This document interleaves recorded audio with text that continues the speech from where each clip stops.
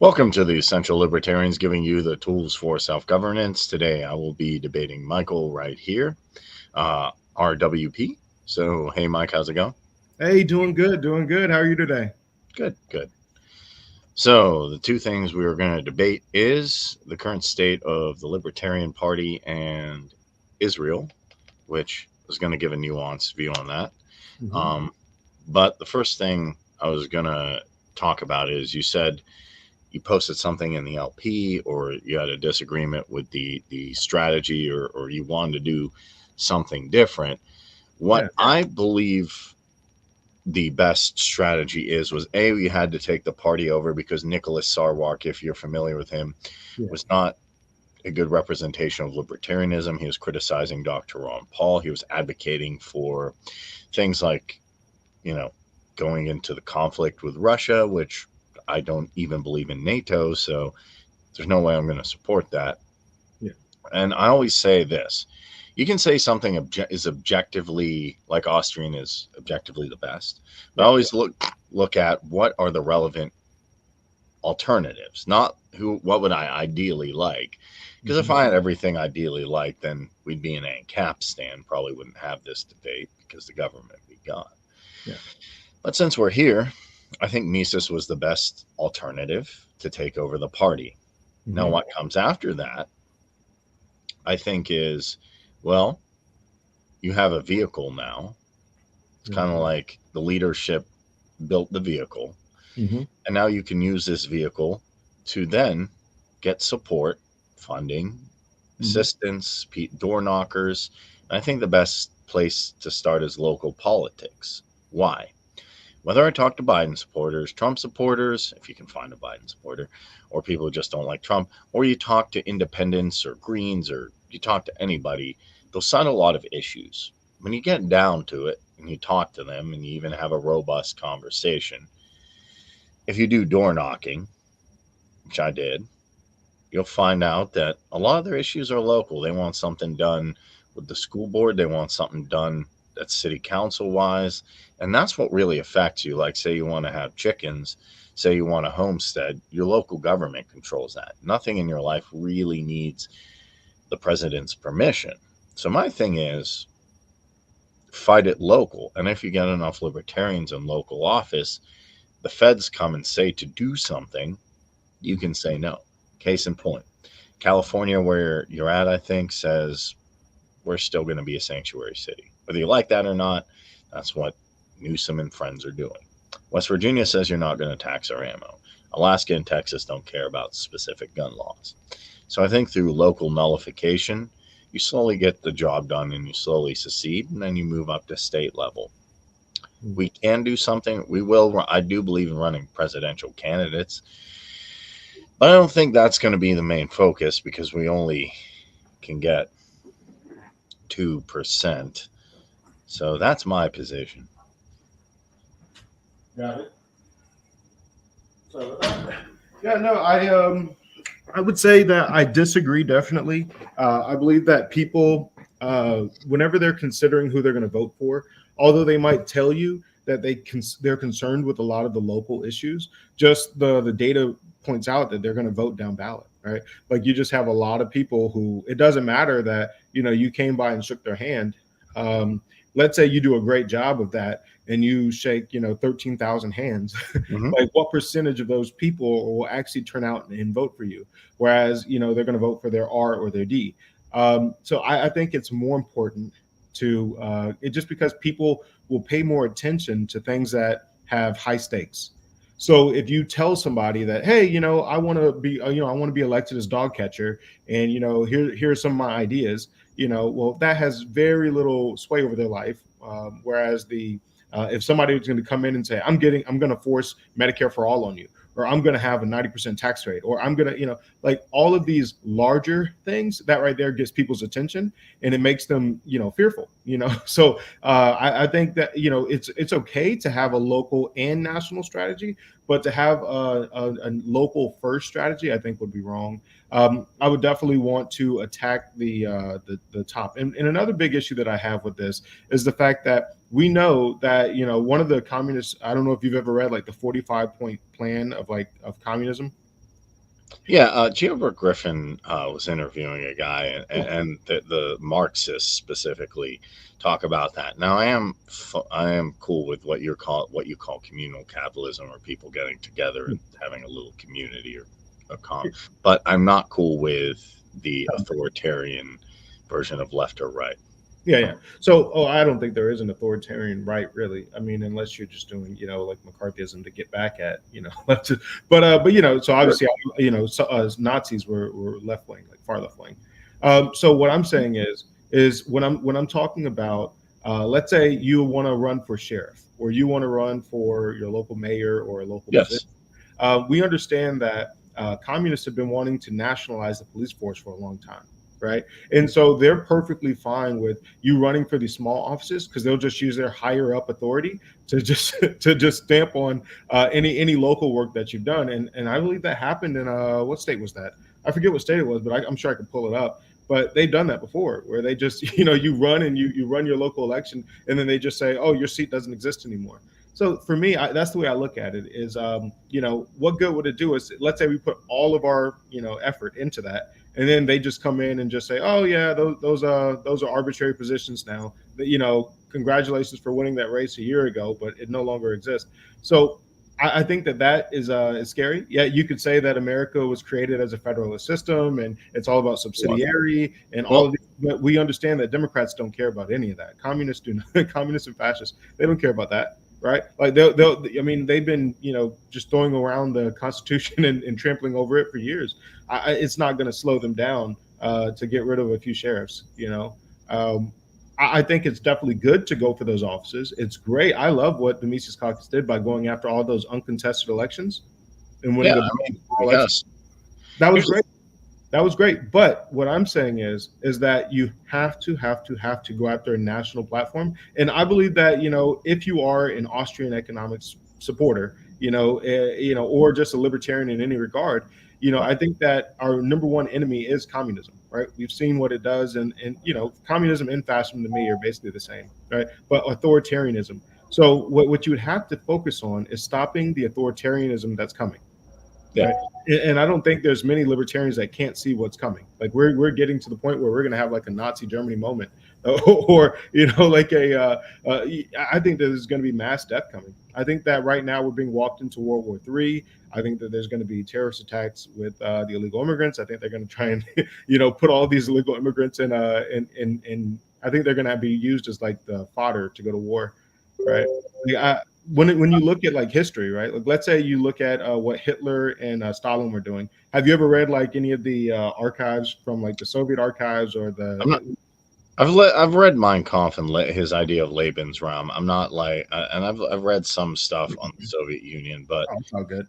Well, so what was happening was behind the scenes, the Nazis and the Soviet Union, like Stalin, they were working together behind the scenes. They both want to create a global war, like a global conflict, because what they learned in World War One, even Lenin talked about this, was that creating a world war would actually awaken the global proletariat. So this is why Mussolini changed his mind almost overnight.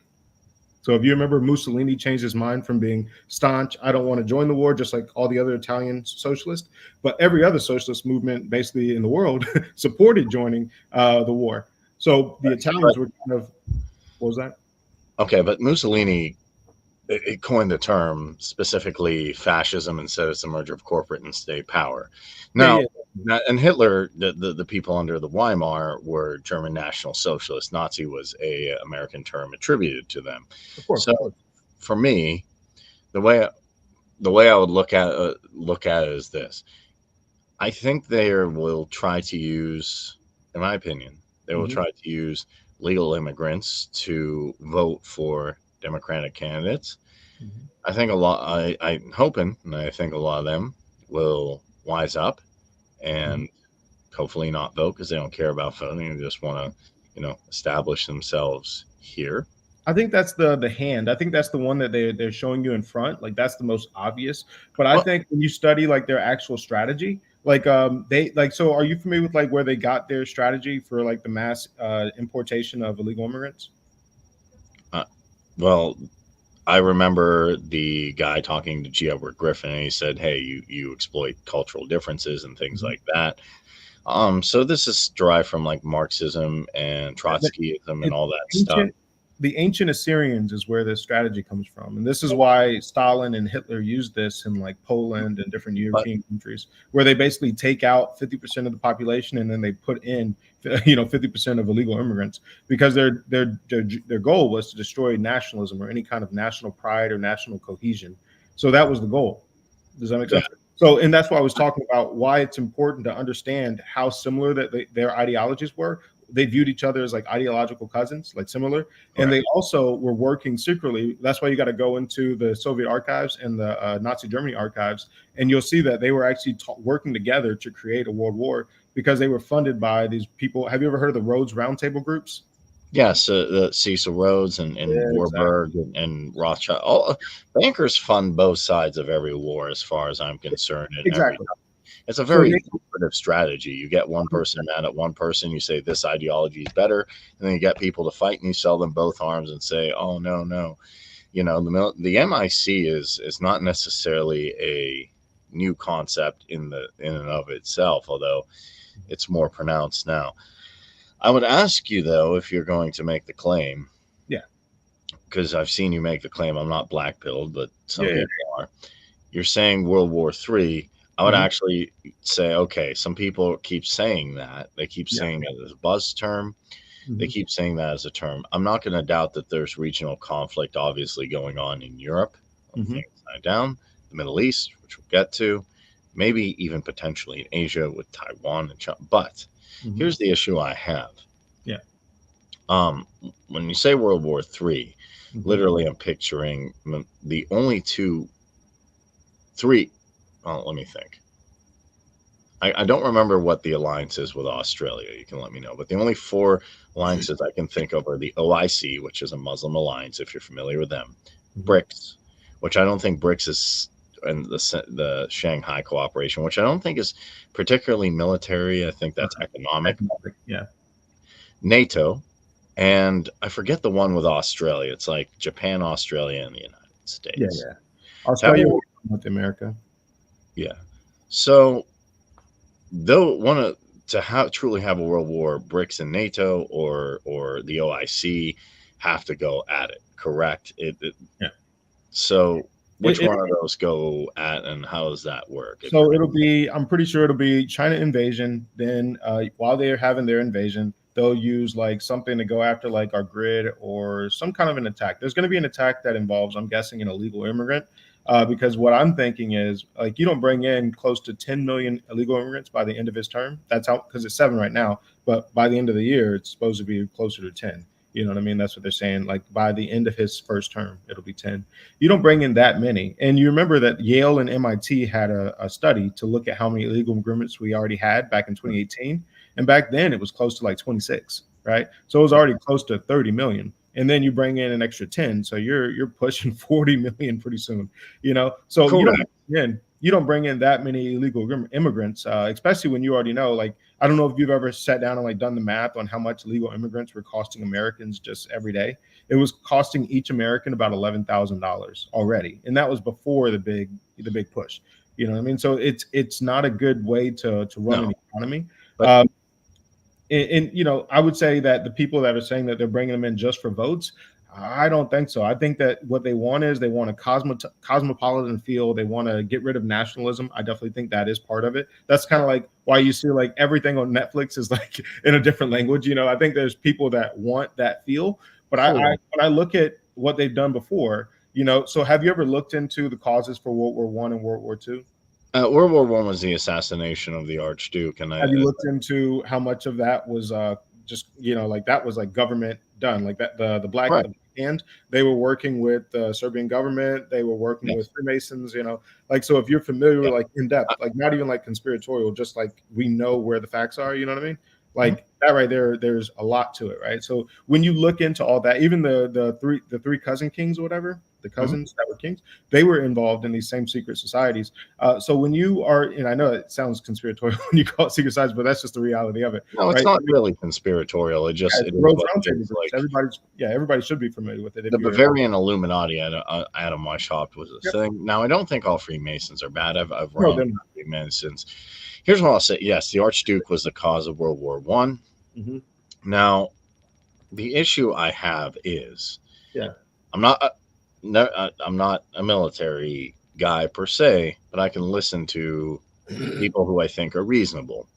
And one person, Dave Smith and Ron Paul, Hmm. and all those guys say he's reasonable is Colonel Douglas McGregor. Hmm. So I defer. You can say it's an appeal to authority, but sometimes you just gotta. You're not going to know everything, so you got to defer what you know. You know, I listen to him quite a bit. I Hmm. think he's got some stuff wrong, but I'll agree with a lot of people that China has some serious economic problems. They're Yeah. landlocked, but like they have enemies all around them. You know, Hmm. Korea, They Japan. they need a war if you just look at it economically. Like I after that one child policy, they're going to have a lot of old men that are going to retire by themselves. They've been trying to find women going into other I countries. don't think. Yeah, I mean they might want to. Obviously, you know, the CCP Yeah, is because they're getting really top heavy. They're not it having is enough yeah. babies for how many people are getting into the old age system. So they economically it would be beneficial for them. And then like I was able to find some quotes from people that were in these like roundtable groups. Democrats were really big into eugenics back then, and so they were open about it. How like they were pretty happy that they were sending off like people that they thought were like genetically inferior to go die in war. You know Correct. Well, the Malthusian theory is exactly. still quite popular, and there's some days when I even get frustrated. I'm like, man, there's people that can't learn how to drive. I've even got angry and been like, yeah, Yeah. you know, there's too many, and you know, if someone's unproductive, they push the cost up of things. That being said, I'm not a Malthusian, but my only issue with speculating that there's going to be a world war with China is Hmm. I kind of don't see a world war with Russia or China, and I Hmm. think Elbow Macaroni, or as you call him, Emmanuel Macron, Yeah. needs to shut up. I don't. I'm not an expert, but you can correct me if I'm wrong. He Yeah. keeps saying things on Twitter. Why would you say on Twitter, "I hope Putin fights our special forces"? I get GIGN, I think is how you say it, or Jinjin. I don't know exactly how you pronounce it. Green on green is what you're talking about? The French special forces, Emmanuel Oh, Macron. got it. Got it. Yeah, Okay. French Foreign Legion and all that. yeah. Okay. No, the special forces of the French. Here's the problem I have.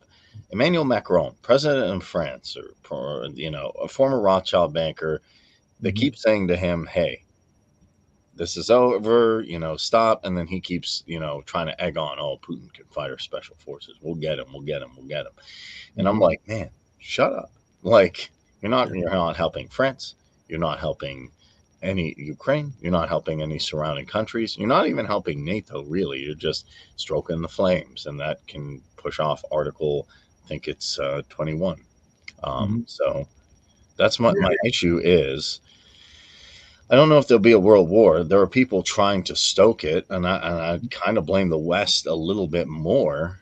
Um, Well, here's a question then. Like, if you're familiar with the fact that they orchestrated World War I, and that these same exact people orchestrated World War II, like it's yeah, even more blatant with World War II. Is so yeah, there's so much evidence out there. Like, and I have it all. If you ever need me to like sit down and quote it all to you. But what I'm saying is that if we understand that these people they orchestrated World War I, then they orchestrated World War II. And World War I, that was when they finally, because I have quotes that they were talking about it right before the war. They were yes, like, we need to have this war because that's going to end up getting us closer to like global socialism, is what they wanted.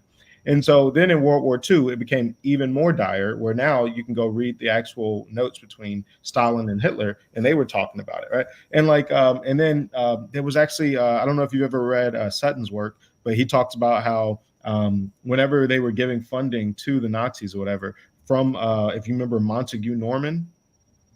So yeah, Montague Norman worked at the Bank of England. He was part of the Rhodes Roundtable and all yes, these groups, yes. whatever. Right? So And whenever he was funding them, he was, the goal was to create like some kind of a global conflict, right? mhm, So like they've always been pretty straightforward. Like, hey, we're giving you this money. We need you to start a war, a world war, And like, and the goal was to they believe in like the Hegelian dialectical way of thinking of history, So you got to have that crash, and you got to have the rebuild up, and you do it more and more times to get closer. And Well, a so Hegelian dialectic to me is you take something that is not so obvious in terms of human behavior. Like, okay, Mhm. I can admit there are just serial killers who just do bad things, right? And you can admit there's people who are just innocent. Fair enough. But I think a lot of people treat life like a comic book, in my opinion. A lot of people just sit around and think there's good guys and bad guys. And generally, I don't know too many people who run around like Albert Wesker. This is just who comes to mind and say, haha, I'm a god. I want to rule the world. There are people in the WF like that.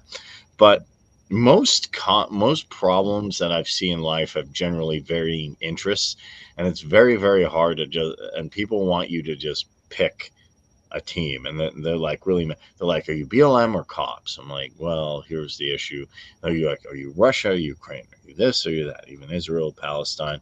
I'm like, well, here's the issue, the nuances here and the interests here, and this is where I align, and I think this and this. That to me is a Hegelian dialectic, where you just make people pick a particular side, even if it's Two opposing false side. alternatives. Yeah, yeah. So two false alternatives. Basically the Hegelian dialectic, and then you can make them get a synthesis in the center. But what they want is, like, it's almost like saying, I want to be the choice between free and slave, and then you make me choose in the middle. Then I'd be a slave. I wouldn't be free anymore. And then you do it again, and then now I'm even more of a slave, right? So they believe that history is going towards an endpoint, and so in waves they want to have like managed chaos to get you there. So that's what they believe. And they believe that at the end point, they're going to have this new world religion, and there's going to be a Maitreya. If you're familiar with the Maitreya, it's basically the Antichrist. Because even I want to say it was Albert Pike, or Mm-hmm. was it? I believe it was Albert Pike that called it the Antichrist, but it's called Maitreya, Maitreya. So that right there is their end goal, is to create a Antichrist, which is going to basically come under the one world system, and you're going to have your one world religion, where they're going to tell you that Christian, Jew, Hindu, all of them are basically feeling on a camel and like an empty, like a black room. So you really can't see God because you don't really know him. So everybody's describing God as they can feel it in this dark room. They're feeling this little part of God, and then the real thing is this whole picture is God, the whole camel, right? So what it is it's called Hermeticism, which is a form of moral relativism, where you don't need to actually research any one of these religions in depth. But what you can do is you can basically say they all have something valuable to offer. So therefore, I'm going to sit back and I'm going to, instead of having scrutiny and going and becoming well read on every single one of them, I'm just going to say that they all are equally valuable. Right. So any new religion basically can be equally valuable, which is it's a form of antinomian Satanism. If you're familiar with that, it's similar to like Levian Yeah, Satanism. yeah, I'm familiar with Levian Satanism, but Yeah. okay. So let's make a distinction here, because I don't exactly agree. Here's my analysis of that. Sure. Well, for one thing, this isn't, and like people like globalism. Whoa, is this a new thing? Alexander the Great tried it. Um, I believe Genghis Khan tried it. His grandson Kublai Khan tried it.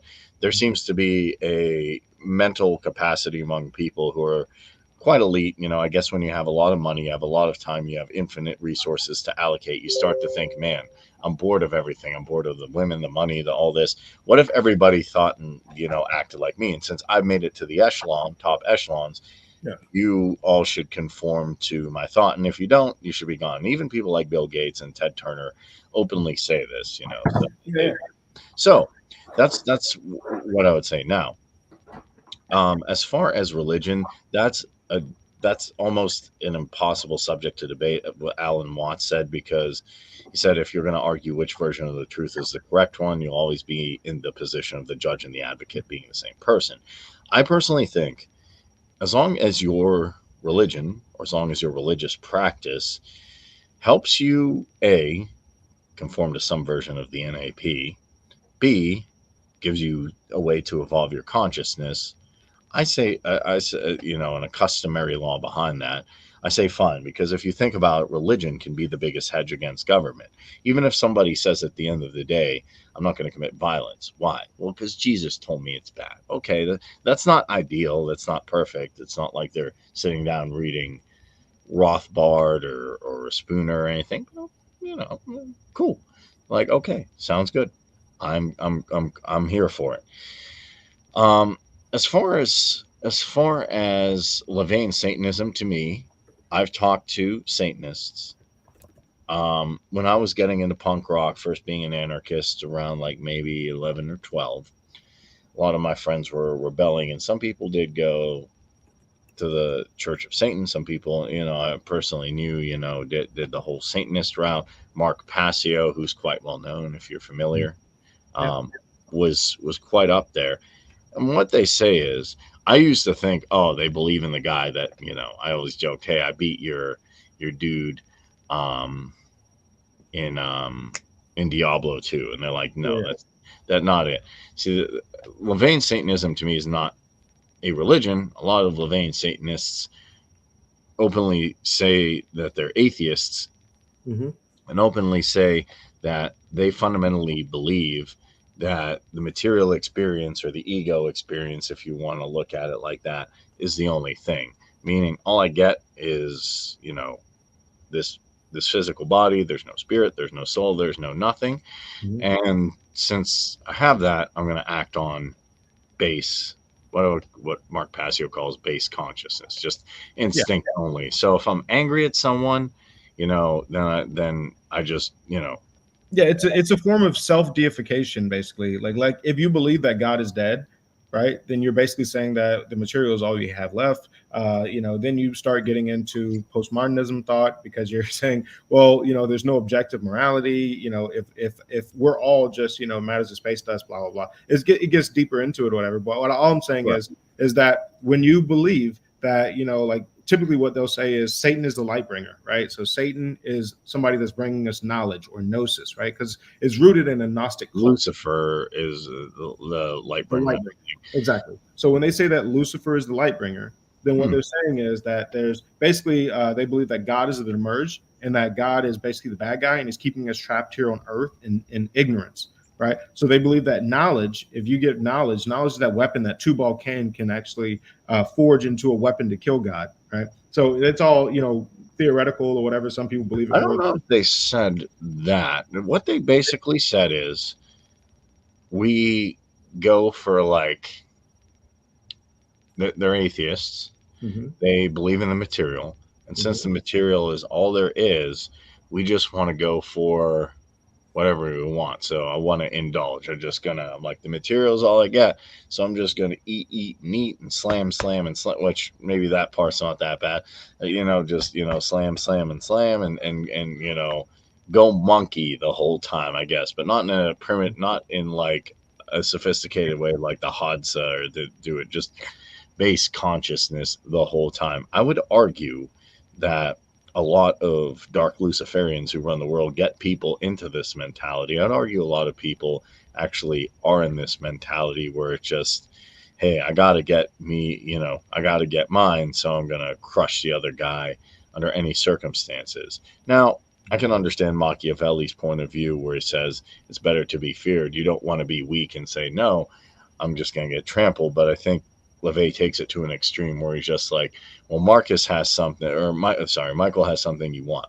So if Michael has something you want and he's not giving it to you, well, you just, get into confrontation with him. Or, if you just want to get with, you know, that, you know, uh, do 10 chicks or whatever, then you go for it, or what, or you just want to eat and eat.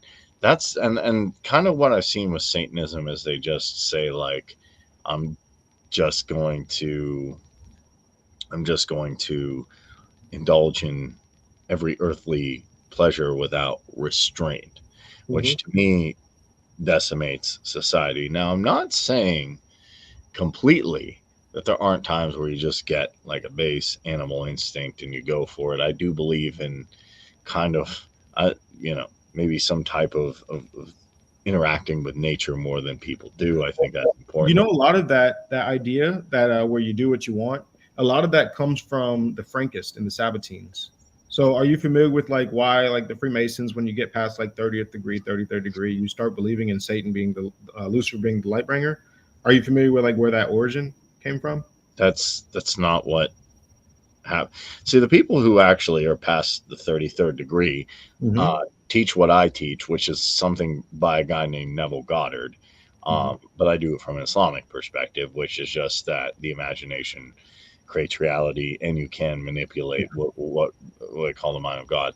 I'm actually, That's very similar to like Kabbalah, and so. But what I'm yeah, saying is that yes. So this right here, when you get past that, there actually is you will be brought. They can tell you anytime after the 30th degree, but when you get to the 33rd degree, you're supposed to finally be able to learn the full truth, right? But yeah, you'll find out that all of this talk about Isis and Osiris and the story about Tubal, not Tubal Cain, but what's the boy's mm, name? The one that got killed after, at the pyramid or whatever. How am I forgetting his name? He's like the most important. He got introduced like in the 1700s. But anyways, yeah. So you'll find out that it's about sex magic and that it's the generative principle. Are you familiar with that one? The yeah. The generative, general principle is the G in the and Mason that's compass, your which penis. means do no harm, which I No, agree with. it has multiple layers to it. So the G, you'll find out like at the end where you're going to find yourself going towards it, you find out that it's the generative principle. So it's sex magic. So it's Isis and Osiris, that whole story that you're going to be taught. Yeah, you'll be taught that whole story of Isis and Osiris. And so, are you familiar with like you know how we have the obelisk in DC and the obelisk in the Vatican? Yeah, Like that, there's a lot of occult symbology yeah, yeah. So, are you around the familiar with, elite. with The that elites that use it. phalanx or whatever? Are you familiar with what it's the obelisk is about? Like in DC, like the root of that. Correct, but It was Isis because Osiris, when Isis got chopped up, Osiris, his wife, whatever, basically his lover, had to put them back together. But the only last thing that she couldn't find was his penis. And so and I know it sounds crazy, but like this is no, like, no, no, yeah, yeah. Like, and when you go into what so what ends up happening is the Knights Templar, they found a Baphomet underneath the Second Temple. So this is in Jerusalem, whatever. So they found a Baphomet, and they didn't know who had left it there. So they thought that this right here was like the secret gnosis or whatever, basically of Judaism, of Christianity, right? So they ended up taking on these Gnostic beliefs, and then they ended up partnering with the assassins. So they ended up hanging out with the Muslims, and the Muslims gave them the shrunken head of the man that was on the mountain. So you familiar with the bearded man on the mountain on the eagle's nest? I Like am, the but whole Assassin's Creed thing, or whatever, basically. yeah, yeah, and Yeah, that's yeah. funny So the enough. Knights Templar would partner with The those guys, and way they the would way go I out there. learned a lot of this is two sources. First of all, and Yeah, I want to make sure we're on the same page. Yes, I played yeah. through basically a ton of Assassin's Creed stuff. So I listened to Rodrigo Borgia. I would say the Borgia is still a very powerful family, more so than the Yeah. Rothschilds, Pepe Orsini's, all those. I would say actually Assassin's Creed is very close to actually what's going on. There's elites who were created by the Anunnaki, factions of Enlils, and they're still running amok. Now, Yeah, I here's don't the know if they were created by anybody. I think that they just took on these beliefs. Like right now, if you look at like how America was set up. So back to no, the Knights Templar real quick. So they actually found that Baphomet, and that's why they believe in the sex magic and all this other stuff, and that Satan is light bringer. So the Knights Templar shifted their way of thinking. That inspired Adam Weishaupt. And when that Bavarian Illuminati, when they infiltrated the Freemasons, this is what they brought with them a little bit. But also the Freemasons were also a little bit dabbling in it already. But just to go into what you were just saying about how but they weren't. I don't think that they were. I haven't seen any evidence that they were like invented by anybody. What it is they just believe. So whenever there was people that were higher and lower into this belief system, right? So like let's say the founding of America. So the founding of America, are you familiar with how like it was designed around like ley line systems? well, I know George Washington was a Mason, but one thing I want to counter is that there's a researcher named Mark Passio from What on Earth is Happening, Mm-hmm. and he has done even before AI was a thing, or Yeah, yeah, before he has archives and archive. This is not even something I think you could pull up on Chat okay, GPT or Claude, but we can try if you want. yeah, But yeah, literally, Mark Passio is kind of a freedom yeah. I've heard his name. truther guy. He started way back. Like other than David Icke, he's been going at it pretty hard. He has archives and archives, Yeah, and listened to his presentation on Freemasons, and I've talked to them to kind of understand. They have lodge systems, and the G is the generative principle of care, which is basically the Masonic version of St. Thomas Aquinas' natural law, which is stay in your own nature, like absolve, be be proud Hmm. of your nature, be Yeah, yeah, one no, with fair. nature, and do no harm, Yeah. which is just another secular teaching of like, But everything, you got to remember that everything has multiple meanings to it. Similar to, I'm sure you've heard of like the two pillars. You know what I mean? And then you find out that the pillars also kind of represent like the pillars to Atlantis. It represents the male and the female, the like a Gnostic dualism. Like it has like a bunch of different meanings to it. So everything that you'll find, everything has a deeper meaning. So you'll learn like a meaning when you get to like the 15th, 20th degree or whatever, but then you'll learn another meaning later on. So yes, there are people that would be very convinced that, oh no, it's just about this right here. But according to how high they are, they're not going to know the full truth anyways. But that's why there's a really good quote by Manly P. Hall that says yes, Freemasonry is a fraternity within a fraternity, an outer organization concealing an inner brotherhood of the elect. So basically, it's saying that there's an outer devote. So it's kind of the within ring strategy. If you're familiar with the Illuminati, how they kind of had rings within rings. So that's why, like, if you look at the way yeah, that they're structured today, you have like the WEF, the CFR, the Trilateral, all these different like outer rings that have a lot of like movie stars and everybody else in it, and they're all working towards the goals that are put out by the inner ring. The inner ring, though, they don't even know exists. Most of them, you know what I mean? yeah. So, a great example is, remember, because you just brought up George Washington. Remember how George Washington said, "I heard that basically the Illuminati had infiltrated America, and none were more happy about it than I." Right. So, but he didn't know much about the Illuminati back then. He was just told, basically, you don't hear the whole story, right? So you get told that, oh yeah, we're just a group that want to get rid of the all governments. And if back then everybody had a monarchy, you're like, yeah, I kind of want to get rid of this damn monarchy too. Like, you want to have a universal republic system where every country had their own republic. And oh my God, yeah, this is a great idea, right? So Mhm. there's different layers. So you kind of got to have that not skepticism, but just that nuance of saying, like, just because they were in a secret society doesn't mean that they know the whole thing.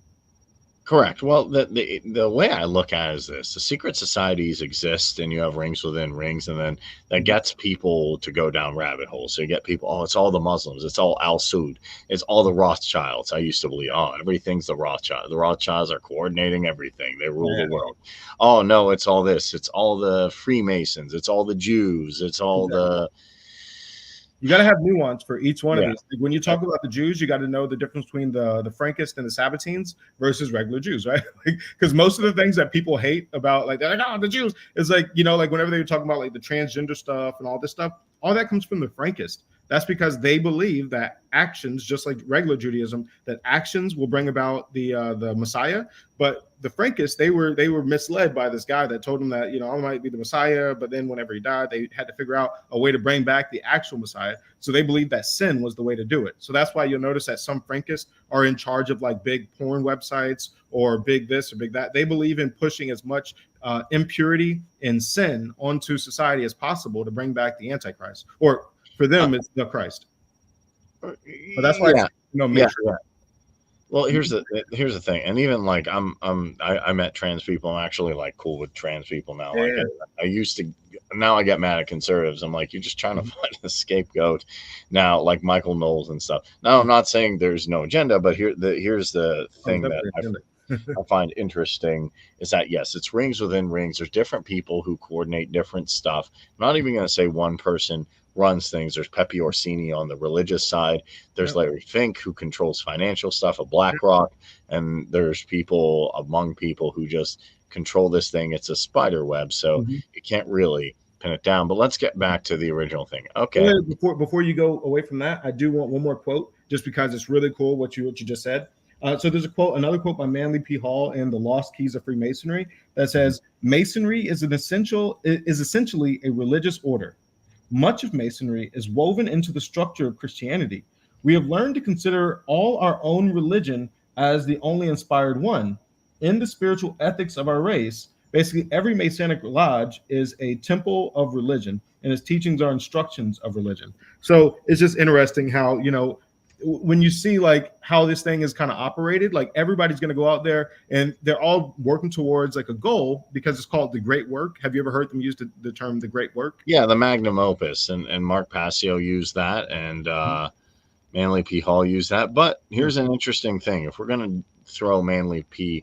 Hall quotes, what mainly P. Hall, because I used to listen to, man, like people like Kareem, isn't Jordan Peterson amazing? I'm like, this guy doesn't read. I got a guy who doesn't read off a teleprompter and just like, what, I don't even know where he got that knowledge. Like, you Mm-hmm. have to say that's impressive. There's no internet, there's no AI, there's nothing, and he just sitting there like, boom, 2 hour lecture, no notes, no nothing.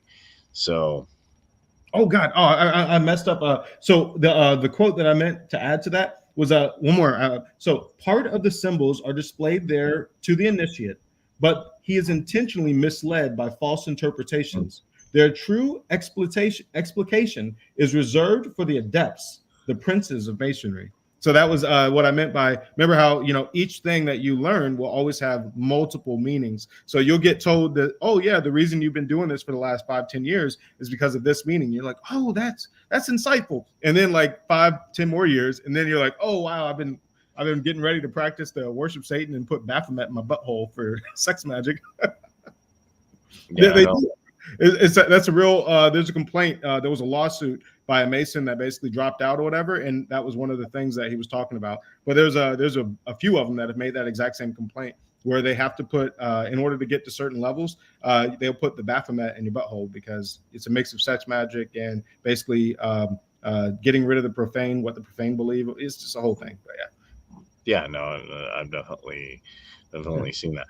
But to take a look at like Manly P. Hall's quotes, what the interesting thing Manly P. Hall did come to a conclusion of Mm-hmm. is that whether I think he said, and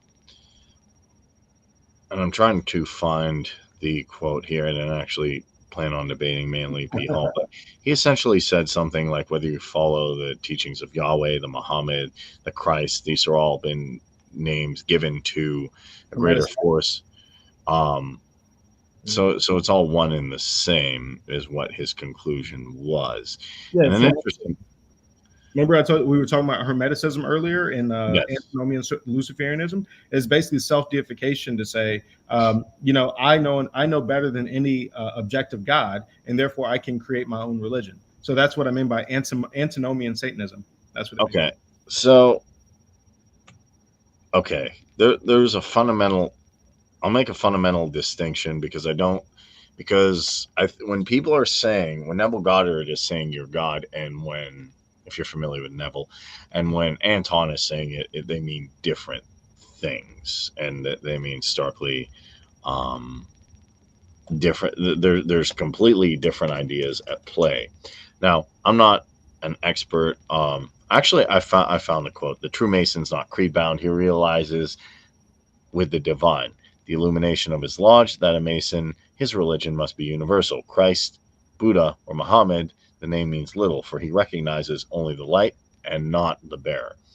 Mhm. Manly P. Hall also said in one of his lectures, is really profound. He said, Jesus Christ is someone that people pray to get rid of their sins. This is not possible unless the Christ in you does the work. And I think that's what Neville gets at when he says, you're God, is that he's not saying Anton LaVey would mean that in a sense of I'm going to self deify, meaning I can do whatever I want to whoever I want. That's not what I teach people at all. No. What I teach people is that instead of holding on to names, figure out what the truth is. I looked at the Hebrew letters of what God is, and it's Yod Mhm. He Vav, which means all states. And if you look at the sun, it's Yod He Vav Shin, which means the ability to switch between all states. I think what Neville is saying, and what the people who say self deify means, you can transcend space and time. You're a being that exists outside of space and time, even though you're having a 3D experience, and you have the ability to change states. So there's a version of you that is uh, living in Ancap. There's a version of you that is a communist. There's a version of you that is overweight. There's a version of you that has $1 billion. There's all these versions, and what Neville is saying, these people are saying as God, is you have the ability to choose your self actualization. LaVey is just saying don't the self actualization doesn't exist. Mhm. You know, just go to just Do as rock I based will. consciousness. Hopefully that makes sense. I know that was It sounds really like you're saying, like I get like the part where you're talking about like basically the multiverse. It all you could make whatever you want out of yourself, and that gets into like the speaking it into existence and things like that, and changing your reality. But and then you're saying that Neville was basically saying that that doesn't exist, and that basically you got no, you were saying that LeVay is basically saying that doesn't exist. So do as thou will, right? yeah, either it doesn't exist or discard it. Like most Satanists might say, oh, there's some that they're either atheist or agnostic. I've had Satanists say both. They say, oh, well, I'm an atheist. There's nothing there, just material, rocket. Or I've had some like, no, there might be something out there, Kareem. You never know. But I'm just gonna, indulge and enjoy myself because I got this one life. Might as well. Mm-hmm. For lack of a better thing, I'm God, meaning I'm like when the elites and Klaus Schwab say I'm God, they mean they have the right to say, hey, Over your life. I can violate the NAP endlessly. I'm Yeah. saying, no, you don't have that right. I'm saying what you do have the right to do, what you do have the ability to do is exist outside of space and time. And you can utilize imagination to change states, and that you're one with whatever you consider creation. So it's a completely different look and act in the world. And Neville is kind of the thing I go to, but Mm-hmm.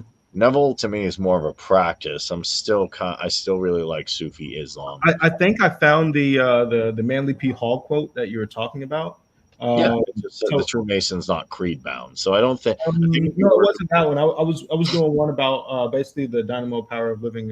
So there's two quotes, right? So there's one quote from Morals and Dogma where Pike talks about Lucifer, the light bearer, yeah, strange and mysterious name to give to the Prince of Darkness, the son of the morning, right? And then there's a second quote which is the Lost Keys of Freemasonry by Manly P. Hall, right? So it says, when the Mason learns that the key to the warrior on the block is the proper application of the dynamo of living power, he has learned the mystery of his craft. The seething, surging energies of Lucifer are in his hands, and before he may step onward and upward, he must prove his ability to properly apply energy. Right. So what that right, sounds like is that, basically you're saying that, if you want to complete the great work and actually get to that other stage, that you can basically make whatever you want and basically do away with the rules of this current craft or this current morality system, of people that believe in God. You basically have to do away with that, and you have to say, I can take into my own hands my morality system, my reality. I correct. have to make of it whatever it is that I want to. Correct. It's basically solipsism is what I would say most Satanists are. Just like, hey, okay, we throw the NAP out, and I'm just gonna, however I got to get. Like a lot of people would just say, like, however I got to get. Government is very Satanist. Like, however I got to get to the top. All right, if I gotta, like, Hillary Clinton's a good, whatever I gotta do, whoever I gotta Mhm. kill, wherever I gotta cheat, however Sure. I gotta get to the top, I'm gonna get me mine. Doesn't matter if I have to, destroy 6 countries in the process, steal tons Yeah. of money. This is how these people think. I really believe this is how these people think. No, they really David, do. They do. David Icke Rubbing it in your said, face too. yeah, David Icke said, well, a lot of people are saying, well, we can't really believe that these things were orchestrated because I'd never do that. He's like, Mhm. you'd That's why never they call do you the that. profane. They call Yeah. you the profane because they think you're too stupid to ever think, to ever just read their books. They put it in their books, and they're like, you're too stupid to ever look into it because you're going to call it a conspiracy theory. And so we're going to keep throwing all of it. That's why if you go to like DC and you just look around and you see their markings everywhere, and they're, and they're like, yeah, we don't exist. Don't even pay attention to us. Yeah, we keep writing about this old Lucifer, the light bringer. Don't even worry about it.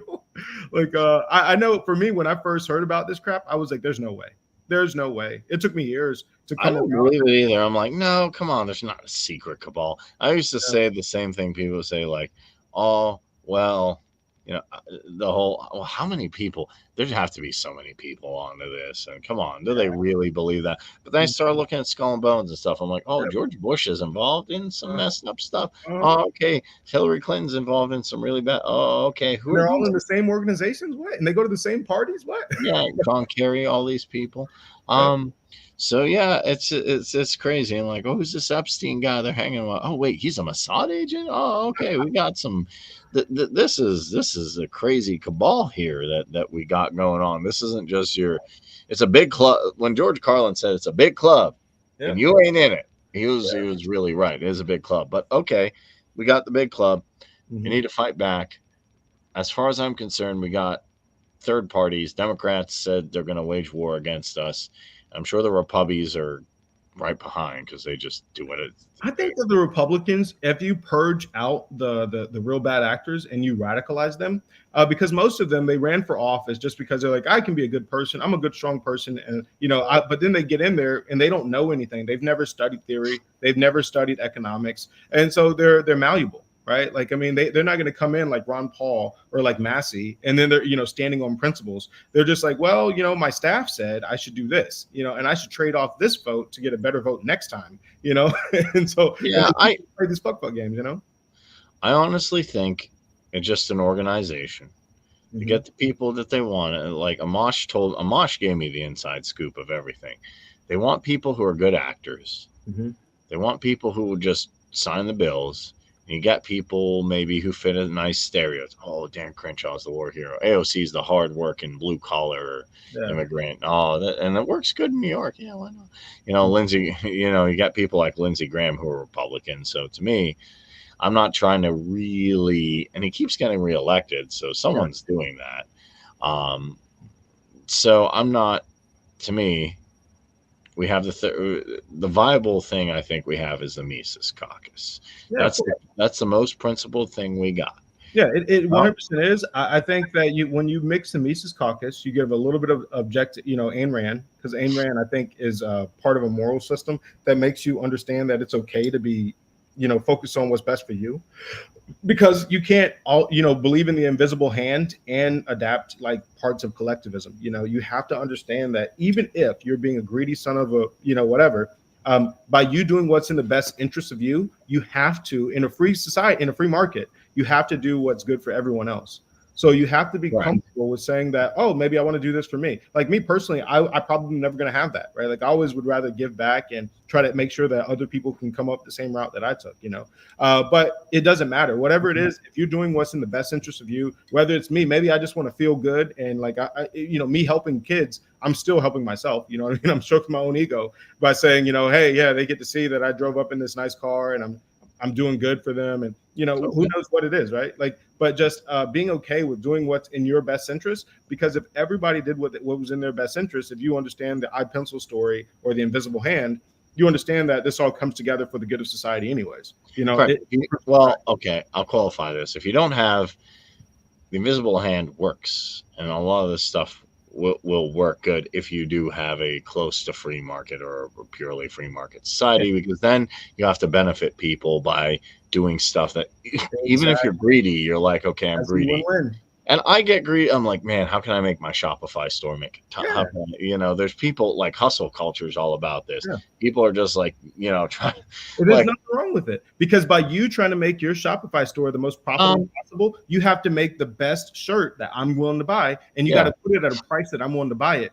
And by me having competition, that competition keeps your prices low. And also, people is subjective value. So if you price it too high, I'm just not going to buy. Right. So that yeah, constant competition drives down prices and it drives up the quality of the goods and services. And it correct. also makes you put your effort into making a shirt that I would like to wear. It lets me go out there and put a message out that says, hey, other people that believe like me, like I don't want to just wear like a logo of a cat on my shirt. I'd rather wear a logo of like something that I actually believe in, that I have heartfelt, believe strong positions behind. So all of that is, part of subjective theory. And that's why free Right. markets are so great.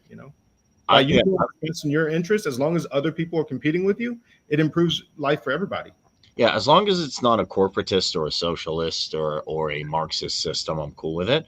I'm cool with all variations. I know you'll say Austrian's the best. I'm Yep. cool with people who want to do Chicago type stuff. Yep. I think the Chicago school has a lot of good things, and maybe even in some cases they're right over Austrians. No, Um, no, you won't find that. What's nice is the Chicago agrees with Austrian on most things, except they messed up when it came to whenever there was a depression. They believed that basically you need Keynesian, like that's all they're doing. They're just taking Keynesian type of ideas or whatever. Like it's really not that complex. Them Well, trying to have that middle ground, it's just it wasn't like the Austrian school is objectively correct on the causes for the Great Depression, why it yes. lasted so long, and the solution to it. Also, they were only the Austrians were able to predict and this is the same thing for 2008 too. And only the Austrians were able to predict it as well. So when you're looking at predictive power, explanatory power, all the things that you would look at, the Austrian school wins in every single category. That's why whenever you go to like a chatbot or an AI or whatever, or if you just talk to multiple PhDs, they're going to tell you, well, yeah, the Austrians predicted it. The Austrians were correct on like the causes for it. I don't think Unless they win in every category for yeah, one they do. issue because, well, okay, here's the problem. Yeah. Point out Here's one the, they don't. huh? Point out one where they don't win. Okay, I'll point out one way they don't win is, and then, well, I'll point out two ways. One, Mhm. and I'll even admit this, I'm a self-defined anarchist, but Yeah. Chicago seems to be more pro-minarchist, if I can say that. Yes. And Chicago, to and its logical extent, you'll be an Ancap. yeah, Yeah. well, I feel if you go full Chicago, you're like, yeah, I need a minimal state because that's where Milton Friedman. Now, Yeah. David Friedman, who's Austrian, said, okay, we need anarchists. And David Friedman's actually the first person that said the United States is probably too big. And at the time, I'm like, Mhm. I don't know. I'm like, yeah, you probably were correct. So Yeah. here's my thing. I will say at this point in time, Mhm. the Han Dynasty, Mhm. the American Republic, Yeah. not anymore. The Mhm. Han Dynasty actually will last longer than the American Republic. Mhm. Minarchists seem to have generated a little bit more wealth in their systems. Got it. Okay, I get what you're saying. Anarchists. So there's one issue. Now here's the thing. I think with advanced technology, AI, Discord, Patreon, now we can still make anarchists win. Mm. Also, here's the interesting thing about Austrian economics. If you Mhm. accept Austrian economics, one of the fundamental principles is value is subjective. Yeah.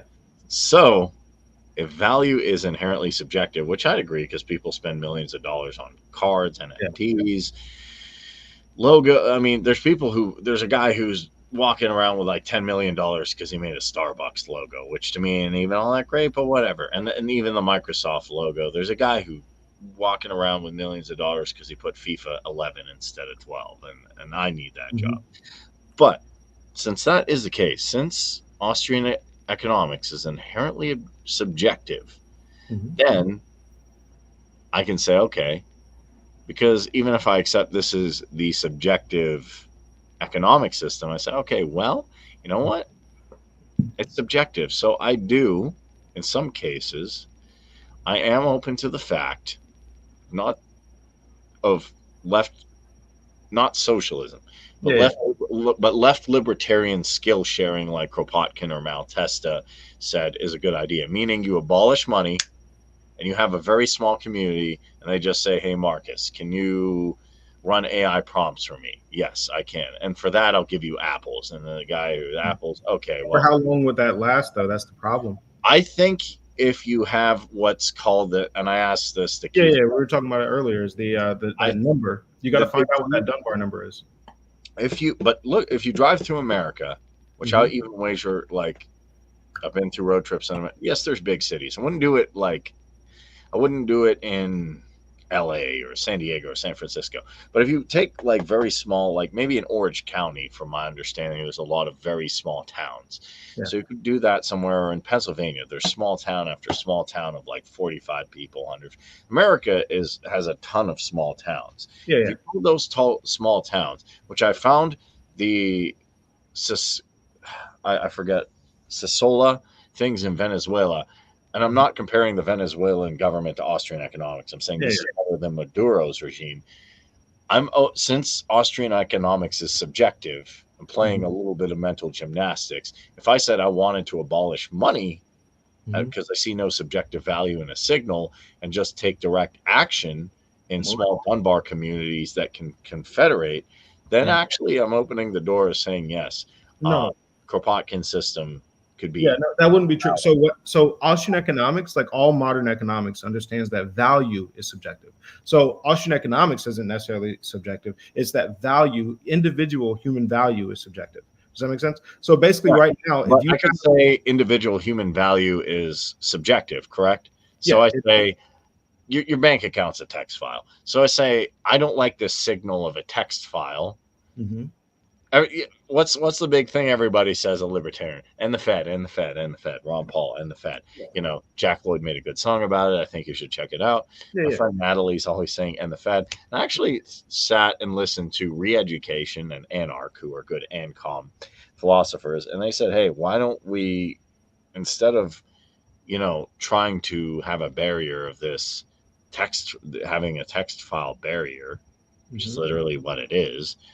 I'm going to abolish this signal because I don't see subjective value in it. Instead, put the value on how you can help your community. For So all that would intents and be coherent. purposes, I'm not going Marxist, but Yeah, I am saying each according to his ability, this according wouldn't. to his need. Yeah, so this wouldn't be coherent in economics. So what you're saying, you're mistaking what subjective value theory is a little bit. And Maybe. so let me try and explain real quick. So number one, let's say let's see what's the best way to attack this. So number one, if you were to, are you familiar with the importance of prices and why prices are so essential? Yeah, because because prices give you an actual means to understand what's going in the market. When you do price controls, Mhm. then shortages happen because Exactly. you can't So gauge supply and demand. There's no way to it's gauge supply signals. and demand. Yeah, yeah. So inside of that baked in price or whatever, there's a lot of information about the market, a lot of information, which is essential to running a market. Even the Soviet Union understood this. So the Soviet Union, to get around this, because they were having the economic calculation problem, the issues Correct. happening there, they started buying magazines from Western countries to copy the prices because you need price signals. So number one. So number two, let's look at what you brought up earlier. So in Facebook, so Facebook has an artist who painted the Facebook wall. Facebook was too poor to pay them at the time, so they took a risk and they said, "Look, man, I know you ain't got enough money to pay me. I'm typically kind of expensive, but I'll do this. And then God forbid one day your company becomes rich. I mean, you'll pay me back. You know what I mean? Let me just get like a little bit of equity, and who Yeah. knows? It might fail like 99% of other companies do, but maybe it does good. So I took a risk. I put all of my work throughout those years, and I took a risk and said, "Hey, look, I'm willing." And so that what it is there's a price signal there of that risk that I took. I also took the risk on the right company because number one, like I could go take a risk on a million companies, but typically what that price signal is telling me is telling all the other artists, hey, go do market research and find out who you can do a painting for. You know what I mean? And try to get that, try and get like a Okay. What I would say is, in a funny way, let's say Facebook had or it wasn't as successful. Or say, hey, I'll give you a premium account and I'll give you a bunch of services and I'll give you this, this, and this. So here's the interesting thing: you can bypass the. I thought about this and I asked Keith and I asked people. You can bypass the ECP, the economic calculation problem, if you do not exceed the Dunbar number and you yeah, have a cohesive idea of what you're going to do. yeah. So I know So this people is are the going to thing, say, like Kareem, you've gone crazy. no, no, no. Um, This is true. You can do that. Like if you have a religious cult, like the Amish or anything like that, you can have a lot of driven It's people. not a But here's the cult. It's problem. not a cult. Yeah, yeah. It's just I'm just saying. What I'm saying is a hard system of beliefs that keep people unified and keep them working. Because the big issue is whenever you have people that aren't aligned in the same ideology, then what ends up happening is, are you familiar with like why Jamestown and Plymouth failed in America, early America? yeah, I am, and here's the thing that I think it comes down to is Secus Sola in Mm-hmm. Venezuela has lasted over, I think, in 1961, so Mm-hmm. like over 60 But when we years. say lasted, though, you got to remember that like sometimes that bar is incredibly low, right? Like I mean, like there's systems right now that some people are like, oh well, what is it? What's that one in Mexico that everybody likes to talk about? Uh, Zapatistas. Yeah, there's opportunity, but then like when you look at the actual system, like it sucks. Like they're over there like organizing like mass theft from like Walmarts and stuff. Like I mean, it's stupid. Like they're going around stealing from people because they're having massive issues, and all the issues that they're having are the things that you would expect to see just from coming from an Austrian economic perspective. You say, okay, well you're gonna have shortages because you got no prices. You're gonna have this, you're gonna have that, and each one of the things down to the authoritarianism, you all see it there. You know what I mean? So what I'm saying is, when you say it's surviving, like is that optimal though, right? Like so yes, you can have a small system. I think that Dunbar number is going to be closer to around 24. Like I don't think it's going to be the 150 to 250 like some people think. Dunbar number is one I believe in Yeah, yeah. social. It says But 150. yeah, So yeah, but okay, we have it in like in let's say if you go to Silicon Valley, but you'll even find. your screenshot said 150. Like you're like, Yeah, it what? did. It did. It I'm did. looking. But what I'm So saying is, if you're looking Silicon Valley, you'll find that they actually have a two pizza rule. So when you get, and that's for teams, but we also have it for companies because that's what Facebook found out and a couple other big companies. When they were smaller, when they had a small team, you knew everybody's name, you knew everybody's correct. role. But then when you got to like the 24th person, it starts getting less and less familiar. But Like you'll come in and be like, holy shit, when did they hire you? You know what I mean? Like it's all of it kind of breaks down and you don't know who everybody is anymore. You don't know their yes, birthdays, their family situations, and you don't know what role they do for the company. So that's why I believe it's going to be closer to that work balance. So that 24 number, I think is going to be I mean we 20. can debate it. We can debate it. My ideal economic system is not Austrian. Yeah. And well, I mean, I like Austrian the most. I would probably have like a Hoppe thing, like like, hey, I want to advocate for Marxism. Please leave. I want to advocate for federalism. Please leave. I'm a Zio. Get out of here, space Zio. Mhm. Just like, it's like, hey, Yeah, I'm a freedom of classic. association is part of a free society. So yeah, you'd be able to have your free society. You just wouldn't be able to, because like if you do any form of socialism, it will fail, right? If you Right. have too many people, right? So Like that. socialism, let's define it as simply the government's taking and redistributing wealth. I don't believe in the existence of a government at all. I don't believe in the existence. I don't believe anybody should take and redistribute wealth. I believe three things should exist for an optimal economic society: sound money that's backed by something that has intrinsic value. Mhm. So on and free markets, real free markets with Austrian, economics. Then a system of mutual aid. You can say I don't necessarily believe mutual aid is theory because people. No, it's great.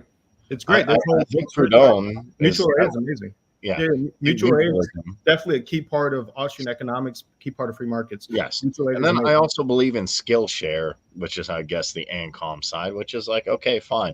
I don't need to use this signal all the time. Meaning, hey, Marcus, how about you just create some prompts for me? And I've done this before. I'll just give you some software. Okay, you create some prompts. I give you software. You do this. I give you some apples. Mhm. I do think, I don't think, Are you familiar why though? So what you're talking about is basically just doing a trade. The trade is great, but the problem is, are you familiar with like why currency always ends up getting created? It's naturally created. because it's well, looking at Menger's theory of money, because Mises said Mhm. it's a praxeological means of exchange for, I guess, what he called the elucidation Yeah. of. Double coincidence of wants and yada yada yada. So Yes. yeah, it's a praxeological. You need a praxeological means of exchange. Yeah, because if I want to buy, let's say you only have You eggs don't to. want to leave a cow at the car dealer Exactly. You might have something that, I need to be able to break this down into manageable, carryable things, whatever. And so if you want to go out there and have, like, if you only have eggs to trade, and maybe I'm good on eggs, or maybe I'm allergic to eggs, right? But I Yeah. want to trade with you. I need something that can give me that value that you want to exchange with me without me having to like take half of an egg. Like, how can I do that, right? Like, I mean, I don't want So to, you know.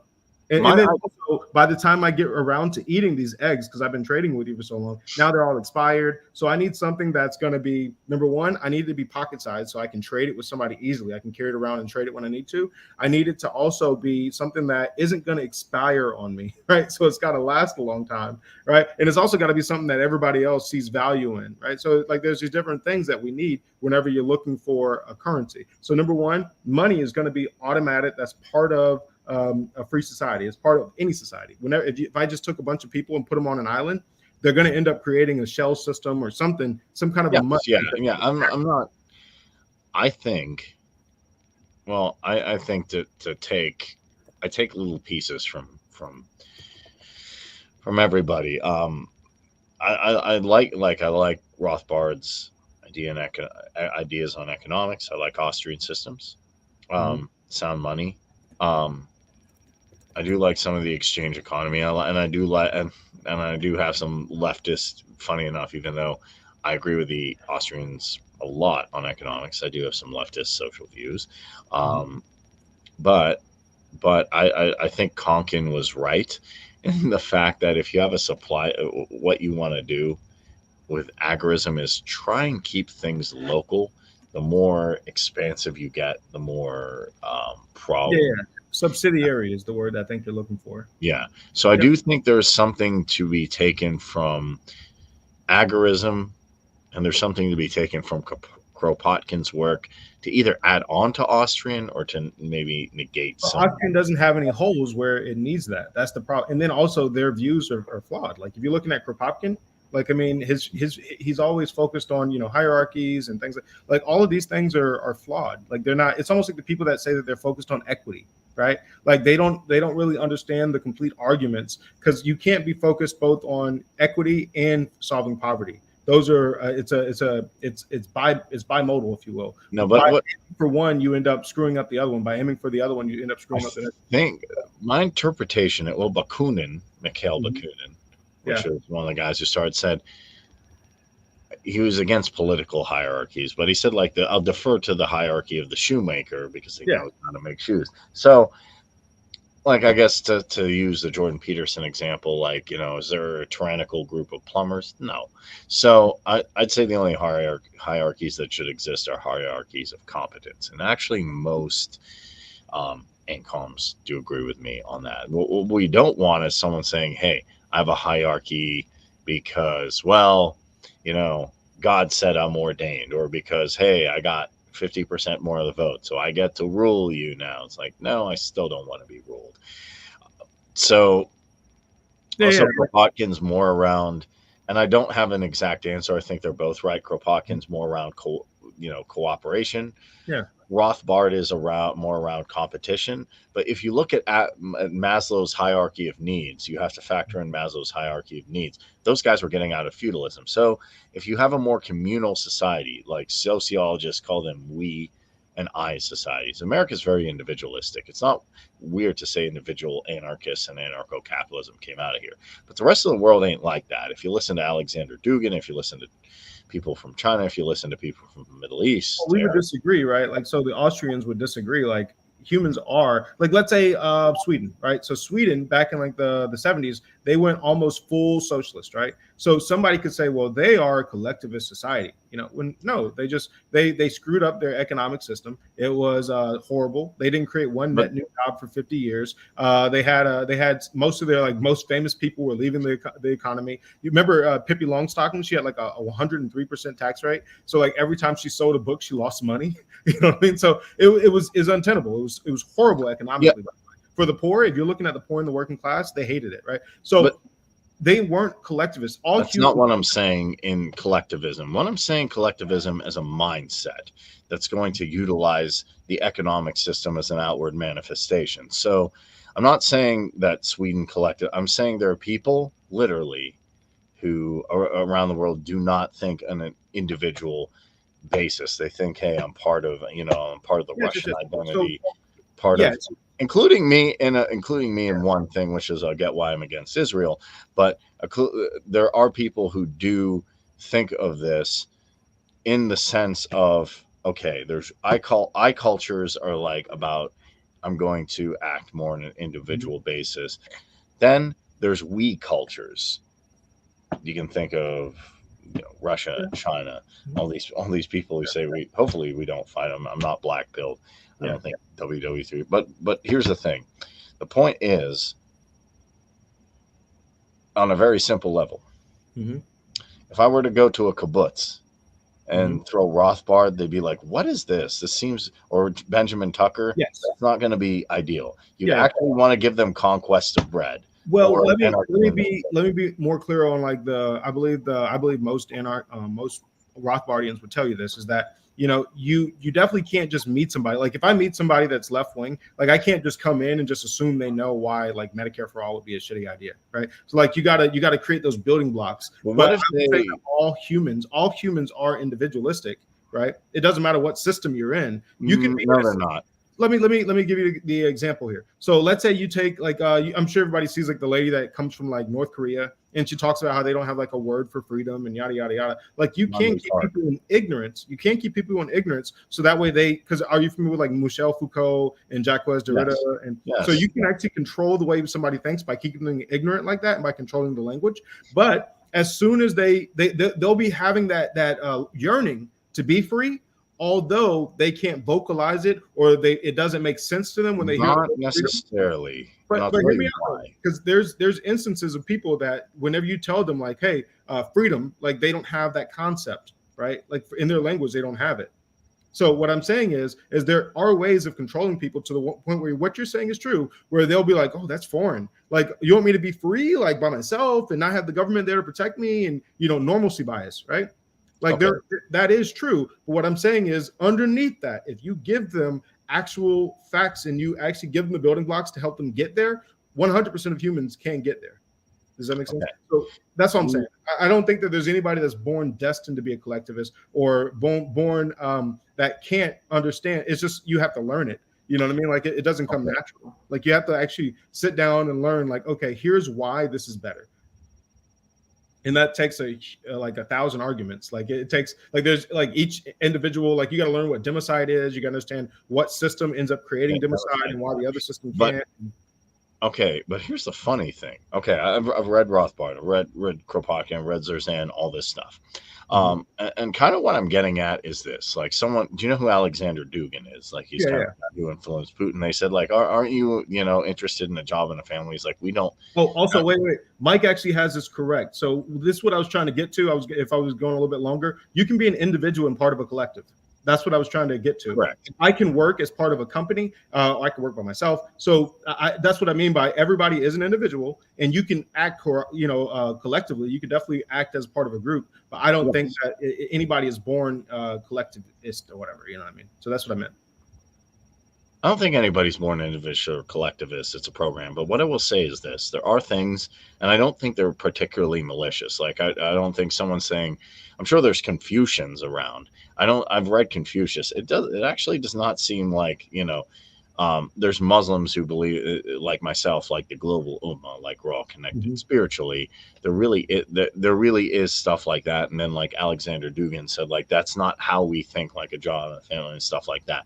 You can say everybody wants a specific, but that gets really hard because there's 8 billion people. They all have different intrinsic motivations. So some people might say, hey, I do like collectivism better because I feel, uh, some kind of either intrinsic religious belief or intrinsic nationalistic belief, or hey, I do see this among people like Putin just won an election. Well, why? It's not, as I'm not saying he's a good guy, but people will probably say like, hey, like our leader's with us. Nobody says like, oh, some people do have some weird obsessions with Trump, but like most people are like, oh well, the economy's better under him. Where some people really do say like, hey, this is my identity collectively. This is something that's very close to me.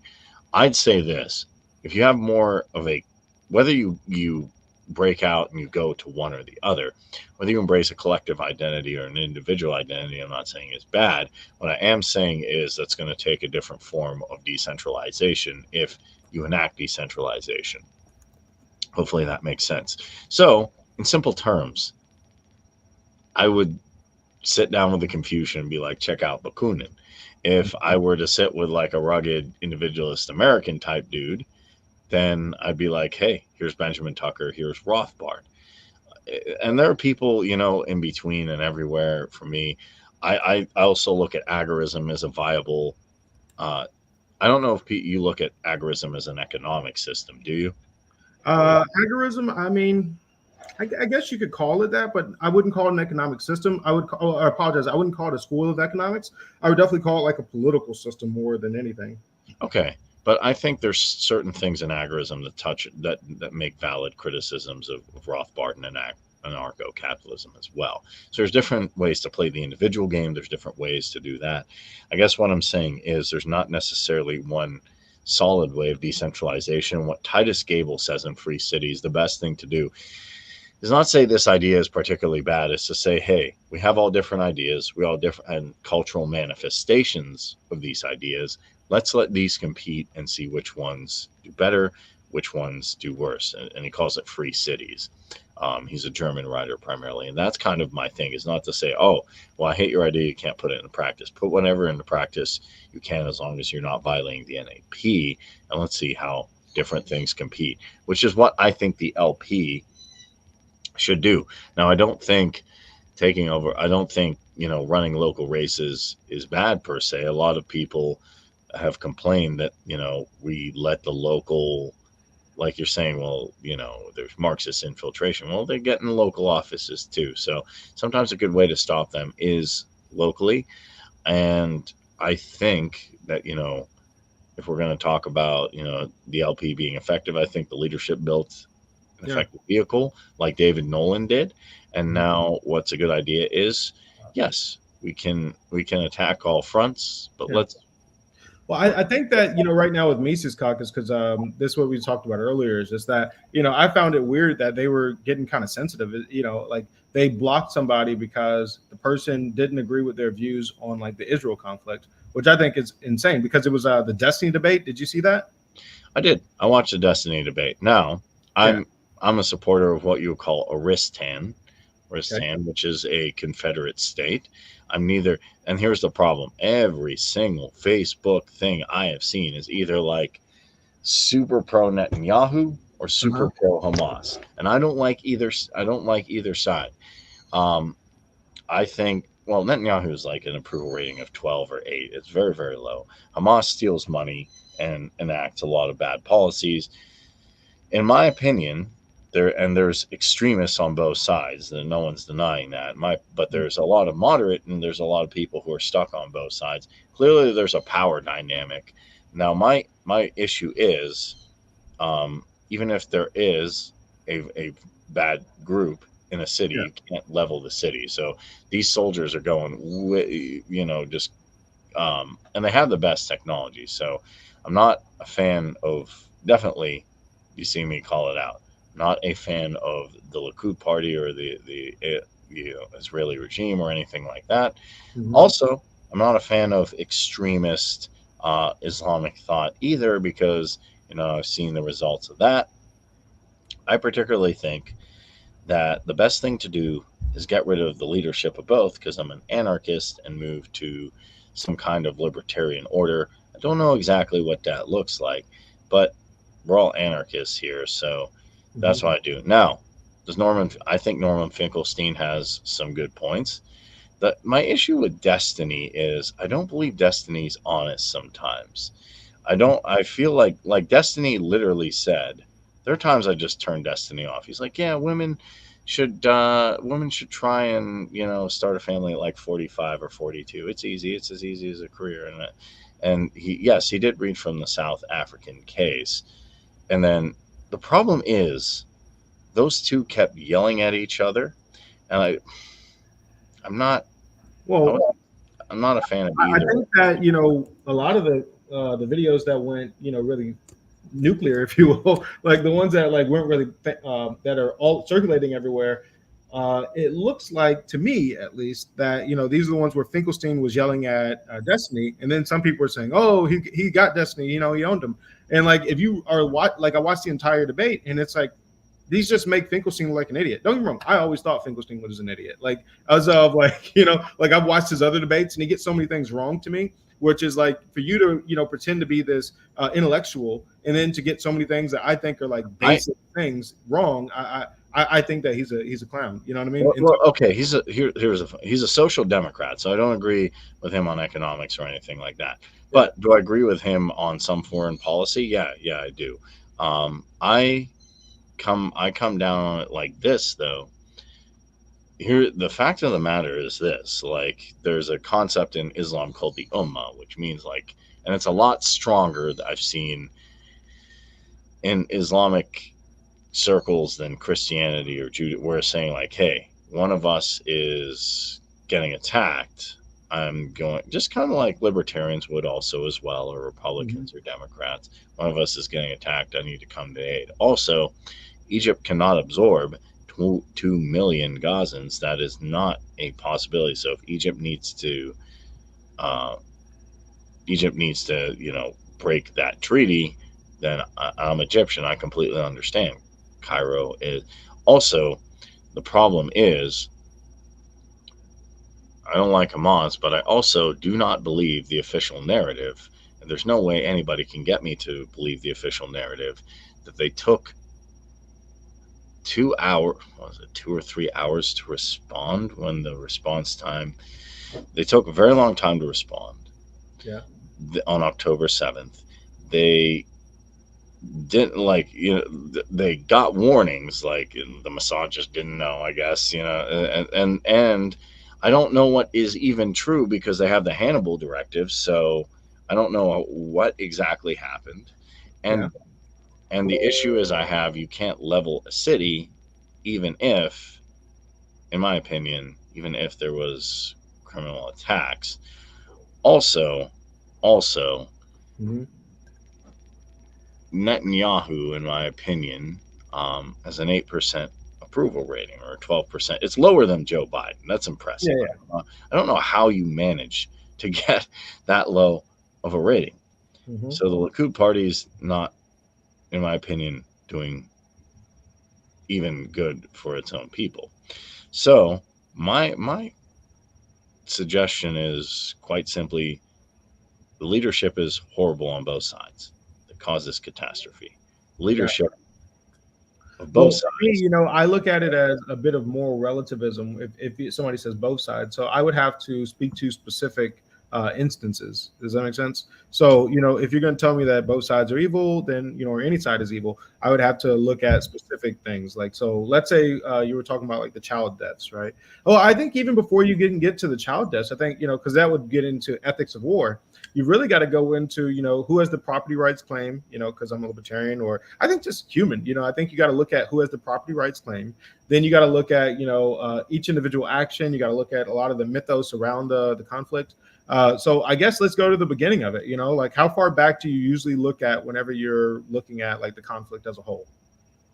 How far back do I look at? Well, I can look at 2 points. You Hmm. can go as far as the Nakba. You can even go before the Nakba, Yeah, yeah, or you can go to right now. But yeah. what I'm going to say is, if we're going to look at property rights, that can get that's an interesting thing because I would say if you level, but I would say now if you level a city, Yeah. um, then I'm We'll, going to say we'll that. get to we'll get to that part or whatever. We'll get to Yeah. the ethics of the current fighting or whatever.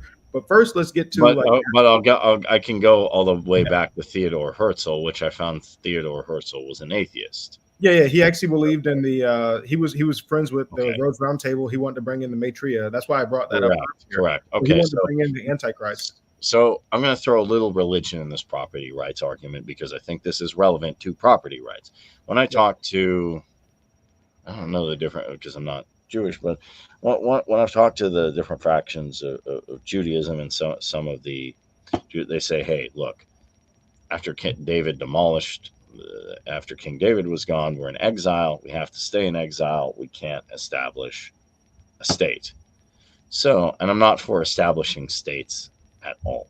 Okay. So it's and the problem is it's difficult because okay, yes, you can make the argument that Palestine technically never did have a president, and therefore it wasn't established state. It was under the Ottomans, then it was under the British. I would say, and Jews did buy some of the land, and then there was conflict on both When you sides. say some, so let's say we go back to before even the Aliyahs, right? So I look back and I think a great place to start is like in the 1600s, right? So I started in the 1600s. When you get to like 1697, you can get Sabbatai Zebi. This is before him, but like in the 1697. I don't think he's. Are you talking about like whose work am I relying on? Yeah, because okay, the architects to me of what happened are the primary ones are Sabbatai Zebi. Then you have Theodore Herzl, who was an Well, it atheist. began before them. It began before them. That's what I'm trying to say. It was a response to pogroms in Europe, which was, in my opinion, And in the Middle East. and in the Middle East, but Yeah. a lot in Europe. Like a lot happened in So Europe you that know what year the Jews started moving back to those empty areas? So that happened in 1830. So yeah, it most was, people look at 1880 thinking that, the first Aliyah, but this had been going on for 50 years before that, right? So what ended up happening, I'll just give you like a quick like understanding of it. So back in like if you look in the 1600s, you can see like the populations of Jerusalem. You can see the actual religious ethnic breakdown. If you get to the 1800s, really nice. It's you can actually start seeing the quotes come in. It actually started with there were Christians in the area that were like, look, every like decade, like the Muslims come in and they kind of like they were having blood libel issues back then. So the blood libel issues were, hey, I don't understand your religion, and let's say I have a bad guy on my side, and as soon as a kid goes missing or any bad thing happens, if somebody is my wife gets pregnant, and then I'm just going to blame it on you. You know what I mean? And then they would just blame it. They would say that, yeah, the Jews are eating children and everything like that. And like a lot of these instances, you can actually research and you can tell that, it was blood libel. It was completely false. It was not an accurate claim.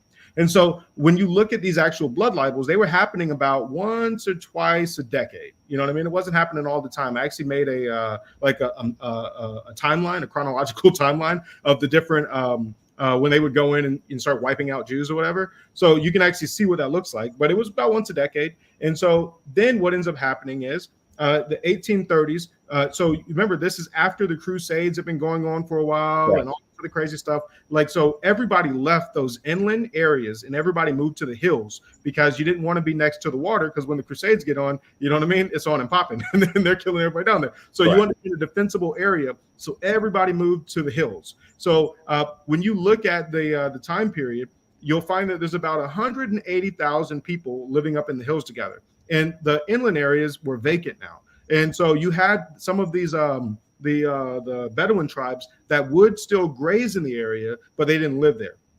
So they would bring their consider them. Okay, here's the problem. Bedouins live in the Sinai still, and they are.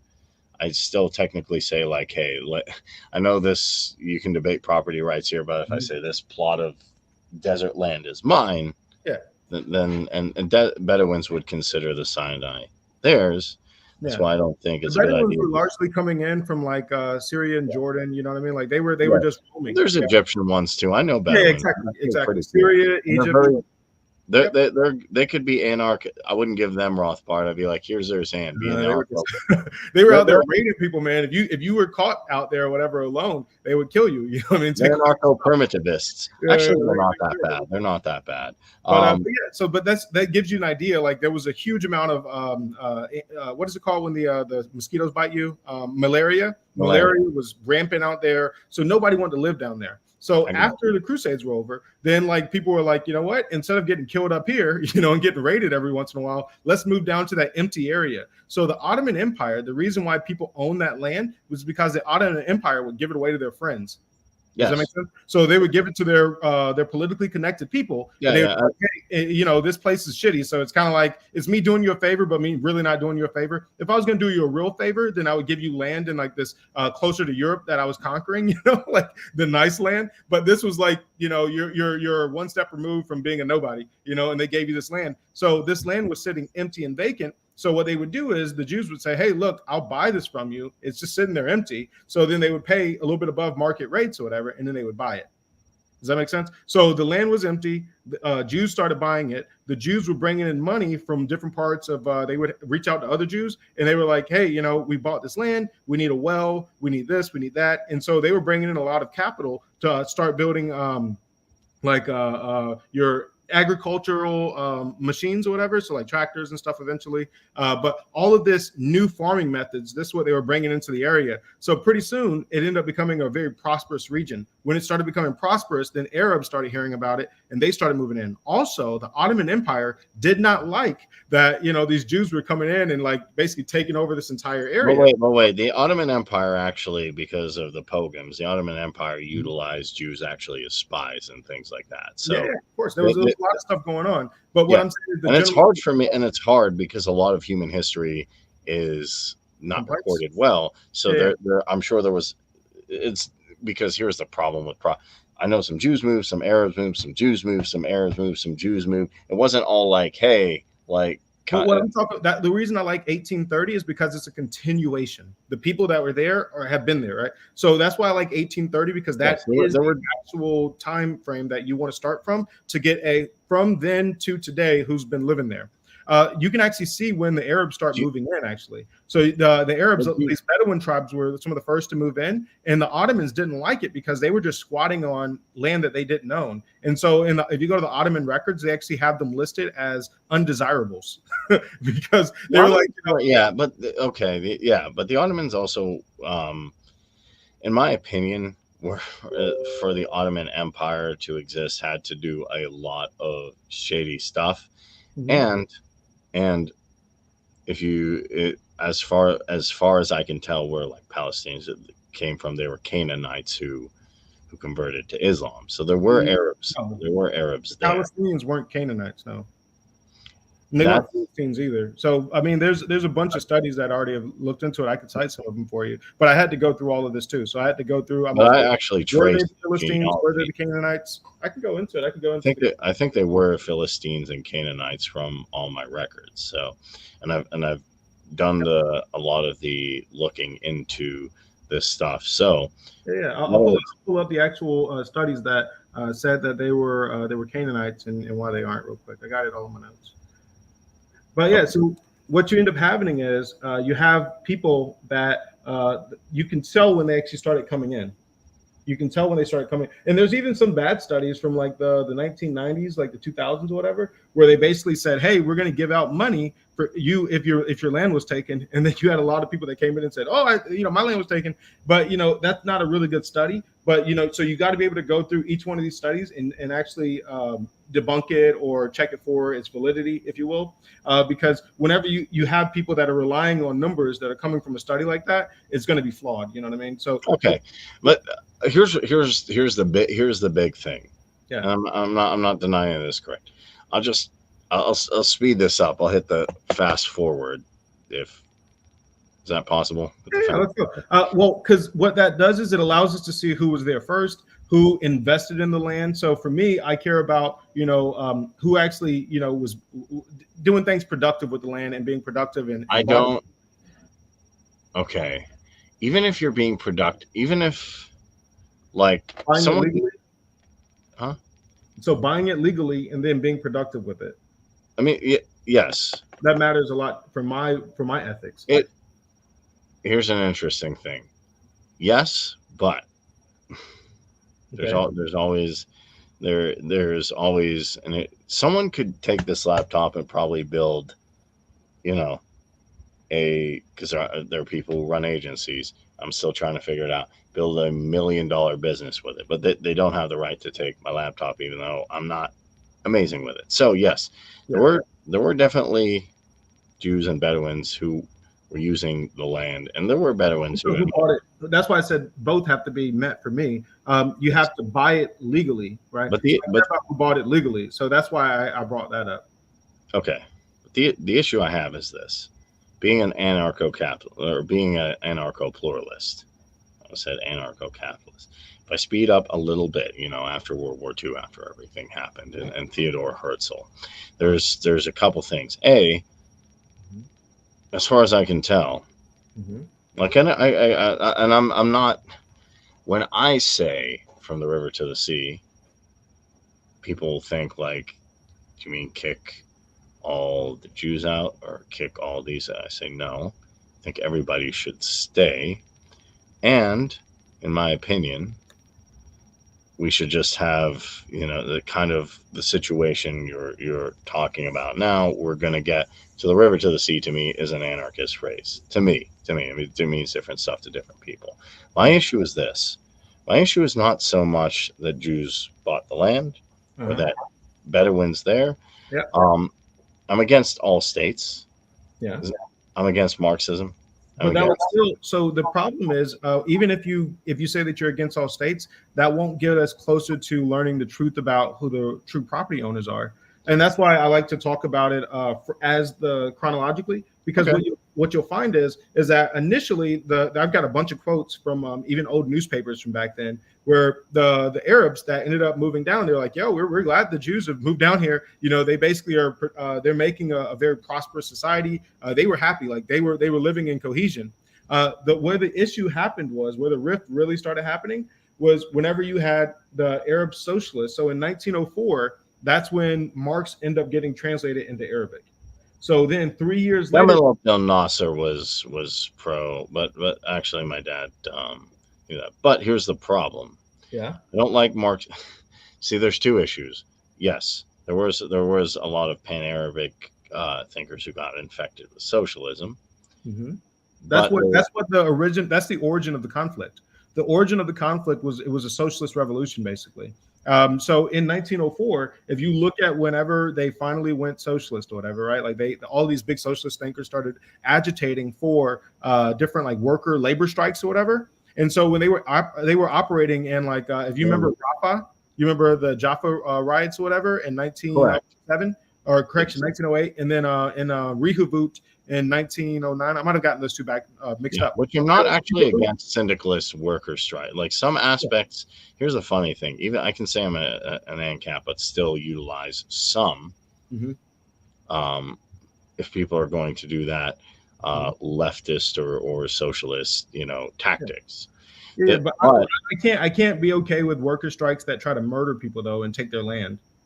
no, Yeah, but so that's what I mean by that. So whenever you look at the Rehoboth riot, the anti-Jewish riots and then in Jaffa, you can actually see how these started off as they were worker protests, and there were these big socialists that were behind them, and then they ended up turning into more common across the area, or whatever. So this is what really kicks off the back and forth. Does that make yeah, sense? Like there was still every like 10 years, they would still be doing blood libel, but all the way up until 1904, you're not going to get, year after year after year conflicts, whatever. But right in 1904, when you get to 1908, 1909, that's when it starts becoming a thing like all the time. And yeah, so that's when, if you will, the pogroms kind of launched from there. But it was basically the socialist movement. They end up mixing with the Arabic nationalist movement. So basically, you get told that, hey, this land should be ours because the 1%, they kind of screwed us out of it or whatever. And then you end up mixing with nationalism, which says that, hey, this whole land here should be ours. From the river to the sea, like this whole entire land here should be ours. Like this should only be, because this is the Middle East, this is Arabic land. There shouldn't be these people that are so aligned with Western values, or even around here. You know what I mean? So you had the socialist movement that mixed with the Arabic nationalist movement, and that's when the violence goes even more. They end up partnering with Hitler, but that gives you an idea of kind of how the conflict started. And you can actually look at all of the attacks that have ever been done where they tried wiping out a bunch of people, and you'll notice that right in 1904, give it a couple years for them to launch that socialist movement good, and then right after that, it's just attack, attack, attack every freaking year.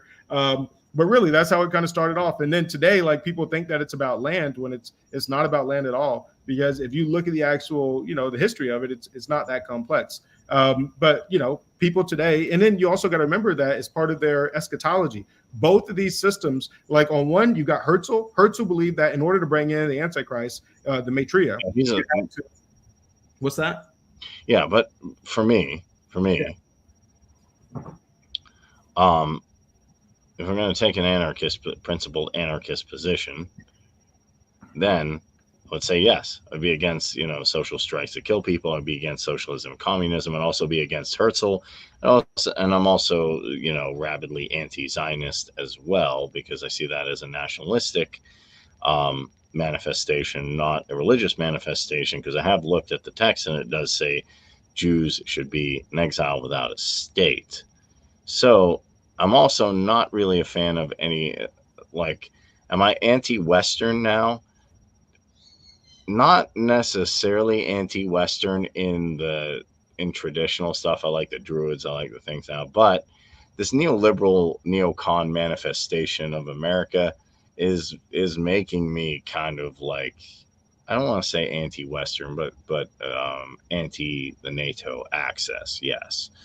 Mhm. There's also the fact that there's tribalism, uh, and whether you like it or not, I can be very candid. They're Muslim. I'm Arab. I'm Arab, as Yeah, yeah, well.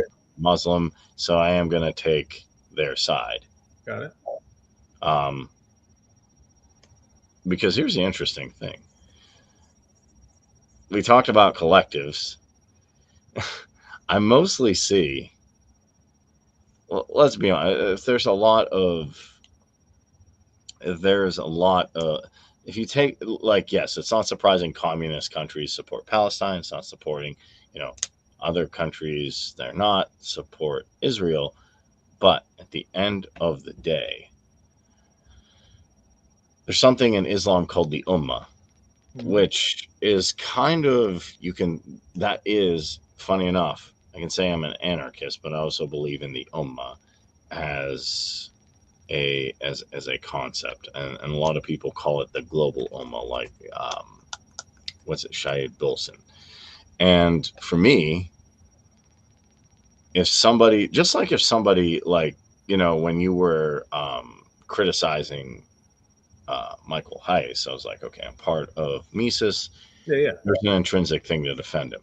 When I Mhm. start to see somebody attack, like the Uyghurs, or when I see like Milosevic, attacking the Serbian Muslims, Mhm. or when I see anybody, uh, trying to dehumanize or kill large group of Muslims, uh, I am going to take their side. And the Ummah refers to like the whole Muslim world, the whole community No, that of makes sense. believers. So to me, from a God perspective, this Mhm. transcends communism Yeah.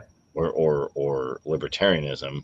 I am going to side with, and a lot of the reason It's good that you can be honest about it. You know what I mean? It's like there's I'm nothing being wrong with, like, if somebody were to say, hey, I'm black or I'm white or whatever, and I choose to, support my side, even if like maybe the ethics or whatever, maybe I'm not correct on the ethics, but I choose to support what's in my correct. best interest. Like it's almost like if America goes to war with Iraq or whatever, all false pretenses, and then you like, should I support just losing the war, or should I say, well, we're kind of already in it, I kind of want to win it. You know what I mean? So I Correct. get that So there's a few things, like I can say, like, yes, I don't agree with mass killing of anybody. That's Mhm. horrible. I don't agree with the socialist stuff infecting Islam, because Islam should be against socialist and socialism never works. I Mhm. don't agree with Theodore Herzl. I don't agree with Hamas currently. I don't like Benjamin Netanyahu or the IOF. My personal thing is this, though. If I Egypt cannot absorb 2 million people, there's nowhere for them to go. Mhm. Um, because I've been to Cairo, it is very overcrowded. I believe in the Ummah, which is the whole of the Muslim world, or the community of believers. Like, if you ask some religious Muslims, who are you supporting? They'll say, we're supporting our brothers in Palestine. Notice they don't say Palestinian. Yeah, I just want to support, or yeah, I just support Ukraine, like Salve Ukraine, woo. Like, I've Yeah. asked Ukrainians, what, Salve Ukraine. I don't like Putin. Russians like Rushki, or there are some Americans who like Putin because they think, oh, okay, well, he's the defender of, my Christian values, but they don't have, like, I don't know. There's a very strong. It's kind of. I don't like him, but, like, I'm sure you're familiar with Andrew Tate because you're Yeah, researching him. yeah.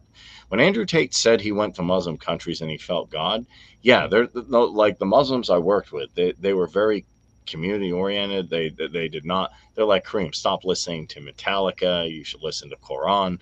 They were, and this is me trying to be a libertarian as well, Yeah. but I still can't. But I say this, like, the communities I felt best in America, like, um, are libertarian communities, because everybody knows me. We're getting along, and when I go to the mosque.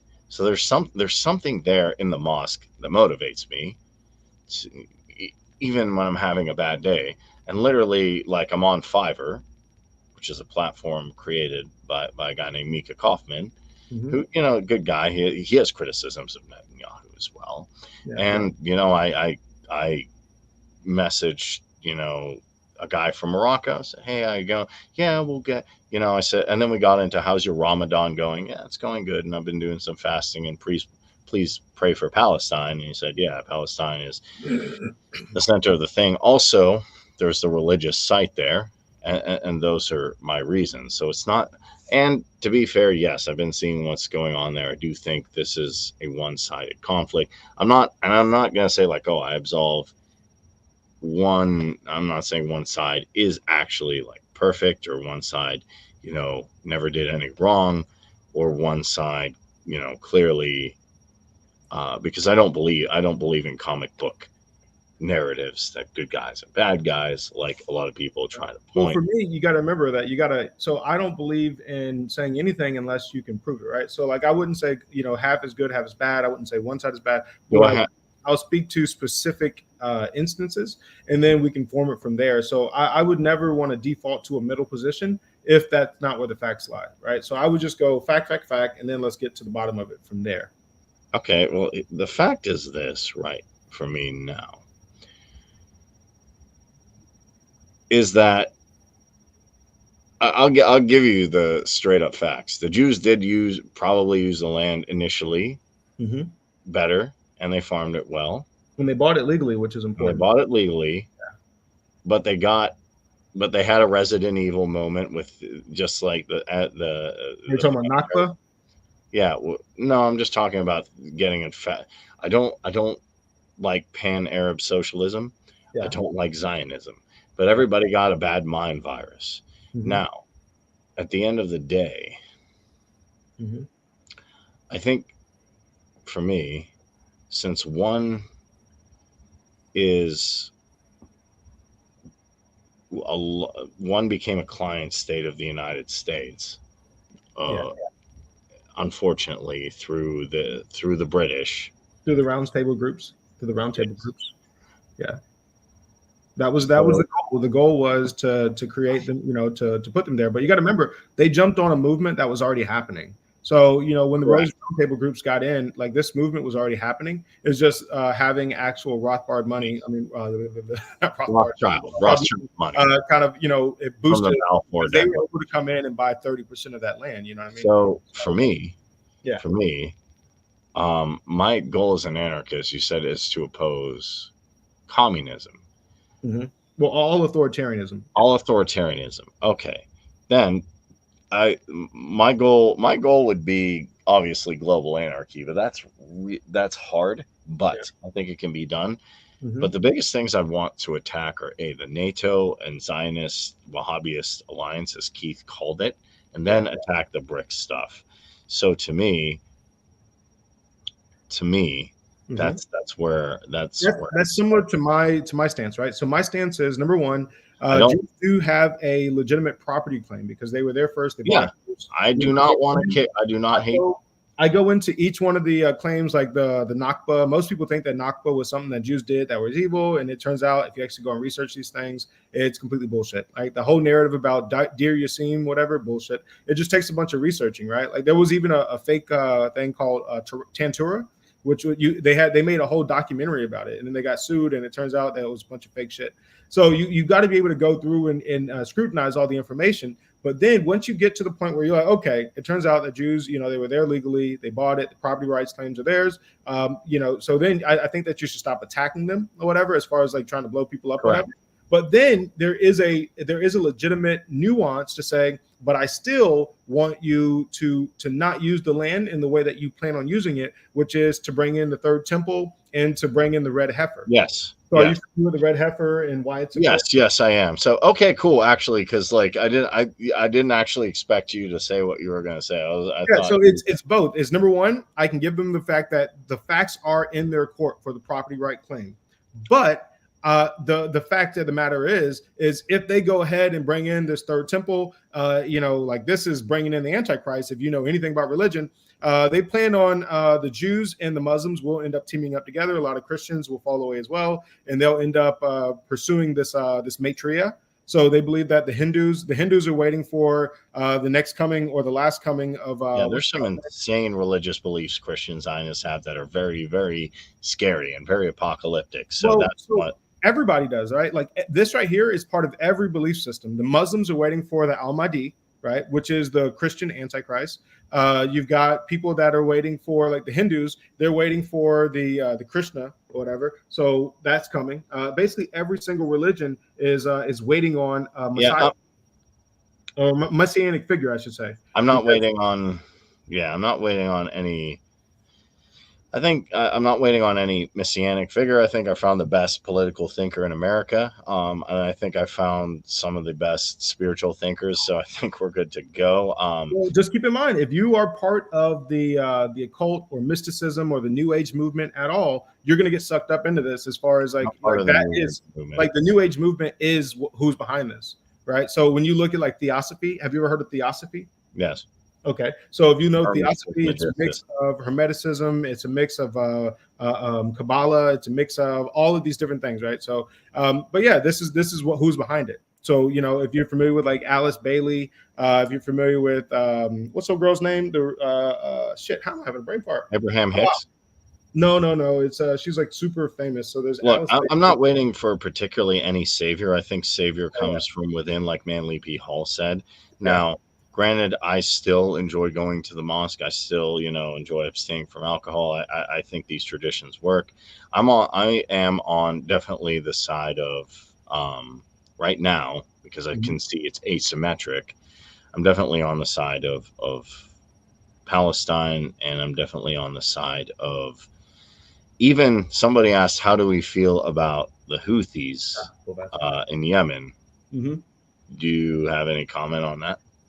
I mean, they're just for me, they have been lied to about the property rights claim, and they also are personally motivated by their religion and their eschatological goals, right? So for them to bring on their end of the world, they basically believe that they need to kill all Jews, right? So that is part of, if you believe that you remember the part in the Quran where it talks about how the Messiah won't come back, or the what do they call it? The Al-Mahdi, he won't come back basically until Jews are behind every rock, and it cries out that hey, there's a Jew behind me, come kill him, kind of deal. You know what I'm talking about? Are you familiar with the verse I'm talking about? I'm paraphrasing it horribly, but I am not, but here's the problem I have with this, because all religious books actually do encourage some extremely violent things. Even the Hinduist text, and even you can see in Burma, Buddhists are not absolved. The only one who has not gone crazy on killing sprees are Jains, if you're familiar with Jainism. So I don't like any of that stuff. well, I'm not most a fan. you got to remember though, a lot of those are false narratives, right? But So, Ansar Allah, I will agree with Norman Finkelstein. Why does Ansar Allah say this stuff? Because they're seeing what's going on in Palestine. They have no reference, and they can say, like, well, I've never seen a Jew that was nice to me, because there are no Jews in Yemen. Well, there's like one Jew in Yemen. yeah. So, yeah. But here's the thing. I have to give the Houthis credit. They beat an American proxy, Saudi Arabia, in a Mhm. brutal war. That's impressive. Like when people tell me, even you told me, give me a professional military. I need a professional military.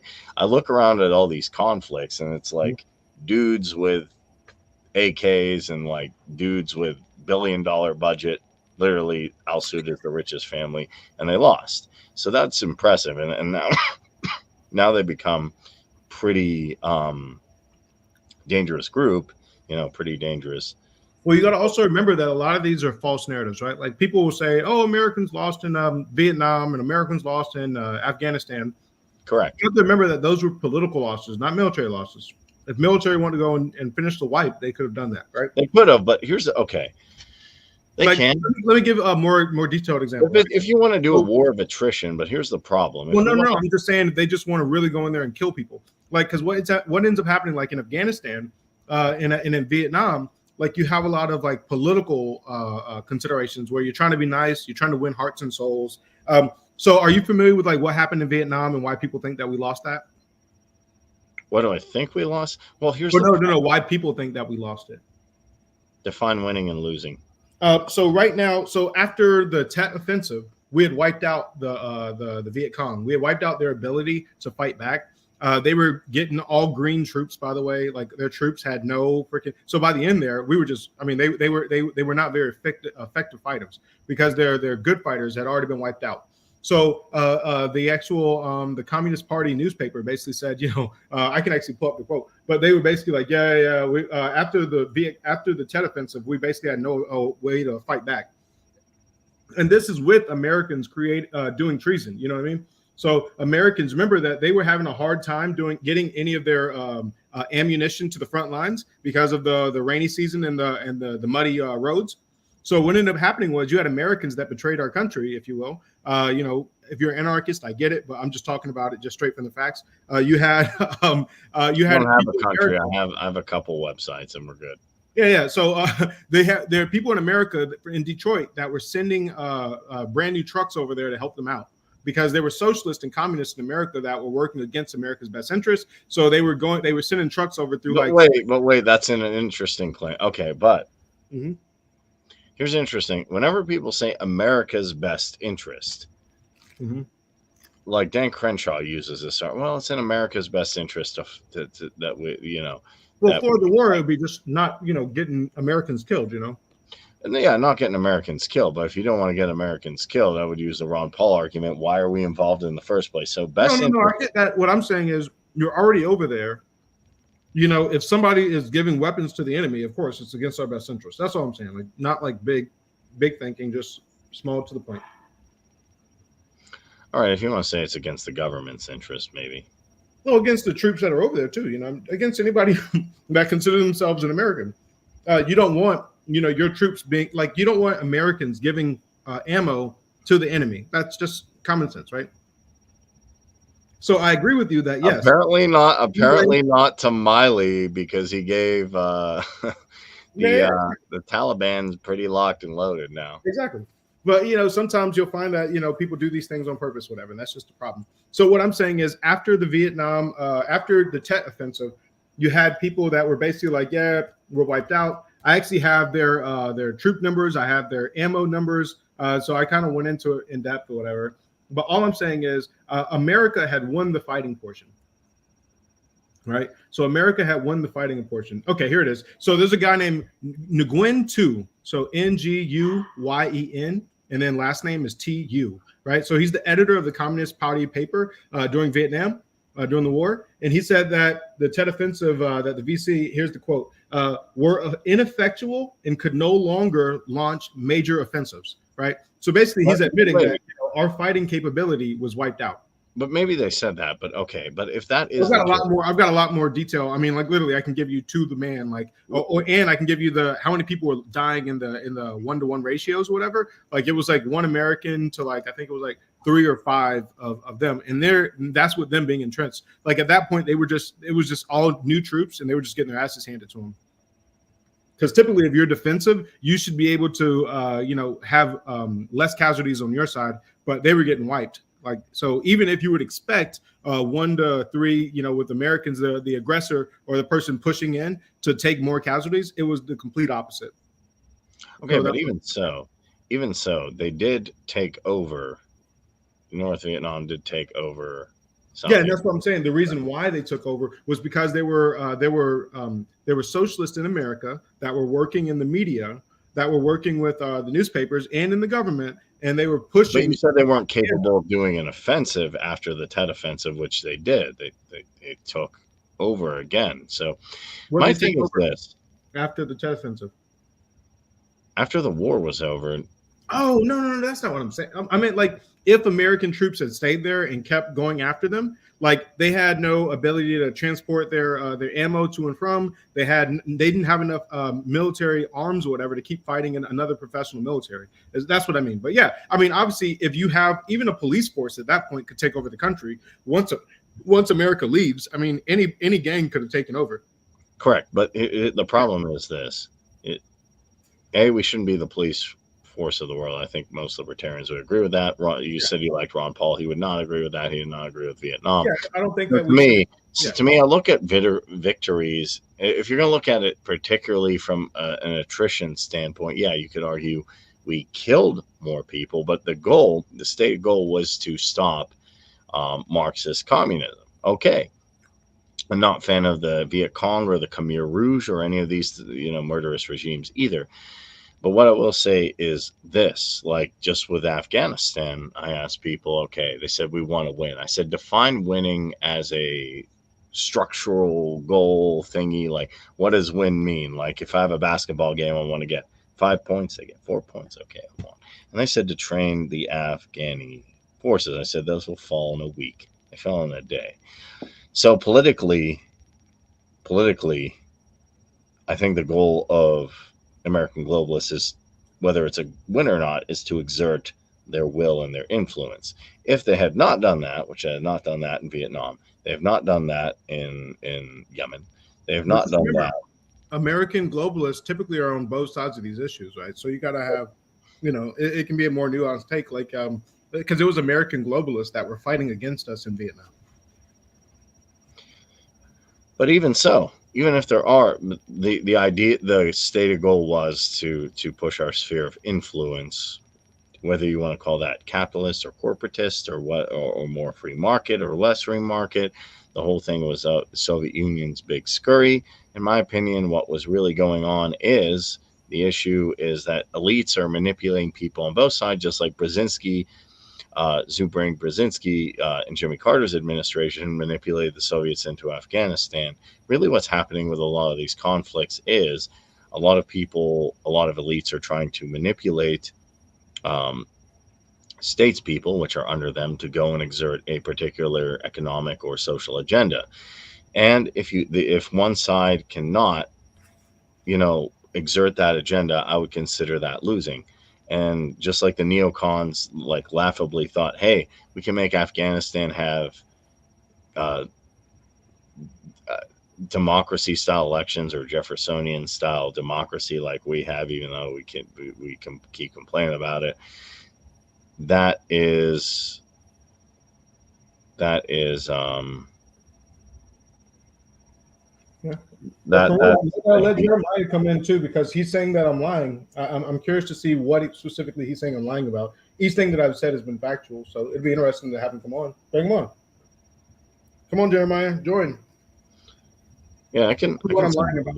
I can send them a link. I just wanted to have this debate because definitely I think the LP, even though it's flawed, even though funny enough, the LP banned a bunch of people today. I saw the Mises Caucus did. So I'm not agreeing with them banning people for having different opinions. I think when you ban people from different opinions, it shows that you don't Yeah, have. I don't believe in banning people for different opinions. I don't ban people for different opinions. I don't even ban Jeremiah people. said I shouldn't be given a platform. So let's go ahead and see what he's going to say that I said incorrect. I don't have a problem giving a platform if I am debating someone. Because I'm all down to debate whoever and whatever. I'll debate any. Yeah, As Mike's long trying as to save him people, because he knows I'm about to eat Jeremiah up. Because Jeremiah can't say anything that I said that was false. So bring him on. Come on, Jeremiah. Don't get scared. Come on. but to get to my point is this: the Western values of neoliberalism or liberalism don't seem to be very coherent with creating a structurally good society. It tends to, in my opinion, America is actually, I guess I'm going to go with the Islamic or maybe even an interesting point of view, even as an anarcho, pluralist who believes in all types of anarchy. I think neoliberalism is probably the worst system. This is like being killed as a slow death. This is the worst system I've ever seen. Because it seems to be it's very soul sucking. And I wouldn't say it's the worst because there's ones that have killed 60 million people. But I would say definitely it's right now what we have. Honestly, there are days I just get up and I'm like, the machine has got me. Maybe so. My opposition to NATO and neoliberalism is stronger than the opposition to its current enemies right now. So that is my position. The neocon neolib NATO axis Right. needs to be Well, defeated through bring in succession. Jeremiah real quick because he's saying that we're lying. So if he's saying that I'm lying, I would like to see exactly what he's saying I'm lying about. Because last time, remember, he said I was lying, and then I proved that he was But wrong.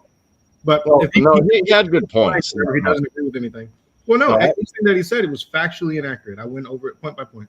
So I would like Jeremiah to come on if he's saying I, that I'm wrong. I mean, I don't think Jeremiah, where you at? I don't think he. But you guys can debate in Ancom and Cap uh, Facebook group, don't you guys debate there? So here's the thing: as far as I'm concerned, being a libertarian, the best strategy is still local politics, which we can use the Mises Caucus as an effective vehicle for, and then state houses. Right now, right now, there we don't have anybody who can really that I see stop us. And even if they try, I think we'd still go ahead and usurp them. There's a lot. Let's just put it this way: there's a lot of angry rednecks in Pennsylvania, and I think the best thing for America to do would be to balkanize.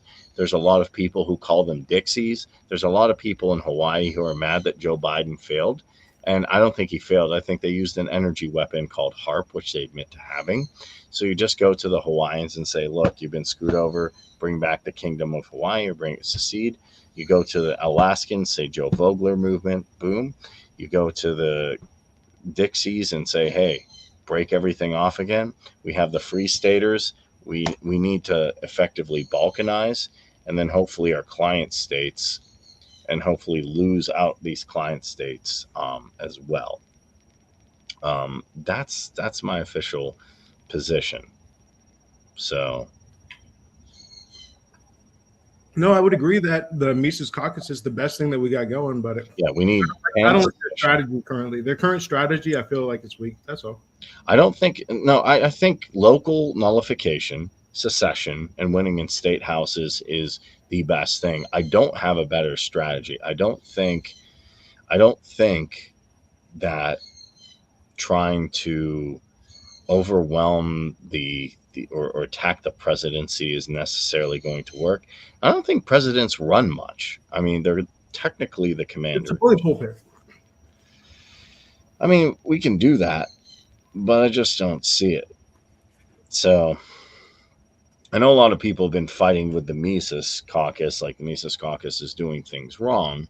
I don't think the Mises. It's kind of like the Zapatistas. You say, okay, well, the Zapatistas aren't perfect. They rob Walmart or something, but the Mexican government's robbing everybody. Yeah. And I don't consider, and honestly, I don't consider, some acts. It depends exactly what they're doing, but I don't consider exactly the idea of They've got a lot of signs of failure. So with the Zapatistas, what I'm talking about is these are expected failures from the way that they've organized their structure, their system. So these failures are only going to get worse over time. So that's why I'm talking about those. Yes, there's huge amounts of failure in Mexico itself, but I'm saying that both of them are wrong for the same reasons. But the issue I have is if we live in a perfect system and even if everybody did pick up Rothbard or went Austrian, fine. But that doesn't necessarily happen. And I'm not even convinced that you have to have one. But I just look at it like this: is Seca Sosola or the Zapatistas better than the Mexican and the Venezuelan government? And if the No, answer is yes, yes. Is Rojava better than Assad's regime? Yeah, probably. So I'm looking at relevant I would say institutional the alternatives. Zapatistas aren't better. Now I've looked at Anarch's position on the Zapatistas. Anarch actually analyzes the Zapatistas because he's pretty good at Ancom.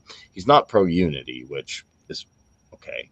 I like working with all types of anarchists that exist, but Anarch actually has taken a look at the Zapatistas and like Neo Zapatismo, and they have a bunch of different things that they combine, and he's not brought up anything like Walmart or robbing or anything Yeah, like that. mostly that's the problem, right? So you have a lot of people that are aligned with them ideologically. So and they wouldn't even know what issues to look for, when they go there. Because if you're going there, it's always too easy for people to smile. But if you don't know that there's sexual favors to get at your own house, and there's huge issues with corruption and people having their like if you get violated, there's not much you can do about it, and like there's all kinds of issues, right? The shortages, that right there, like these are structural issues. These are problems that arise because of the way that they structure their society. I So mean, there's okay. people, yeah, there's people that are going to try and defend them, but these are people that typically aren't well read. Like if I asked them about any of the issues that I would bring up, they couldn't tell me anything about it. They couldn't. I could say, well, why is it that they have shortages? When did the shortages begin? What are Yeah, the but what are the items that they're having shortages in? there were shortages in Cospaya, which was an Italian anarcho-capitalist I'm experiment. familiar with, I'm familiar with them. Okay, so I can bring up there were shortages. The Druids messed up stuff in Celtic Ireland. There were problems in medieval Iceland. So here's the issue that I have is that neo-Zapatismo, um, basically they have a lot of actually really good things. They still have adherence to, um, I believe it's like their Catholic faith. They take some from the some ideas from Mexican culture itself. They have women's rights. They Mhm. have a lot of things that So, I think are good. so Kareem, you said that there were shortages in Conspire. Do you know what those shortages were on? I've never heard of shortages in Conspire. I need to look for that Because particularly. I haven't been able to find anything on it. Whenever I looked or whatever, they didn't have that. I mean, typically, when you have like a relatively free market, you're not going to have shortages. There's no reason to have shortages. I So mean, you that can have shortages in for whatever reason. You you're could have familiar with why shortages are created, right? Like you're familiar what policies create shortages, right? price controls are a huge thing that cause shortages. Also, socialism, government mismanagement. When you have a central institution that says we can redistribute wealth, well, they don't. A Exactly. central institution can't predict anything. Exactly. Actually, honestly, nobody can predict anything. Bitcoin has changed Everybody else, probably exactly, six because everything's times. subjective. That's exactly right. So why then? Let's say I can't find anything on it. Hopefully you can. But why would a free market system have shortages? A free market system could have shortages for a number of reasons. One, a free market system could have shortages because somebody, for whatever reason, was effective at lying or stealing a certain amount of things. They could also be due Well, that wouldn't to be free market, right? Like if somebody comes in and tries shooting people and stealing, that's not free market. it's still, I mean, it's not in the sense of it's But coercive. typically, you can't have one person go around and steal that much that is going to create shortages. So what I'm trying, because I Oh, mean, have you ever okay, seen but like how could you have shortages in a free market? You could have them with what from, but the real answer to this is something Robert Nozick would talk about, which is this. Let's say I am extreme, and this does happen. The Pareto distribution. One thing Marx said is like, oh, there's 1% that gets to the top, no matter what system you have. Yep. Anarcho primitivism, Yep. mutualism, anarcho capitalism, Ancom. Yes. Someone is going to be extremely, just ridiculously talented at something like Joe Rogan. If we look at like this is a very small podcast. If you go Joe Rogan, Lex Friedman, there's a stark drop off there. Like if you Mhm. go musicians, it's like Taylor Swift is a billionaire, and Yeah. then there's no other billionaire musicians. There's probably then there's like Toby Key, a few people Yeah. in the hundred No, I million. agree with you on the Pareto distribution. So what how you could have a shortage is just literally like this. I'm at the Pareto distribution. Okay. I don't want you to have like let's say I'm at the Pareto distribution. I want to buy all the things or buy everything. Then yes, I can create shortages being on the How top long of would that the shortage last? Because typically you can't do that because there's going to be competition and prices fluctuate. So if you were correct. to ever try to corner a market by buying too much, the prices would change every time you buy something. And then as soon as somebody sees that you're trying to do it, you know what I mean? Then everybody else is going to flood the market when the prices goes up. So the market mechanism already takes care of this. So Yes, but you can still have people, people Okay. This isn't a real thing that could happen, like in a free market. Because you got to Ro- remember, they tried doing this with oil. But Remember? Rockefeller, okay, that's funny enough. You brought that up. Rockefeller effectively monopolized oil, the medical industry, schooling. In my opinion, why is America so messed up? Because of John D. Rockefeller. Because he was able to. Did he do that in the free market, or did he do that with government assistance? He did that. With Well, government was dumb and tore up Standard Oil into multiple companies, which made him more powerful, in my opinion. That being said, I think there still can be ruthless people in a free market that can create shortages. I don't think no, that's I don't think that you'll I find don't any think they economic. will last as long as a socialist system, So it but wouldn't last at all because I mean it could happen.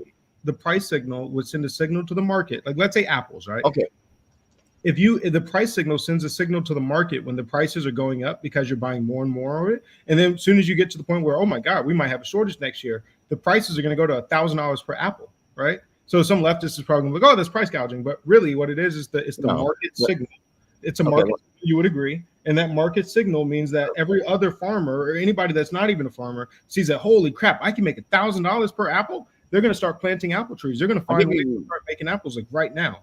Okay, there's still free. Well, there are people say we haven't had a free market. There are examples of free market are garage sales, flea markets, things like that. I think Yeah, we just agree those are flea. voluntary exchange. But what we do I have to can go be a back to, dick. I can we be got a to go. dick. If I wanted to buy all the rare baseball cards, which there are people like that, I'm like this. Like I had friends who were addicted to Magic the Gathering. I guarantee if I gave some of my friends who are addicted to Magic the Gathering my Bitcoin, they would Yeah. go to every flea market and cause a shortage of But Magic what would cards. happen as it gets more and more scarce? If people see that there's a whole movement of people trying to buy these cards, the prices would skyrocket to the point where you're going to go broke buying these. And that's why I brought up the Rockefeller example, was because this is what happened to his competitor. His competitor didn't want him selling in Europe, right? You remember the story where his Yeah, competitor didn't want him selling in Europe, like and they the were like, like, "Look, man, we're going to come in and we're going to put you out of business if you keep competing with us." Then they basically dropped their price on their oil, you know what I mean, trying to corner the market. So I mean, this is a very similar thing, right? You're familiar with that story, right? I am, but So to what I'm say saying is the market dynamics, because then whenever they drop their price, and he would go in and buy it all. And then same thing whenever yeah, people tried creating competition and he tried buying it up, he tried buying up the competition super fast, but then the price would go up, and then he would buy this company, and the company would be basically a shell company. They actually had a name for them where basically people would create these companies just to get them bought up, right? And then they basically had no operations behind it. So when you buy it just to corner the market, and each time you buy one, the price on all the other ones go up, you know. And so you end up increasing the amount of people that get into this industry just to sell you a business. So it's unsustainable. Same thing with those cards. If you try to buy cards from, let's say there's 200 of these rare cards out there, and you go and you try to buy 30 of them. Well, now the remaining 170 just shot up in price, and so you're not, the market responds, is what I'm saying. The price signals have a bunch of signals in there, and so that signal is saying that there's now a dramatic scarcity for the remaining cards, and that there's a whole market of people that want them, which is you. You're going around trying to buy them I all mean, up, so in they're theory, gonna. yes, in theory, I agree with you, but like there's And still. in practice, there's never been. You can't find a time where this hasn't happened in practice as well. I Could mean, you? I could find. Yeah, let's look for one. Okay, well, okay. Would you can there were shortages definitely. I don't know. I'm going to throw an example in left field, but after Mohammed Said Bari was disposed in Somalia, correct? Yeah. So the black market is the free market, by the way. Okay, then fine. Then let's say Somalia post 1991 was a free market. There's no central government. Mhm. So that's closer. There were regional warlords. Now we can debate a warlord state or not, but I will go with Dr. Leeson, who's the best Austrian economist I know, next to Bob Murphy, who says if you don't have the power to coercively tax somebody, I'd question to what that's a state as opposed to a mugger. If I can just say, Michael, give me your money, but I have no institutional means, like Rothbard said, I define an anarchist society as one where there's no legal coercive means against anyone. So Somalia, there was technically, since it's a warlord is a mugger, there's no legal coercive state. that it's technically a cryptarchy, but let's just say, hey, it was pretty much free market. There were shortages in Somalia for a while because warlords fought each other. There were shortages of alcohol, obviously during Prohibition, even though And that. whenever those shortages come up, typically, like even today in Cuba, you're going to have free markets that will try to jump up and try to prop up these failing black market. I mean, correction, these the legal market. So you'll have gray markets, which are basically legally gray, but they're not. That doesn't mean that they're not free markets, right? So you can have gray, but gray is the area of the law, right? So black markets are a form of free market system where you have two sides that are saying we come together and we're agreeing on the price without the price controls set by the government. So just because they're gray markets does not, that's legal code, right? So because you can basically get arrested or you won't be arrested, right? So in the black market, they're always going to try and arrest you. Gray market is when you're like selling milk, but it's in the black market. So it's like they might not arrest you for it, but it's it's kind of gray. It's a gray area. It's where Correct. like I agree with Calkins' doing definition. it, but it still would be free market. It would be a free market if I have milk and I want to sell it to you, and the government doesn't have any kind of authority over it because we're doing it behind their backs. Okay, let's say mad cow disease hits and then cows die. Yes, you can have a shortage. Like shortages can happen for environmental reasons. They can happen for different reasons in the economy. Just things happen that cause, or you can have artificial shortages that happen. So it is possible. Free markets are not, in my opinion, an antidote all the time to shortages. They can happen. They just don't happen as much as when authoritarians violate the economic calculation problem, which is that's destined to happen then. Just like I'd say in a Skillshare Ancom economy, you can have shortages as well. There's no perfect, in my opinion. I don't. I think you're presupposing this, but you kind of got to prove it, right? Like, there's no reason, there's no economic concept behind why there would be shortages in a free market system. Like, even if I were to come and buy all of your apples, like I couldn't buy the entire economy's worth of apples, right? To create a whole shortage, like that would be insanely expensive. Okay, fine, but wait. We're gonna be playing Fallout 3 for real, and if they do, I'm gonna be Roger Maxon and put on the suit and declare war against the feds and be like, hey, I'm gonna start the first Brotherhood of Steel. Yeah. Maybe that's a joke, maybe it's not. But let's say, okay, we have your crazy world-ending scenario. The trees are wiped out by like, I don't know, thingies. Fallout. The fallout killed most of the trees. We still have a free market because, well, I guess there's just super mutants and a few cool dudes walking around. Hopefully, they're libertarians. Yeah. I don't know, but you can still have shortages. You can still have, but yes, you can. Apples is a hard. You can buy. Apples are quite abundant. Let's look at.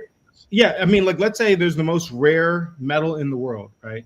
Then yes, you could say there's a natural shortage of that, but that's just basic scarcity, right? What I'm talking about when I say shortages, what I mean is these are things that should not be running low on, like let's say milk or eggs or bread. something. Yeah, okay, yeah. I agree with that. There's no sustained shortages like that are anomalous to like that shouldn't have happened or whatever. Like, yeah, if there's only one of something in the entire world or whatever, and then somebody buys it, then yeah, I mean, but that's not what I'm talking about. What I'm talking about is like shortages of like shoes and shirts. No, okay, that shouldn't really happen that much in a free market unless it will never, and even if you were to try to buy up all of them, whatever, then what that means is it increases the profitability for somebody to go out there and start mining for more of it or to do, you know what I mean? So the price signal has both ends. So if you were to try to get a temporary shortage, then that price signal out there, it shows them that, oh my God, somebody's willing to pay $2 billion for this piece of metal, then I'm going to go out there, and now you've got a million more people who are going to go out there looking for more of that metal or something that can actually take its place. Well, Mike actually brought up a good point, which anyone who claims the black market's a free market actually never interacted with it, which he doesn't know what he's talking about. He doesn't understand what I'm talking about. From an economics perspective. From an economics perspective, you will not meet not even a Keynesian. There's no economist in the world that will tell you, like no competent fucker, that will tell you that black markets are not free markets. A black market is by definition a free market, even if the person says, I want you to suck my dick to get this fucking piece of bread or whatever. That's still, it's saying, I have something that I want from you. And then you get to say yes or no. You can walk away. Like, I mean, I don't know how he's getting to a point where he's saying that black markets are not free markets. Black markets are literally, by definition, freaking free markets. But okay, but they're viewed as an inevitable underground free market response to excessive government intervention in the economy. It's just common sense. Every freaking economist knows this. There's no person that's intelligent that's going to tell you that a black market isn't a free market. Well, what I say is like a black market comes from state legislation. Like if I say, okay, fine, you can't utilize the Silk Road, something like that. If you consider the Silk Road a free market or not, then that's something. And that's why I wanted to debate these things, because when the state makes something illegal, it becomes available on black markets, maybe gray markets, things like that.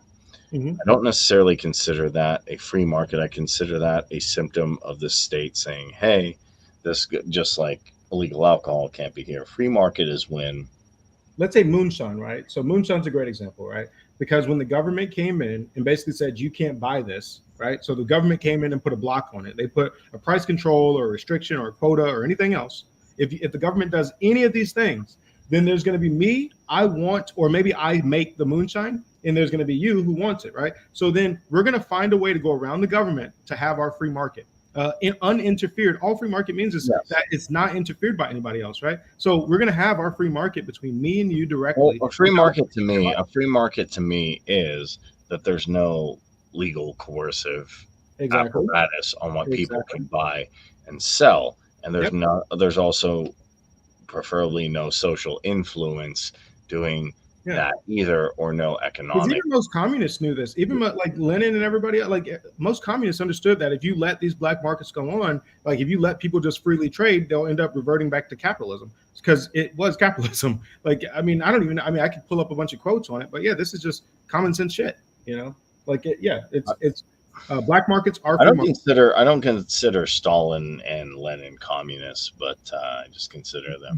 Their end goal was communism, right? So what makes you a communist? Like, you're never going to get to a communist. What makes you a communist is that let's say the root word. What's that? The root word of communism. The root idea. Just like if a conservative spending tons of money and is not conserving traditional values, there's no real thing as a conservative either. Like that's a misnomer. Like, are you familiar with how right-wing people became called conservative? Not necessarily, but so that was socialists renaming them that. That was under if you know James Beard, correction, not James Beard, Charles Beard under FDR. So they were conspiring together. Like, so Charles Beard, he's the guy that redefined the word republic. So right now, if you go to Wikipedia or if you go to the dictionary, you're reading a fake definition of the word republic. That started in 1913. So you've got to be well read on like what the founding fathers believed, what they read or whatever, to actually know what a republic is, right? But they did the exact same thing with the word liberal. So in the 40s in America, they redefined the word liberal, and then in the 60s and 70s in the UK, they redefined the word liberal. You're familiar, if you're a libertarian, that libertarians were classical liberals, right? We were liberals. Correct. Like I would go back and say like, we were just actually kind of now yes and no. Like back in the Democrats are not liberals. So this what I'm trying to say. But okay. Back in the founding fathers' day, they would say like, hey, Benjamin Franklin, how's it going with the French maid? Good. What are you? I'm a classical liberal. That's what they would say. Well, no, I think they just called themselves liberal. Nobody had to say liberals. It hadn't been hijacked. So the word was hijacked under FDR, and then it was hijacked in the UK in the 60s and 70s. So what I'm saying is libertarians are liberals. Democrats are not liberals. So that the word conservative was also put out by FDR. So he was working with people in his White House, people in academia, and people in the media to start labeling people who rejected his New Deal as conservative, because he wanted to start framing it in that Hegelian dialectics type of way, where basically like, hey, we're pushing for progress and you're not. You know what I mean? Before then, there was nobody progressive, but wait, one more thing. Most people believe that the word conservative comes from the French Revolution, and that, the two different parts of the court, whatever, and they think that that's been a consistent thing. That's not true. right? Like it's literally just socialists were like, ah, you're conservative, you know what I mean? And they tried putting that framing so that way people were like, oh, you know. And so we've got like Rothbard quotes, whatever, where he was rejecting them redefining everybody as this, whatever, because it was a false framing. So that's why I just wanted to kind of, Okay, so libertarian to me is a blanket umbrella term meaning against authoritarian control, meaning somebody who's utilizing a centralized institution to enact violence on people. So that could encompass everything from paleos, closer to the right wing authoritarian side, to libertarian Republican, which is, kind of, I'm still trying to figure out where exactly that when you say right wing authoritarian, what do you mean by that? meaning there are still Like people. immediately to the right of communism, but to the left of like a libertarian? Right wing authoritarianism is somebody who wants to utilize the state Mm-hmm. to enact traditional, what they consider to be traditional values. So like a McCarthyist. So McCarthy would So, basically. like Vladimir Putin is a right wing authoritarian. Viktor Orban's a right wing authoritarian, So kind of. Putin is right wing. I would consider Putin right wing. Okay, so in what? Because like, is his economics right wing? Is his philosophy right wing? His social policy on its. I don't know if he believes these things, but okay, I'll give you an example. Like from a praxeological perspective, if you're an orphan Mm-hmm. and you're in Russia, having a transgender parent or transgender parents is better than not having parents. Mm-hmm. Even if you think the ideal situation is a male and a female having a transgender, he banned that. So to me, he's definitely a social. Okay, so like, let's say like Hitler, right? Like, so like Hitler, On the left, where would he be on your he's a scale? national socialist, so he's authoritarian left. Yeah. There is an authoritarian right. It exists. It's on the political compass. No, you're correct. It's not an ideology. So it's like if you get pissed off, like let's say like right now, right? So like let's say I'm upset that communists created a bunch of havoc over the last century, right? And I now want to punish them. That's not in my natural proclivity. That's not in my natural worldview. But I'm willing to step away from my worldview to basically use their worldview to destroy them to the point where they can't do that anymore. So like, are you familiar with like how I know you know the Black Book of Communism, and then you know that they tried to go up against the numbers, but then if you actually research it, like it actually ends up being true. And then whenever you find out that like even like the Holocaust, whatever, like did you know that like America, we could have stopped the Holocaust from happening, but because Stalin had a spy that was highly placed, he was the right hand man of FDR. He actually stopped the assassination attempt of Hitler because we had an assassination attempt that was before D-Day. It was before Battle of the Bulge.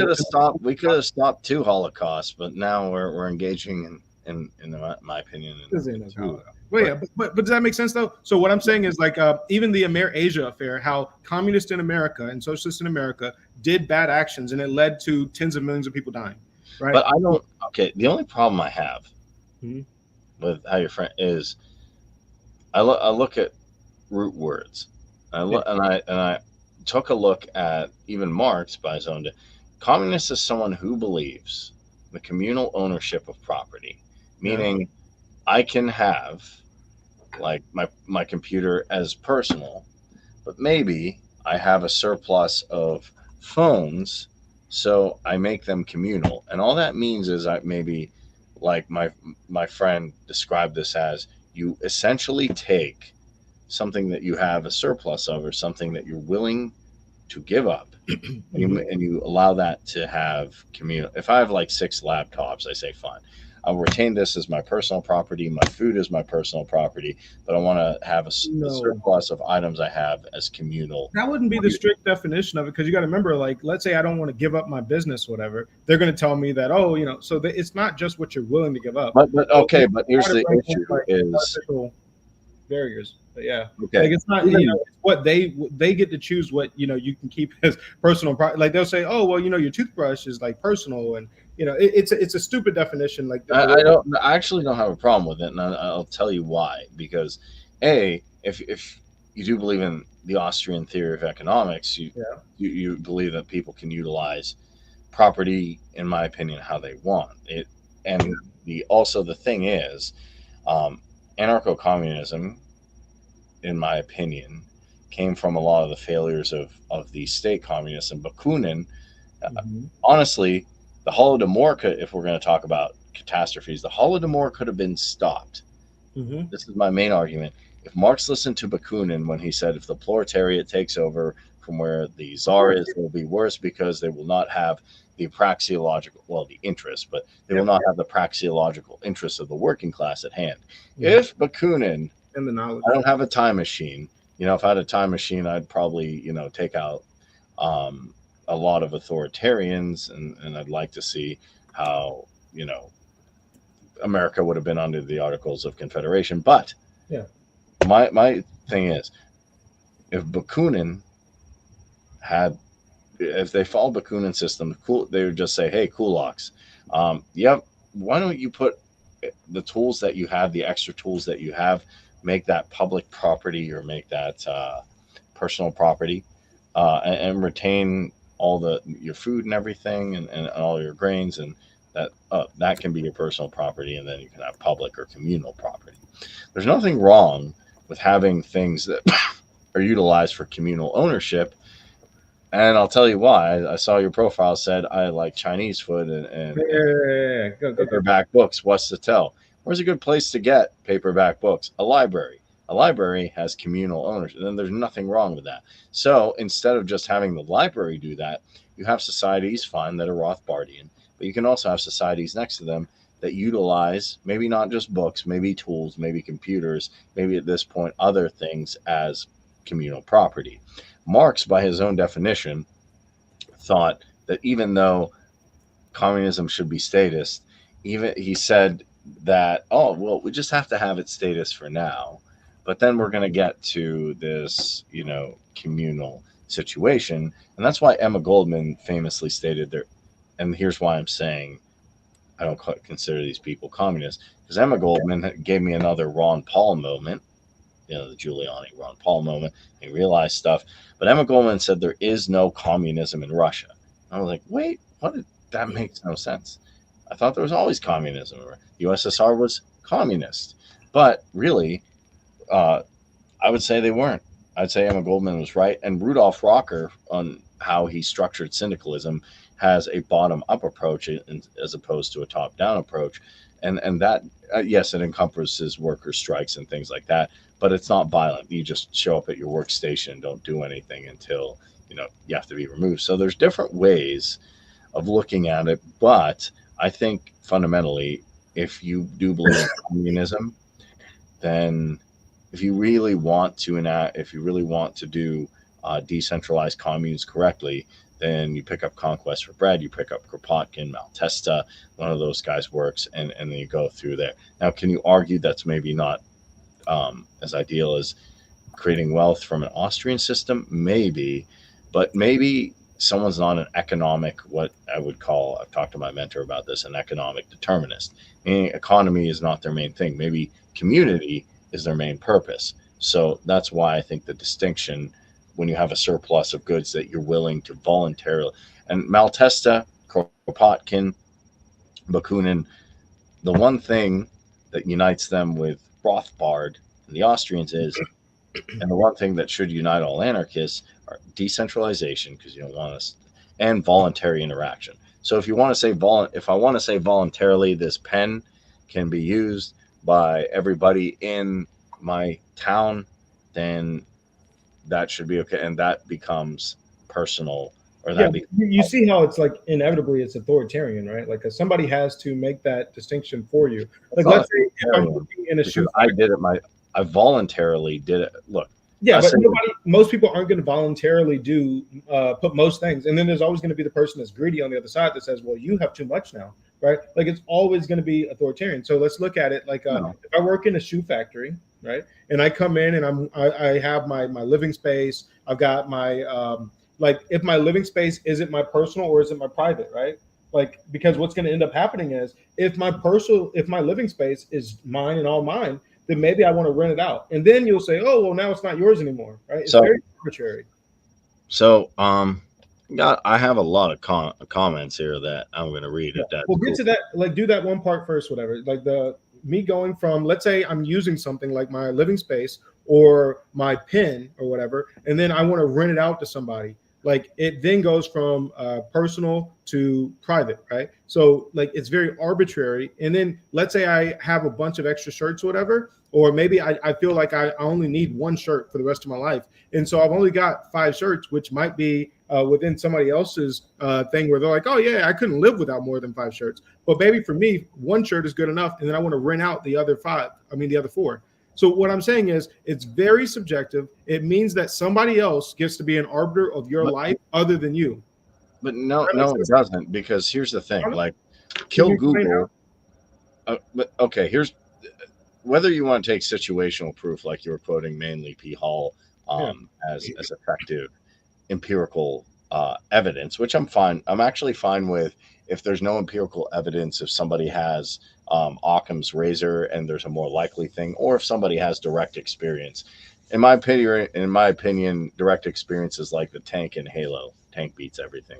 If you like Well, Halo, like, so let's go to just that, what I just said. So let's say somebody has something extra that they would like to use to rent out. It was public, private, personal property just recently or whatever, but now it turns into private property. So show me how that's not arbitrary, and how it doesn't, it's not me being able to self actualize my best life. Because if I decided that I wanted to rent out my room, maybe I want to rent out the same bed that I'm sleeping in, whatever the issue is, somebody else gets to come in and say, no, you can't do that because of whatever. You know what I mean? but then that's not voluntary. Here's the problem.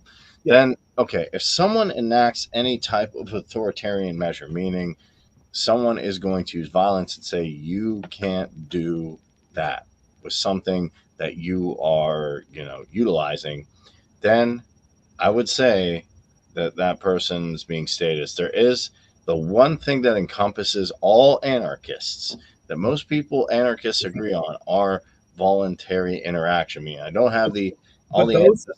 that type of anarchism, like let's say Ancaps, whatever, there's no distinction between personal and public or private or anything. Correct. There isn't. There It's isn't. And, private and property. Private property. agorist there could be. So But here's the thing: yeah, Kill Google is in the comments. yeah. He said that's not actually true. In the communes I frequent, people Mhm. are still able to retain personal possessions and acquire wealth so long that they're benefiting from the commune. But In even some that, he way. just, that alone already debunks his claim, because what that How? means is I get to choose what benefits the, somebody else has to choose it, right? Like I No, might no, think that, no, because he said in the next comment, nobody's forced to give anything in the commune.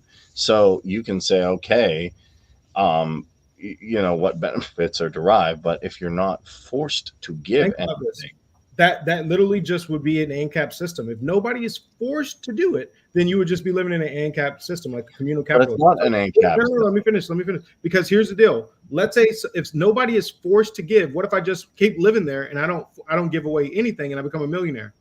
I become a billionaire. At some point, somebody else is going to say he has too much. Is that true or not? Would I be able to become a billionaire while not giving? I don't want to give anything back. I just want to keep living there, having sex with all the women that I want to. But I'm going to live there, and I'm not giving back any damn thing. I'm not giving back anything. Could that happen in that system? Because if so, then you're just talking about an ANCAP free. This is a voluntary society. This is not Ancom. Oh, See what I'm saying there? okay. I think there's a semantic thing that No, no, it's not I semantic. get. I get what you're saying. I get what you're Some saying, but point, somebody else gets to come in and say that's too much.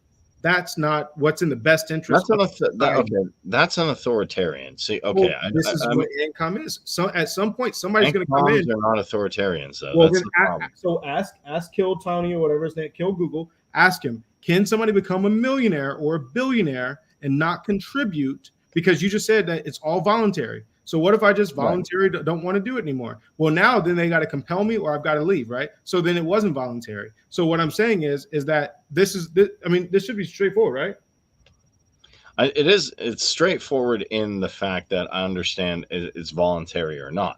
To me, if it's a voluntary interaction, see, anarchism is a negative term.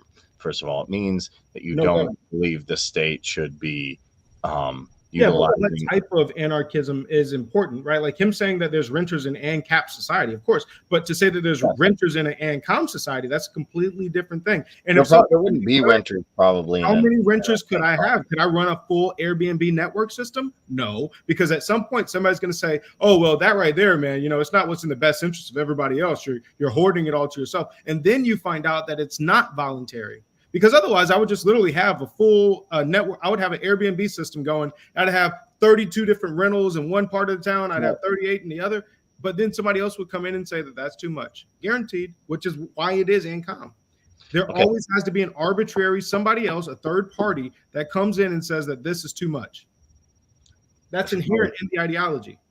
Yeah. That's why somebody else can come in and say, "Oh, this isn't private property anymore. You're profiting too much and you're not giving back enough to the collective." Right?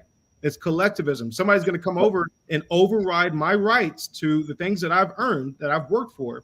And they're going to say, you have to give to the collective. I'm going to trample on your property rights claim to your Airbnb network that you built from the ground up. And they're going to say, you could run an Airbnb and Ancom. Basically, what they would say is, yes, you can acquire wealth. You can acquire money as long as you benefit. He's sending you off into a thing. You imagine trying to defend that, saying that somebody could become a billionaire under Ancom while he doesn't give anything back.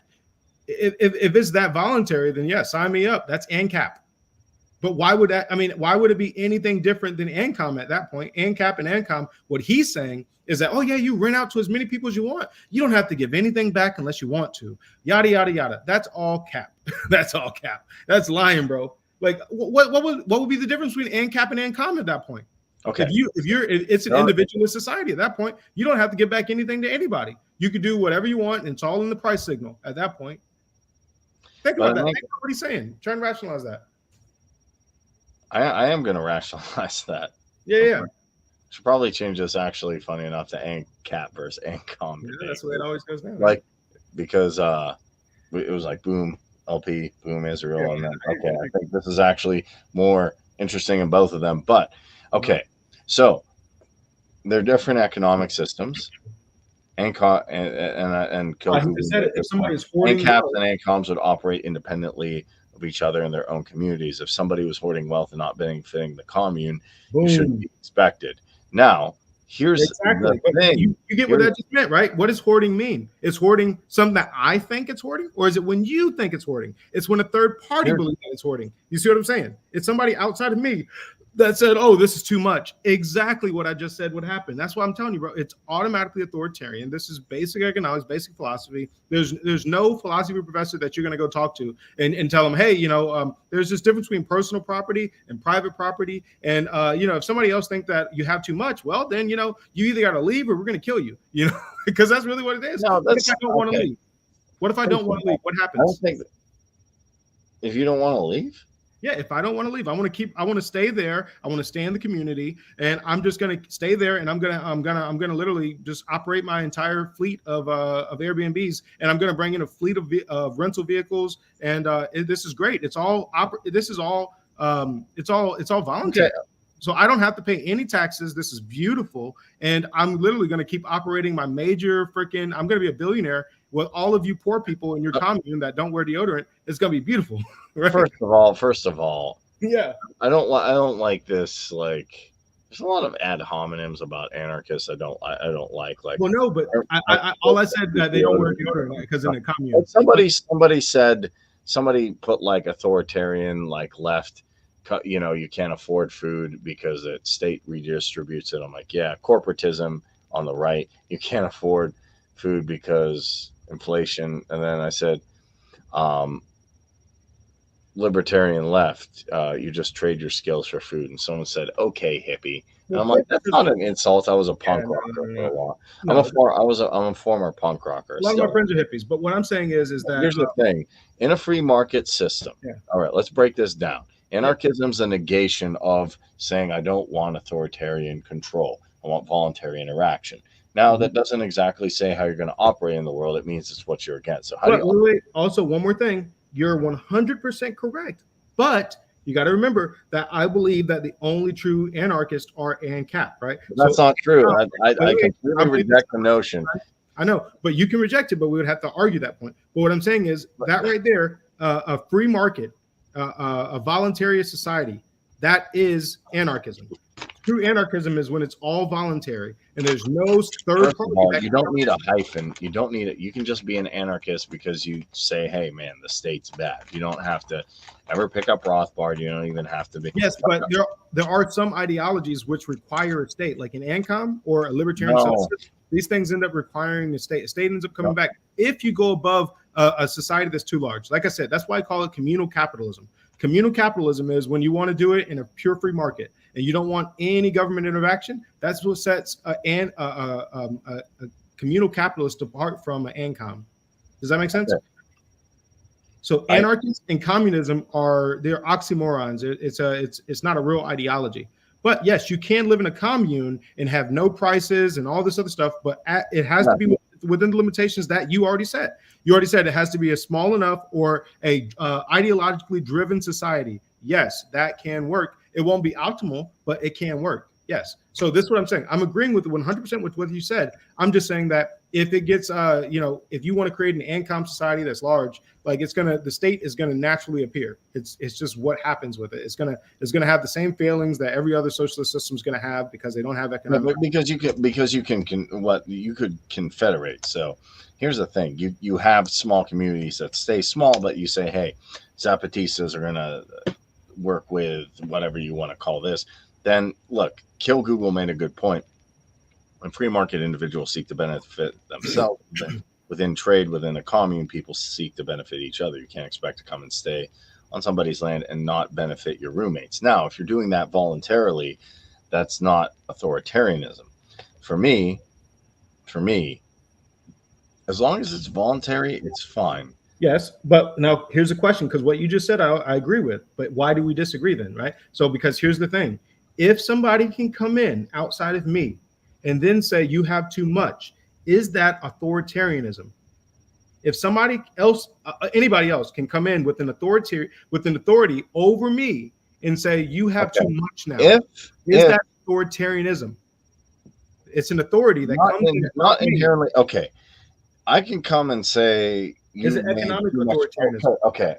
Not okay. I can say you've made too much money in Silicon Valley. That's not inherently authoritarian. What makes it inherently authoritarian?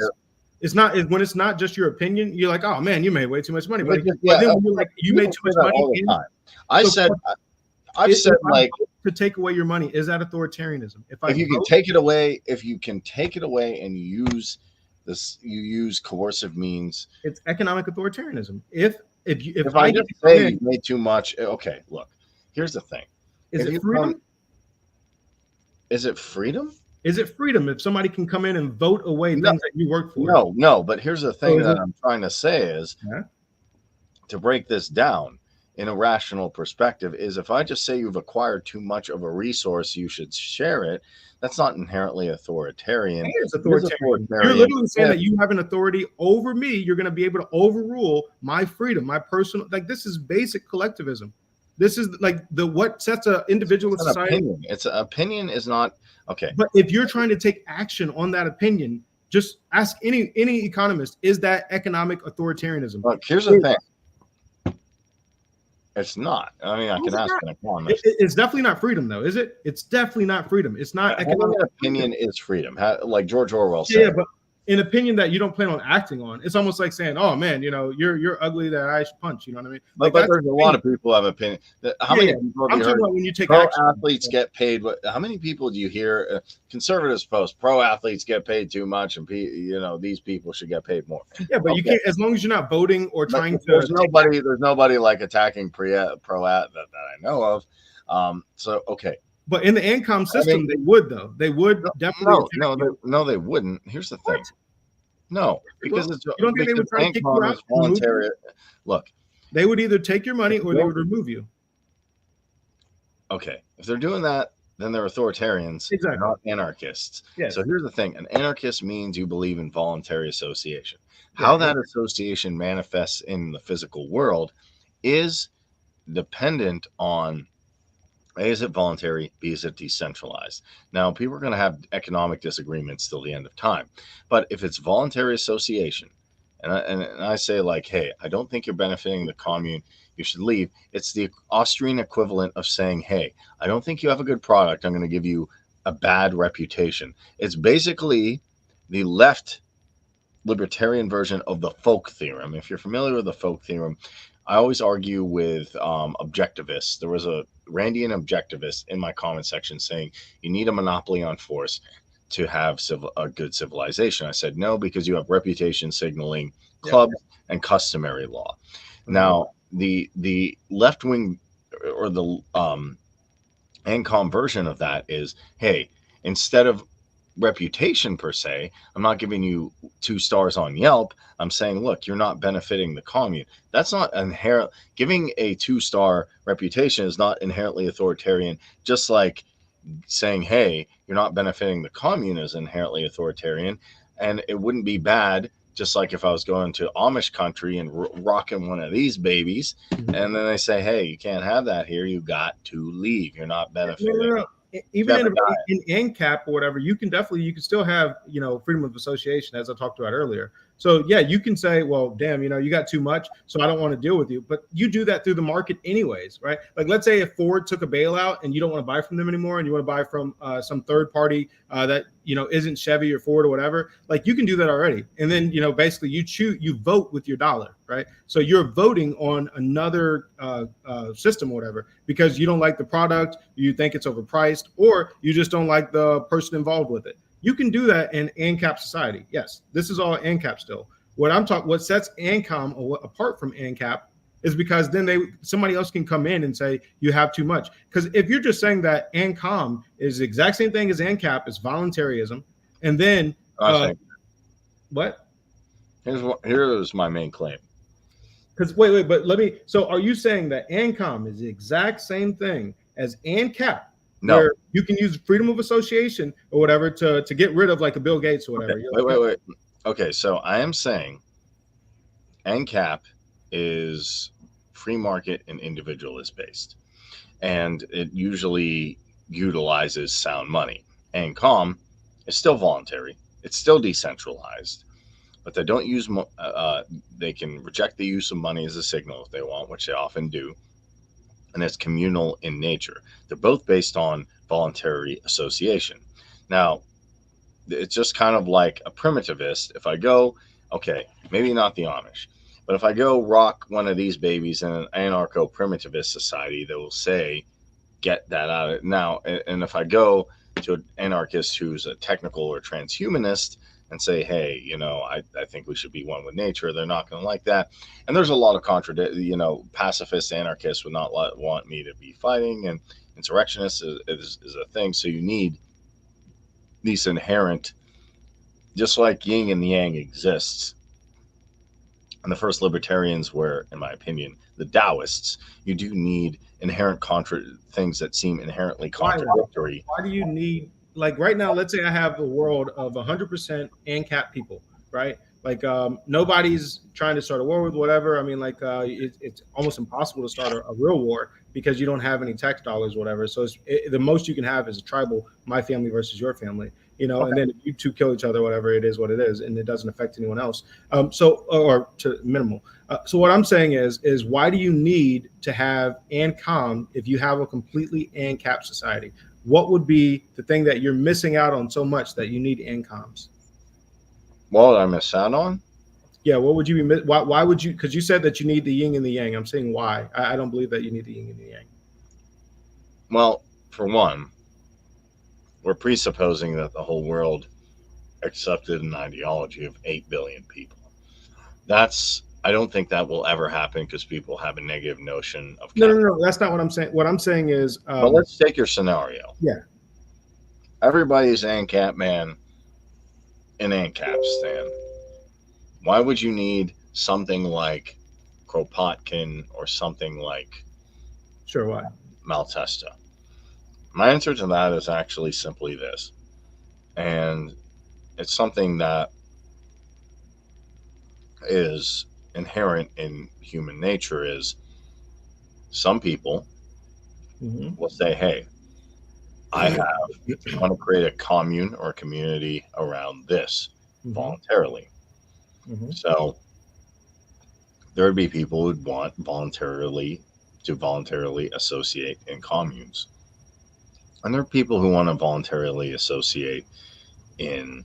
You can do that in Ancap though, right? Like you can Yeah, literally have a family compound where you guys, wrestle snakes together or whatever. Like you can have that in Ancap. So what I'm saying is, why do you need Ancom? And another thing I think that is very the telling. same reason you need ANCAP. It's subjective value. No, People no, no, no, no, no, no, no, no. Because you got to remember, Ancap actually works. Like economically, Ancap works. they Uh, both work if you no, don't. Ancom, both Ancom if works. it's on a very small, yeah, like a family-based I system. Or like that, but drive through America. America is a bunch of small towns. yeah, yeah. No, No, there's nothing wrong with small towns, but when you have a small town, because what's you scary to can. me is where, hear me out on this.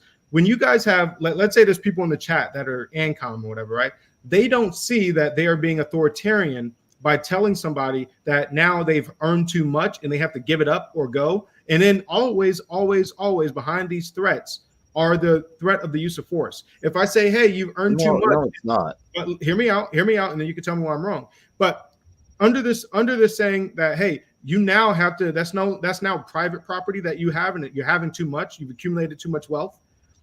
Or if I say, hey, you know what, you need to move out of our system, any one of these is always behind a threat of the initiation of the use of force. It's saying, hey, if you don't give me that money, if you don't give me some of that money that you just earned, then guess what? We're going to do XYZ to you. There has to be. Otherwise, if I'm just going to say, No, hey, but I that's don't like you, authoritarianism. See, here's the problem. If I use violence, then I'm authoritarian. And if I start even to, the threat of violence. yeah, If I if come I in use and the I threat say, of do violence, this or I'm going to kill you or now put you if in I jail. just say, well, Marcus, you just made too much money, I don't think you deserve it, that's not inherently Yeah, but authoritarian. that would just be your opinion. That would just be your opinion, but That's that just wouldn't my be what opinion. ANCOM is, though. But ANCOM has to take action on, or else it's not ANCOM. It'd just be an ANCAP society with a couple people with that are just sour that I made too much. But What that's sets not what how sets it apart? what sets it apart is, like I said, the differences are the similarities. Let's do the similar voluntarily decentralized. The differences are income societies would, yes, be smaller around the Dunbar number to work ideally, and then they can confederate. They may not use money as a signal. They would use something like Skillshare things, like you can think even mutual aid, but without the text file we call our bank accounts. And they're more communal in nature. We want to work towards an idea or the good of something as a community, meaning cooperation takes precedence over competition. Kill Google has a good point. If I came to stay in your house on your land and you told me to leave and I said F off, what would you do? That's violation of the NAP. So to me, they both have to respect the NAP. To be an anarchist, you have to respect the Well, yeah, NAP. but so that is the question, right? So number one, how did I get into the society? Did I, when I signed in to the HOA, did I agree that I won't make over so much money or something like that? Like, yes, their freedom of association is great for an ANCAP society. It's great for an anarchist society. But what we're talking about here is when somebody says that it's all voluntary, it's Correct. all voluntary, right? And then also It that has to nobody's going to be. come in, that nobody's going to come in and tell you arbitrarily that you have too much. You know what I mean? And that you can't use your personal property the way that you want to. You can't rent out your car. You can't rent out your, and that is the way that they do it. Like and They wouldn't say you can't rent out your car. See, what they would do is say, like, look, here's how it would work. no, they Here's how literally can't an rent it out. ANCAP man and ANCAP stand, you can have 50 billion cars. Agorists would probably say you can have the cars, just keep the manufacturing of the parts local. Mutualists would say, like, hey, you can have your house, but let's have workers associations to build those cars. Now, Ancom man and Ancom stand would say, hey, you know, Michael, you have a lot of cars. You're a cool dude. We all like you. I'm renting out my shovels today. Here's, you can go pick up an extra shovel if you want. I think you, for the benefit of the commune collective, all the cool dudes here, I think, would you be cool with putting up some of your trucks as, instead of them be your personal property, be your public property? But what if And at that point it's just your opinion until you can, because otherwise I'm just like, fuck off, you know what I mean? Like, I don't respect your opinion over what I've built. I'm the one that was out here slaving away in the freaking in the Okay, fine, but it is just it's an opinion, and you can choose to actualize it or not. And at the end of the day, if you say, fine, yeah, you know what, I do have a lot of trucks. I think you could better utilize this. Just like you're saying, who could better utilize land and or that's just something. an ANCAP society. That, from what you're describing to me, this is just an ANCAP society. No, it would be Right now, Ancom because let's say you could say my truck and my things are going to be you can uh, have communes communal in ANCAP. property. You can have communes in ANCAP. So what I'm saying is, all you're doing right now is you're basically saying, hey man, I think that you got too much, and then you're gonna walk about and go about your day. You're not gonna try and kill me. You're not gonna try and have me arrested. You're not gonna try and No, no, I'm not you're going not to gonna kill you go. or have you try arrest it, but I'll say like, look, Marcus, you have like 6 laptops. I want to use some of them for I'll say, Bitcoin. so what? Go the fuck away. Like, you know what I mean? No, Like, no, I'll be like, yo, hey, for the good of the collective, can I I'm use a like, couple for good of Bitcoin the, mining? I'd And be you're like, like, cool. the good of the collective, my ass, go away. I'm like, if you think that Okay, you can, but then why would you be in an ANCOM I'm society? trying to Then give it. go I'm to trying to show ANCAP you main where this and comes. ANCAP stand. Exactly. I'm trying to show you that there's an arbitrary person. You might be right that you believe that using it for Bitcoin mining will be more productive. But what that means is that, do you have the right to take it away from me? If not, then guess what? The market would already take care of that. If it's more productive for me to use my empty laptops for Bitcoin mining, somebody would be willing to pay me for them because they would be able to make money off of them. So the price signal already takes care of that. The only difference is one system has the ability to say that is now private property, and now we need to turn it into collective property, right? So one system has the ability to arbitrarily come in and make that decision for you. The It's other not system, you do it. arbitrarily making it. You're voluntarily saying, or somebody suggesting, in your case, maybe somebody suggesting, hey, Yeah, but that, you don't see how that's crazy that somebody else can come in. It's almost like saying, "Hey, man, your dick has a. It'd be better off, doing this. Like, it's my shit, nigga. Like, leave my shit alone. Like, right? Like, you I don't see. don't think, okay, I mean, that's a little bit ridiculous. I don't think Well, like the no, it's computer is literally going to your. be You got to remember how I'm viewing my labor. I put in the fucking hours to be able to make this thing prosper. okay. Like, it's literally an extension of me. It's an extension of my labor, right? So this is like my blood, sweat, and tears went into this. So now I can afford these extra laptops. I want to do with them what I want to do. Now, if you want to offer me money to take them away from me, I'll trade you for them. If you are Okay, offering fine. me, But then what I would say is, okay, live in an ANCAP, but not everybody thinks the same way. I know, but it's crazy to me that somebody can say that, oh man, I think that you have too much, and I'm going to work with the community to try to take this away from you. But not to You're try going and to take take. it away. Make a friendly How are they suggestion. not trying to take it away then? They're not, because they're not trying to take it away, because that is authoritarian. Look, here's at the end of the day, Yes, they they would would be just say, authoritarian. look, They're, you they're have not. too many. Look, not you have too many, but you have a lot of laptops. Do you want to give up some for the good of the And if community? I say no and I tell you to leave, then this is what I'm saying. What happens next? Nothing. Okay, so then that Try and what convince you sets it again. apart from Be and like, hey, Mike, you're a cool dude. Um, we see you working with Claude. We want other people to work with Claude. We think we can, get a prompt thingy going. Why don't you say, hey, okay, I have a surplus of laptops. Would that work? And then here's the good thing. Here's the good thing. You can use their tools, their stuff, their stuff. They're giving up a little bit of stuff for communal usage too. So I think in that point, whether you use money as a signal or not, everything will work if there is a collective goal that you're working towards. I mean, I see that Kill Google has been to communes. My Mhm. friend Mike has been to communes. They work. They actually do work. Like, they exist. Twin Oaks works. Seca Sassola works. Zapatistas. It works. I'm not going to say it's perfect, but there's a distinction. I think it's a fine distinction to make. I Okay. think it can work. You can argue that maybe, yes, in Austrian systems, because they can scale larger and because there's more individual competition, then yes, wealth creation be. But I'm looking at this as Maslow's hierarchy of needs as well. Yeah. Sometimes you can say, hey, I want to, utilize property for Mhm. purposes to make sure that everybody is able to maximize that Yeah. potential. There's nothing wrong with that. Wait, no, wait. You got to remember that you're saying to me though, you're literally somebody else coming to another human and saying that this can be able to be used for this right here, and then you're going to try and take it from them because you got to remember, I can cite, Not try and take it. I can cite a bunch of Ancom societies that this is how it went down. They will take your farm. It's not that you get to say, oh well, I kind of don't want to voluntarily give it up or whatever. No, they will take what they. That's how it always happens. And So they're not Ancoms, okay, I'll but they're go not over a Ancom. bunch of examples. I'll go over a bunch of examples of why Ancom always has to have that arbitrary person that says, "Hey, you know what? We think that your farm would do better if you were to, collectivize it. And then if you don't want to, then we could just take it from you. That's what ends up happening in Ancom. Right. It's not just oh yeah, like that was so crazy. Like in Catalonia, Then you're being Marxist. Then you're being authoritarian. Then you're not all an Ancom is this. Yes, all No, Ancom no. is this.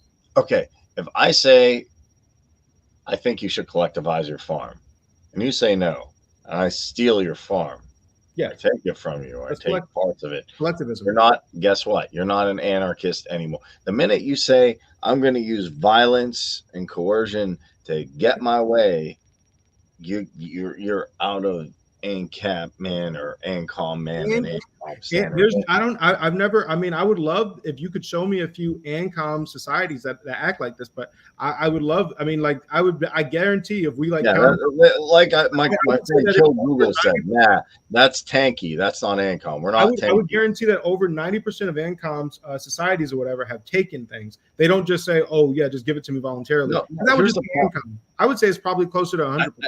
I think you're making a fatal mistake here. No, I understand the difference between a statist communist and an Ancommunist. I'm telling you that it's almost like saying that you're a libertarian socialist. It's an oxymoron. It's a made up position that does not exist. I don't really like libertarian socialists because socialism it's not a coherent ideology. I'm saying that Ancom is also not a coherent ideology. I am saying that is. Okay. I can bring up Nestor Makhno, but kill Google.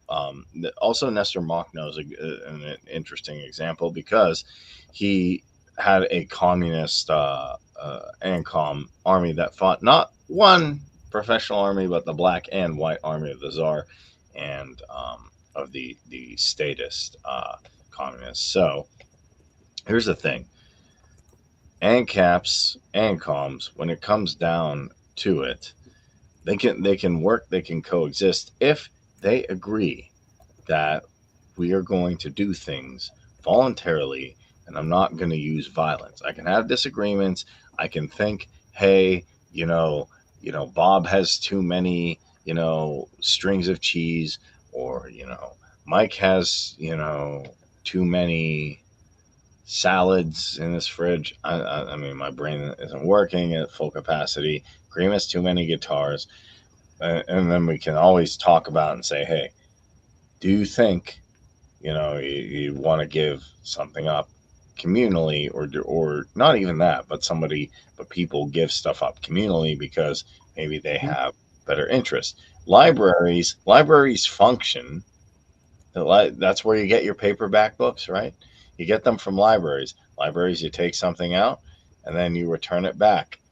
That is the epitome of Ancom. That's literally communal property in action. Yeah, that's exactly what Plymouth and Jamestown were, and why they failed, right? Exactly for this system. I mean, it's not a good system. It might sound good, like elementary, but it's not a good system. So, and also somebody brought up the Ukrainian free states, whatever. They literally have many examples of people that did not want to give up their surplus grain, and then they got appropriated or whatever.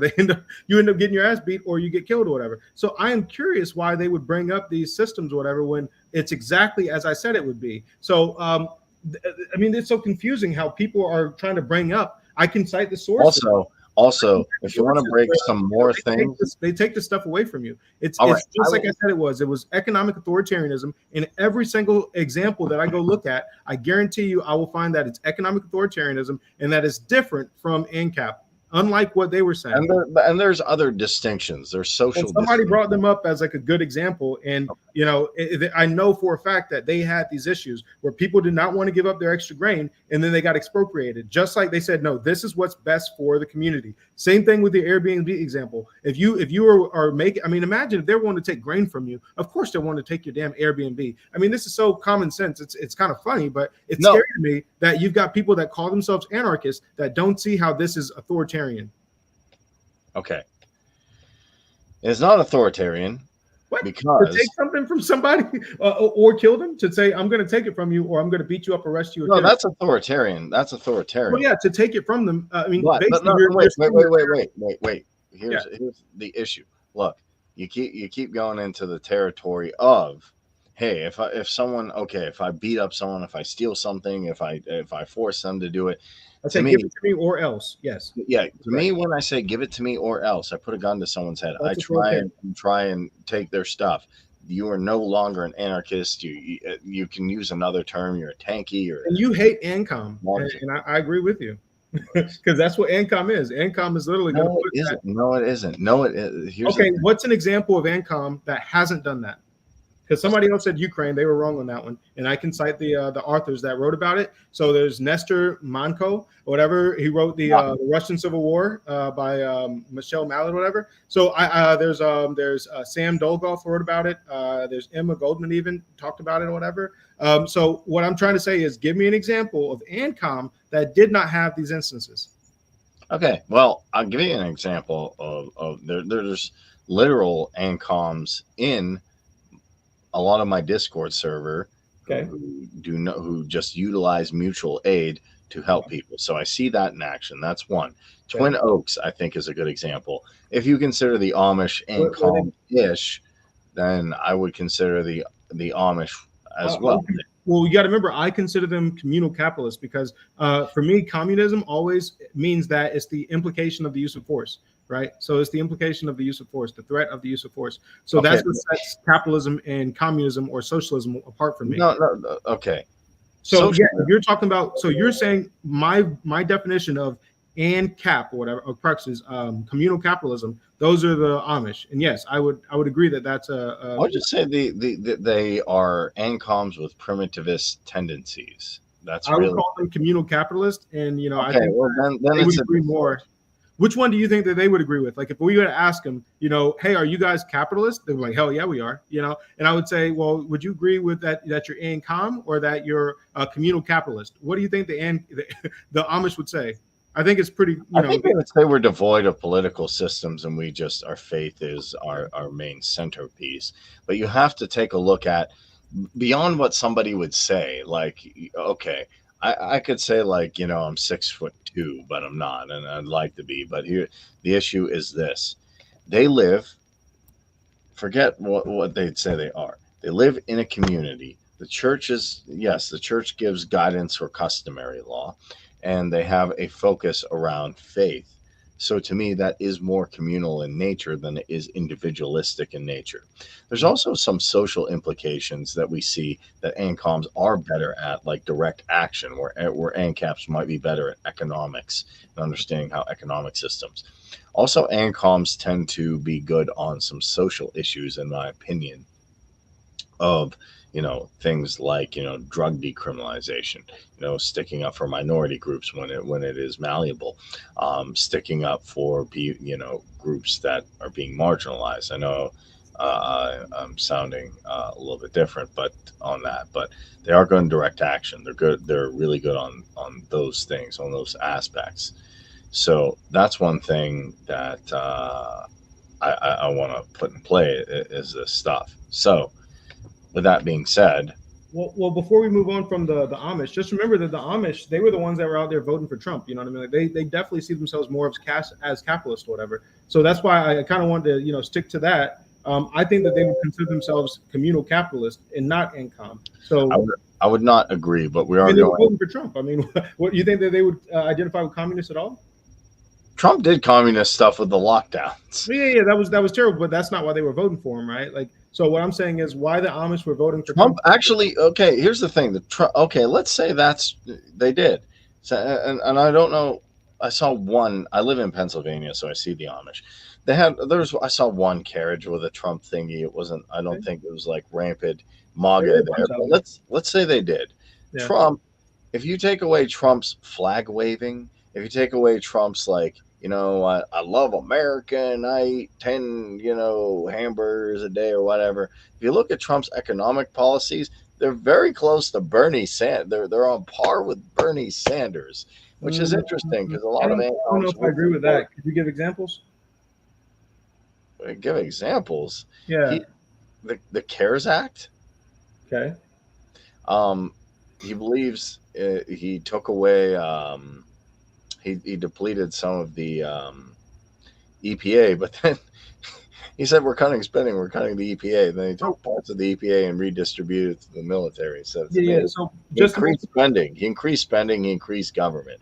Wait, He wait. We got to be specific on this, right? So, number one, libertarians have held the that position well before Bernie Sanders, right? So, did Bernie Sanders hold a right wing view of ending the drug war, or was this, you see what I'm saying there? I don't think that it's Trump being like a socialist. I think that libertarians have always, like right wing people have always been against the drug war, right? Like, and this is if you're talking about actual right, not Republican right, right? So that's why uh, I wouldn't give. depends how you're defining right. Like Well, the things he types. who was mostly against the like the prohibition, whatever, you know what I mean? Like who was against the wars? Like what ideology was Well, initially have always been anti-war? You know what I mean? Like I mean, you can. Well, it depends how you're doing. Do you just moved consider left. Rockefeller Republicans Yeah. right or not? Well, no, I don't. I'm talking about like Rothbard when I'm talking about right. So Okay, I'm fine. further right than so I'm talking about minimal state, minimal like those people have always been anti-government. It doesn't matter how far back you go. Like I've gone back really far. It's because they don't want to raise high taxes to be able to afford the war to begin with. You can't have crazy wars whenever you have zero taxes. Like like you can't have like democide when you have zero taxes. It's impossible. Like so, like a lot of these things are just inherently left wing positions. Like if you like in America, if you were just to look at which was it the left or the right that created more wars, right? Like most people, if they've never done any research into this, they're going to say, oh well, it's the Republicans that are always starting the wars. But then when you actually Not the look at Democrats, but oh, it's far and away. Like by how many wars, how many different actions or whatever, the amount of people that have been killed or involved, the amount of money, and it's like 12 to 1. Like it's insanely one sided that Democrats start wars and shit. So all I'm saying is that it's possible that yes, the CARES Act was something that Trump and Bernie would agree on, but I would say that libertarians own that position more so than anyone else. And that's all. That's the only thing that I'm contesting there. Does that make sense? I think it's a libertarian position, and other people can borrow from it. I think if you go back into the Facebook group and just say, "Hey, I think we have a semantic disagreement, and maybe Ancoms are more closer to what I call communal capitalism, as you called it," then you'd actually start to agree with them more, and you'd start to be Oh like, no no no no! They would either have to agree with me that in Ancap, or I would still not agree with them because they're. "So I think you should put your bro Potkin hat on and go have a beer." I hate Kropotkin. I don't like him. He had a cool. First of all, he had a really cool beard, so that Yeah, has to be that's something. cool. But his ideas were shit. You know what I mean? No, So they weren't. I mean, you got to cooperate. Look, at the end of the day, cooperation is the law of surviving on a desert island. Here's the interesting thing: are they? Because the basis of Mises would say what Kropotkin said. How do I know? Mises and his analysis of Menger's theory of money. This is where I also disagree with people keep posting Malay, keep saying wealth is created by hard work. Wealth is created by hard work. No, it's not. I can dig a ditch all day. Wealth is created by finding a market need and then engaging in social cooperation. Hey, I can build LCDs. I can build panels. I can build shiny keyboards. All right, let's stick it all together. So, cooperation is, while competition is important, definitely in Austrian societies to keep prices low, cooperation is the foundational basis of civilization. And Mises understood that, and so did Kropotkin as well. So, no, he doesn't have. I'm not saying I agree with all of Kropotkin's ideas. I don't agree with all of Rothbard's ideas. I don't agree with all Bakunin's ideas, but I see merit in all of them. and conking as well. Yeah. So, I mean, for me, I just want the most optimal society. And so for me, optimal means that it's going to create the best standard of living for the poor and the middle class. And it's going to have the most freedom. So what that means is, I want to make sure that it's optimized so that way you can never have democide, right? Because democide is like the worst thing when the government murders you, like because you only have one life to live, right? So very similar to like what a Randian would say. I don't I think that if you have any society that allows for democide, I think that's screwed up society, right? So Correct, correct. Well, that's why I'm against, like, that's why I'm yeah, against so the Israeli regime right now. But to really right, but that's hearken, not that wouldn't be democide, right? Like democide is when you kill your own people. okay, yeah, through the government. But to break this down, I talked to Ancom, who's the creator of Connector app. Hmm. We went back and forth on this, and that, do you want this or do you want that? And funny enough, the distinctions are, he's like, some days you're building a house and you build a roof and it's like, hey, give me 10 bananas for that, or then you use money the next day. So there's a lot of transient things in between, what you consider, oh, well, is this, the capitalists are doing a little bit of communism, and the communists are doing a little bit of capitalism, and you see that quite often. So what I would say is this: there's no inherent completely bad idea. There's no inherent perfect idea. Let ideas compete, and we can see There are which. obviously bad ideas. There are obviously bad ideas. That's common. I mean, what you're doing is like a moral subjectivism or a moral relativism. Sorry about that. But I'm that's not more relativism but means, when you say there's no bad ideas, that's literally moral relativism. okay. Let me quantify that a little bit better. Yeah. Well, more relativism would mean, I say, like, I can use violence against somebody. Let's say in the political sphere, in terms of political and in terms of economic systems, the best thing is to let different ideas compete. When you have different ideas competing, then you can get analysis, statistics, and data, and say, okay, this is working good here. This is not working so good here. Why is it not working so So, good so here? question, right? Because I like competition, obviously, right? But Yeah. So at what point, there has to be some point in the future where we have so much economic theory, so much data that is backing up this theory. And it's every single time we try this thing, whatever, we see failure or we see success, right? So at what point, at some there must be a point, right, where we don't have to have the bad system. Like if one system ends up leading to, people getting murdered and raped or anything, just think bad, right? Like if one system has that, then how many more times do you need to try it before you no longer need to have that test case, whatever? Is there any time in the future where you say, okay, well, we have enough? yes, Okay, so then I would say that we're already past that point by, like, 100 years. So we already I know. agree. Here's what we should never try, and I agree. We should never try authoritarian Marxism, never try authoritarian socialism. We should drop the Zios. We should also drop, in my opinion, corporatism, because that doesn't work either, and that's just of recent history. We should drop fascism, and we should work towards voluntary decent voluntary. If it's voluntary and it's decentralized, it seems to work better. Not perfect, better. That's why I say, when it comes to individual ethics, I believe in objective morality.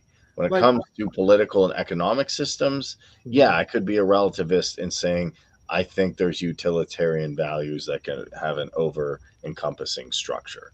Meaning, hey, if living in a commune is going to benefit you, and not using a bank account, or not using money as a signal, will benefit you, and you have a collective goal and you're under the Dunbar number, I think you should go for it.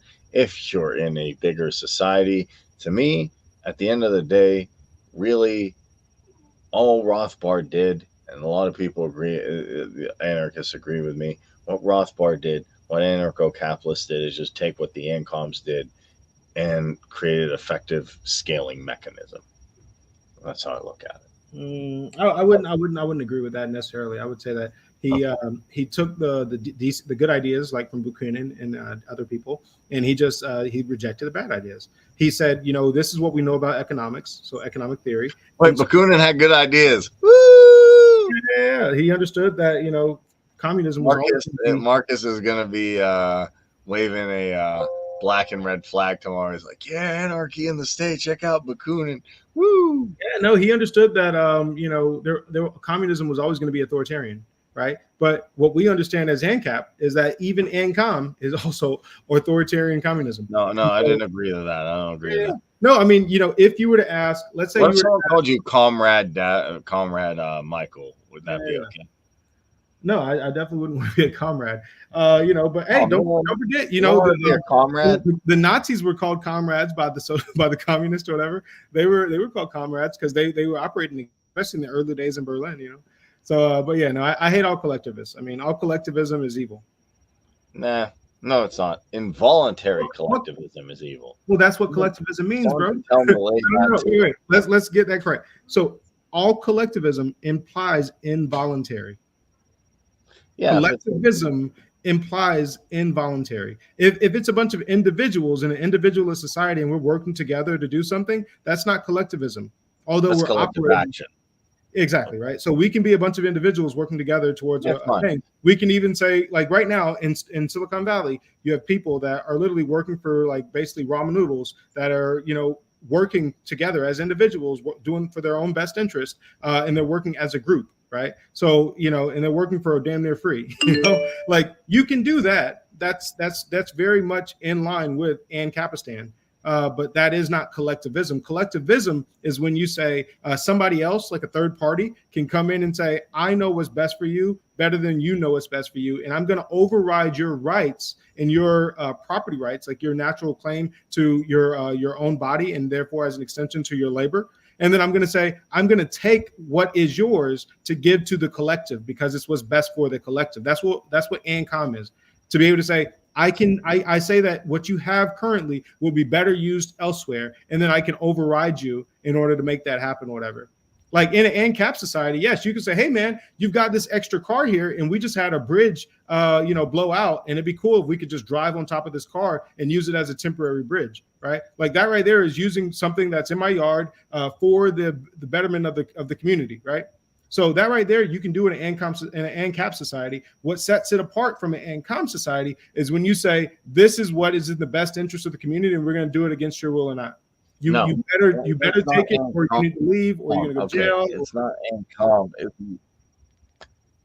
If you say this is in the best interest of the community and you use violence. Now, if you say this is the best interest of the community and you make a compelling argument, then I would say, hey, yeah, you guys can have it, just buy it from communal. Yes. Now, if you use violence, no, you're not an. But think about it though. What is the difference, right? Like one is right now I don't have to do anything, and you're saying the other one I don't have to do anything. Then it's just what you're saying is that in the voluntary interaction and not having a ruler. So exactly, you use violence against people. Now, I'm not saying just using violence makes you not an anarchist. But let's remember though. So right now there's a bridge that just went out in the middle of this hailstorm or whatever this storm, right? Like in the individualist society where everybody's free rights or their property rights are protected, right? They're like these are negative rights, right? So in an individual society, in the Ancap society, you don't get to take it from me. You can ask me politely. You can offer to buy it from me. In any anarchist society. What I'm saying is right now, it's better for the collective to put together money to buy it from me because I don't need it and you guys can use it, right? And it would produce a lot of benefit, so you can buy it from me, or you could ask me for it, right? That's Ancap. Ancap it's all voluntary. But Ancom, there has to be a difference between Ancap and Ancom. The difference is the fact that one system can say, if you don't give it to us, there's an or else behind that. Okay. But that's always been it, though. Remember, I can go over many, many examples of Ancom societies. Literally, I would like you guys to show me one example, or three preferably, to show me a few examples where Ancom societies don't do this. So to break this down, let me break down how it works in Ancom society. Then I'll get to that question. Is this? Yeah. All right. So Ancom society would say, hey, the Ancap, you just say, okay, the bridge went out. Can I borrow your truck? Okay. Mm-hmm. Or no, or whatever. Agorist, hey, the bridge went out. Can I borrow your truck? Yeah, it's made with all local parts here. Cool. Keep your supply chain local. Okay. Primitivist, you don't have a car, uh, Yeah. or a bridge. Hmm. And Ancom, hey, we have this truck that was collectively donated because somebody has a bunch of trucks and they're using this. This is public property. You can use it. Please take good care. Okay, this is part of the collective still. And guess what? I used a Wait, truck wait. that was communally owned. I'll Uh-huh. give you an example. Next to Somebody me, had to. Somebody had to give that up, or whatever, right? okay, yes, but they're next to me, the Order of Saint Benedict. They don't Yeah, call I'm familiar themselves with it. comms, but Yeah. they're all monks. They voluntarily get into a thing. They get a stipend of $600 a Hmm. month. They have a small room. The Arch Abbot does have a dictatorial thing, kind of the religious thing, but that they have to ask permission and stuff. They don't call themselves Ancoms, but the structure is very Ancomy. They're right next to. They're a few miles from me. That works. I would consider the Amish technically, even if they say they're more communal capitalists, I would Yeah. consider that a form of Ancom society. It's working. Twin Oaks, Hmm. Zapatistas, Rehova, But those Anarchy, ones aren't necessarily working. Like, especially like, in relation to, but like, why are you saying that these are working though? Without like, I mean, like, if we were to look into them, you would see massive, huge issues. Like, I mean, like some of them, like you can't even get like a house or whatever, and like they're, there's huge debt that they put you in, and like there's all kinds of major issues with these things. Like, you're they're just working compared to Seca Sosola is working compare because I'm looking at them in relative comparisons, like a good economist would. let's say Here to America or to a free market alternative. If there was an Ancap society and then there's these whatever, like when you say working, like if you guys are so starving that you have to go like take shopping carts and go raid a Walmart because your system is failing, it's not. I don't think that I haven't seen any of that with there's a the lot of that. Batistas. I Okay, don't. I at mean, least we look, got videos of it. Anarch has done good. I can send these videos to you. Anarch has done better analysis. Then you can check him out and you'll be like, "Damn, homie got me." Well, no, I doubt it. I mean, you got to remember, like, there's a lot of authors that have already written about all of these different experiments. We're seeing the side. No, I've looked in pretty much every single experiment. Like, I've I'm. looked at the. But here's the thing: if you looked at every experiment, Seca Sosola has I lasted. haven't looked at Seca Sosola, but I could. I'm sure. You know, I could go look it up. I I mean, can send you the video. Anarch, who's a very well read anarchist, says that. Plus, I have ancoms in my actual servers that have been to communes. Have friends have been to communes. but think This is about that. Like, I mean, so let's say are you not familiar with? happening, man. Wait, but think about this. Think about this. You're familiar with what communists would always do under like any form of communism. They always have these Potemkin villages. They always have the smiles on whenever visitors are in and everything like that. So I need to know what is it like long term, not just because somebody visited it once, whatever. You know, like But I need to know what it's like from a person that. okay, then I can send you the thing on Seca Sosola. It's been around since the 1960s. If you can now, here's the thing: Just spell it for me. Well, how do you define long term is an issue? Is that 10 years? Is that 20? Is that 30? Is that 50? Is it 100? How long is long term? Because interestingly enough, a lot of people say, "Well, America, woo, America is not going to last." In my opinion, 250 years of a republic. Technically, you could argue the Confederacy was the end of the American Republic. So the Han Dynasty as a monarchy lasted 500 years. China in ancient times has beaten old good America. So just because something lasts long term doesn't. Anarch made a funny comment too. Somebody said, "Well, the Soviet Union lasted more than any of your Ancom projects. What does that say?" And then he responded and said, "Feudalism lasted longer than those. Are you a feudalist now?" So just because I'm not necessarily going to judge a merit of a system based on longevity, but I'll send you some stuff if you really want, just to say, "Hey, I think I got this. I No, think I got." longevity isn't the only like metric, whatever. I care about like what is the standard of living? What are the wages like? What is this? Like I mean, if there's no wages, then definitely what is the standard of living? If somebody has to get a house, can they do that easily, or is that something where you literally got to suck somebody's dick in order to get it? Like is there a bunch of I corruption there? mean, I'm probably sure that would happen in an ANCAP society too. What do you think? No. that couldn't exist, because as long as there's competition, there's no way that somebody can just say, "Oh, suck my dick," unless Man, they're giving it to you for free. You know what I mean? Like it man, would be okay, we it's have a. Would you say we have a relatively free market, and totally. there's chicks? Let's And just say this: yeah, there's we have a relatively free market, and I don't think those OnlyFans girls are. I think they're doing a little extra. This and this, and so they're doing that for the house. yeah. Can you spell Siseka Pasco, whatever? I'm gonna. It's Solo thing? Anarch's video. It's Anarch's video. Send me that. Send me the spelling of it real quick. But yeah, no. Definitely, I would say that Am I if pushing you any closer to panarchy? yeah, nah. In an ANCAP society, the only way that you can get somebody to suck your dick in order to give that get the house, whatever, is you're taking a big loss. You can't do that You sustainably, just sign up to OnlyFans. huh? Well, Or yeah, I mean, you you could try that or whatever, but guess I what? I don't mean, see, but here's the thing. Like, okay, fine. Like, I mean, like but wait, but let me make to the differentiation. providing fellatio. I don't think Yeah, yeah. Let me make sure that's okay in is a free market like. society. I What mean, I'm there's saying hoes is, out there.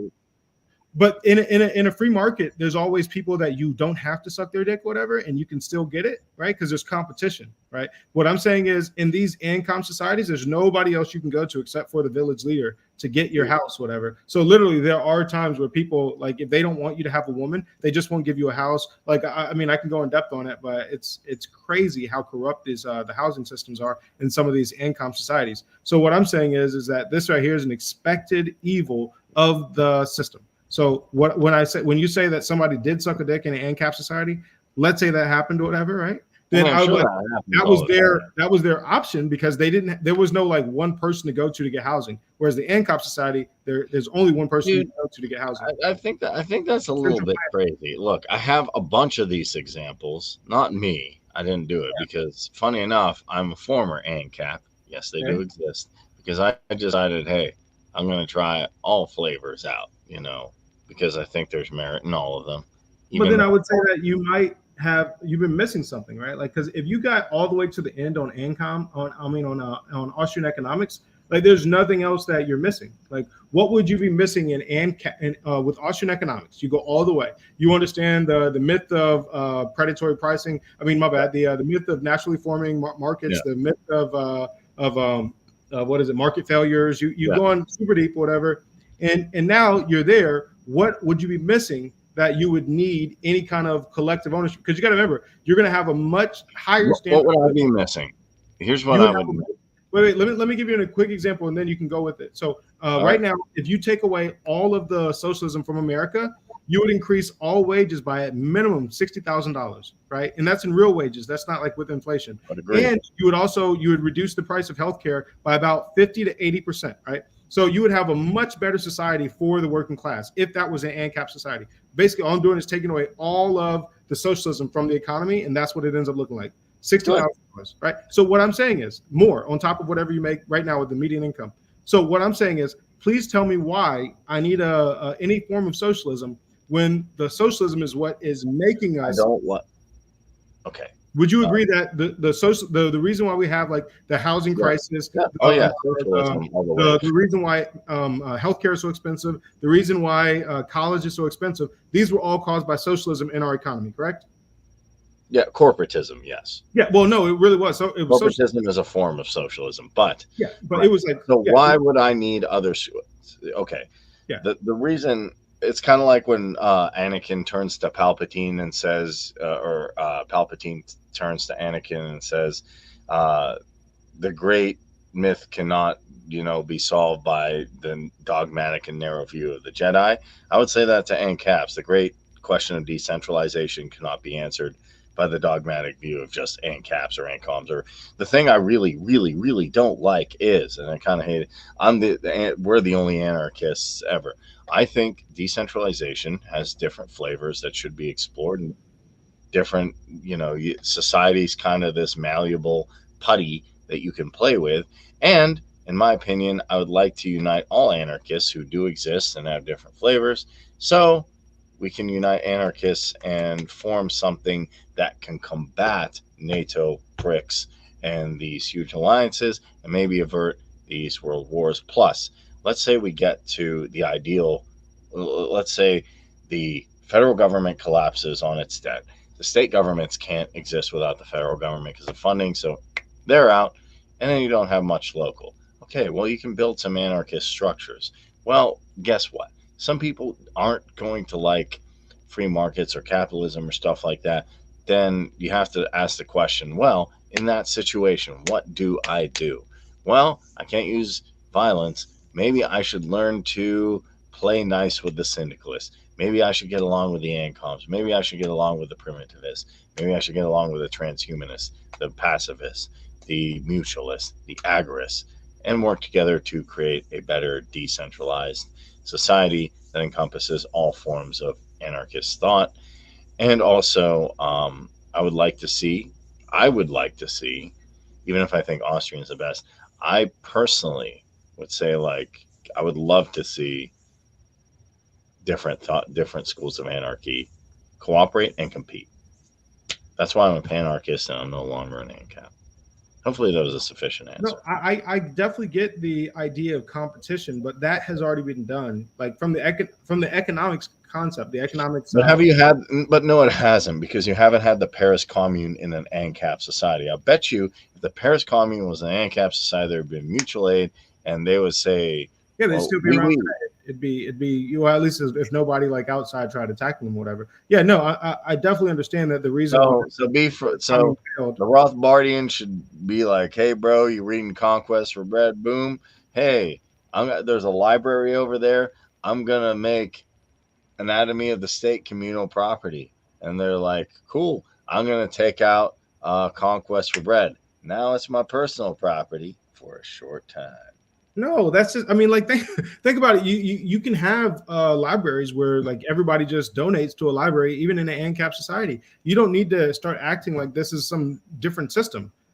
That doesn't make sense. You see what I'm saying? Like you don't need to start calling this like a ANCOM society. It's just ANCAP. There's a voluntary library.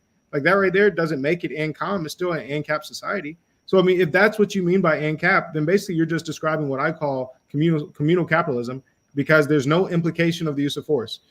Because here's the root of that's what makes all anarchists anarchists. Yeah, exactly, and that's why I say ANCOM can't be. So we're agreeing. We're just using two different words. So let me show you why I choose my word versus your word, right? So let's say you've got Canada, which has universal health care, let's say, and let's say they have 100%. Just for shits and giggles, let's say they have 100%. Maybe they don't today or not, right?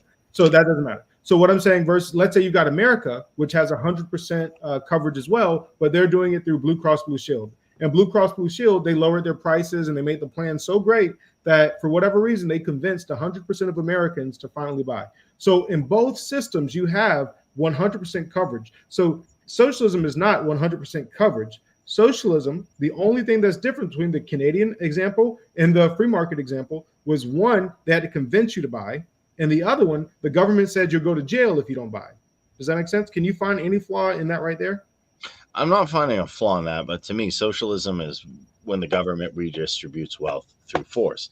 Anarcho-communism is when people get together voluntarily and say, hey, we have a communal goal. So that's why I still like the word. That's why let's stay with the thing. So right there, you said that there's no issue. One, the word socialism implies the use of force. Communism implies the use of force. So that's what I'm saying. I'm saying that the word implies the use of force. Is basically do this or else. The other one is we respect your property rights. Even if we want you to do something, that I would offer you money for it to try to coerce your action through the market. I would say, hey, I will offer you $10,000 to give me this right here, right? And then, so I will offer you enough money to where it makes you change your mind, or it gives you the incentive to where you want to do it, or I'm going to build something that competes with it, right? So like, let's say you didn't want to give me your car. Well, then I'll go to somebody else, right? Because there's always competition, right? So I'll go to somebody else, or I would offer you money. I would try to get people together and offer you money to get what you need, whatever I need from you. So like, I'm saying that because if there is no threat of the use of force, then I would just call it communal capitalism, because that's what you're describing. You're saying that, yes, if somebody were to, like every other Ancom society out there, if they go in and they say, we're going to take away this grain from you, or we're going to take away this car because we think that it should belong to the commune, or we're going to take away this or take away that. If they're saying that we're going to do this or else, because the or else has to always be there. If they're saying, hey man, we need your car for a communal car, but then you say no, I there still has to be some kind of an implication there of we're going to beat you up, we're going to take it from you by force, we're going to put you in jail, we're going to kill you. There's something there, right? So that there has to be a difference there. If in the Ancom society they ask for it and you say no and nothing happens, and in the Ancap society they ask for it and you say no and nothing happens, then what's the difference? It's the exact same thing. the fundamental difference is how we're utilizing the usage of property. So there is a fundamental difference, and there's also a fundamental difference in the ethos of what the society is aimed at. Also, there is an economic difference of maybe one's using money as a signal, maybe one isn't. Those are things to keep in mind. Also, there will be social differences, as you know, it seems that one will prioritize direct action, one will prioritize economics. So there are differences. But with that, it's going on for hours. I get it. But yeah, no, I mean, I would definitely say that I think that the use of force is at the core of it. Like let's say if because there's a lot of people that are communal capitalists that don't you would you agree or not that they a lot of the incomes or whatever they believe in like Medicare for all. They want they want Some of the self-identified ones. medicine system, right? Okay, there are just like there are ANCAPs who kind of.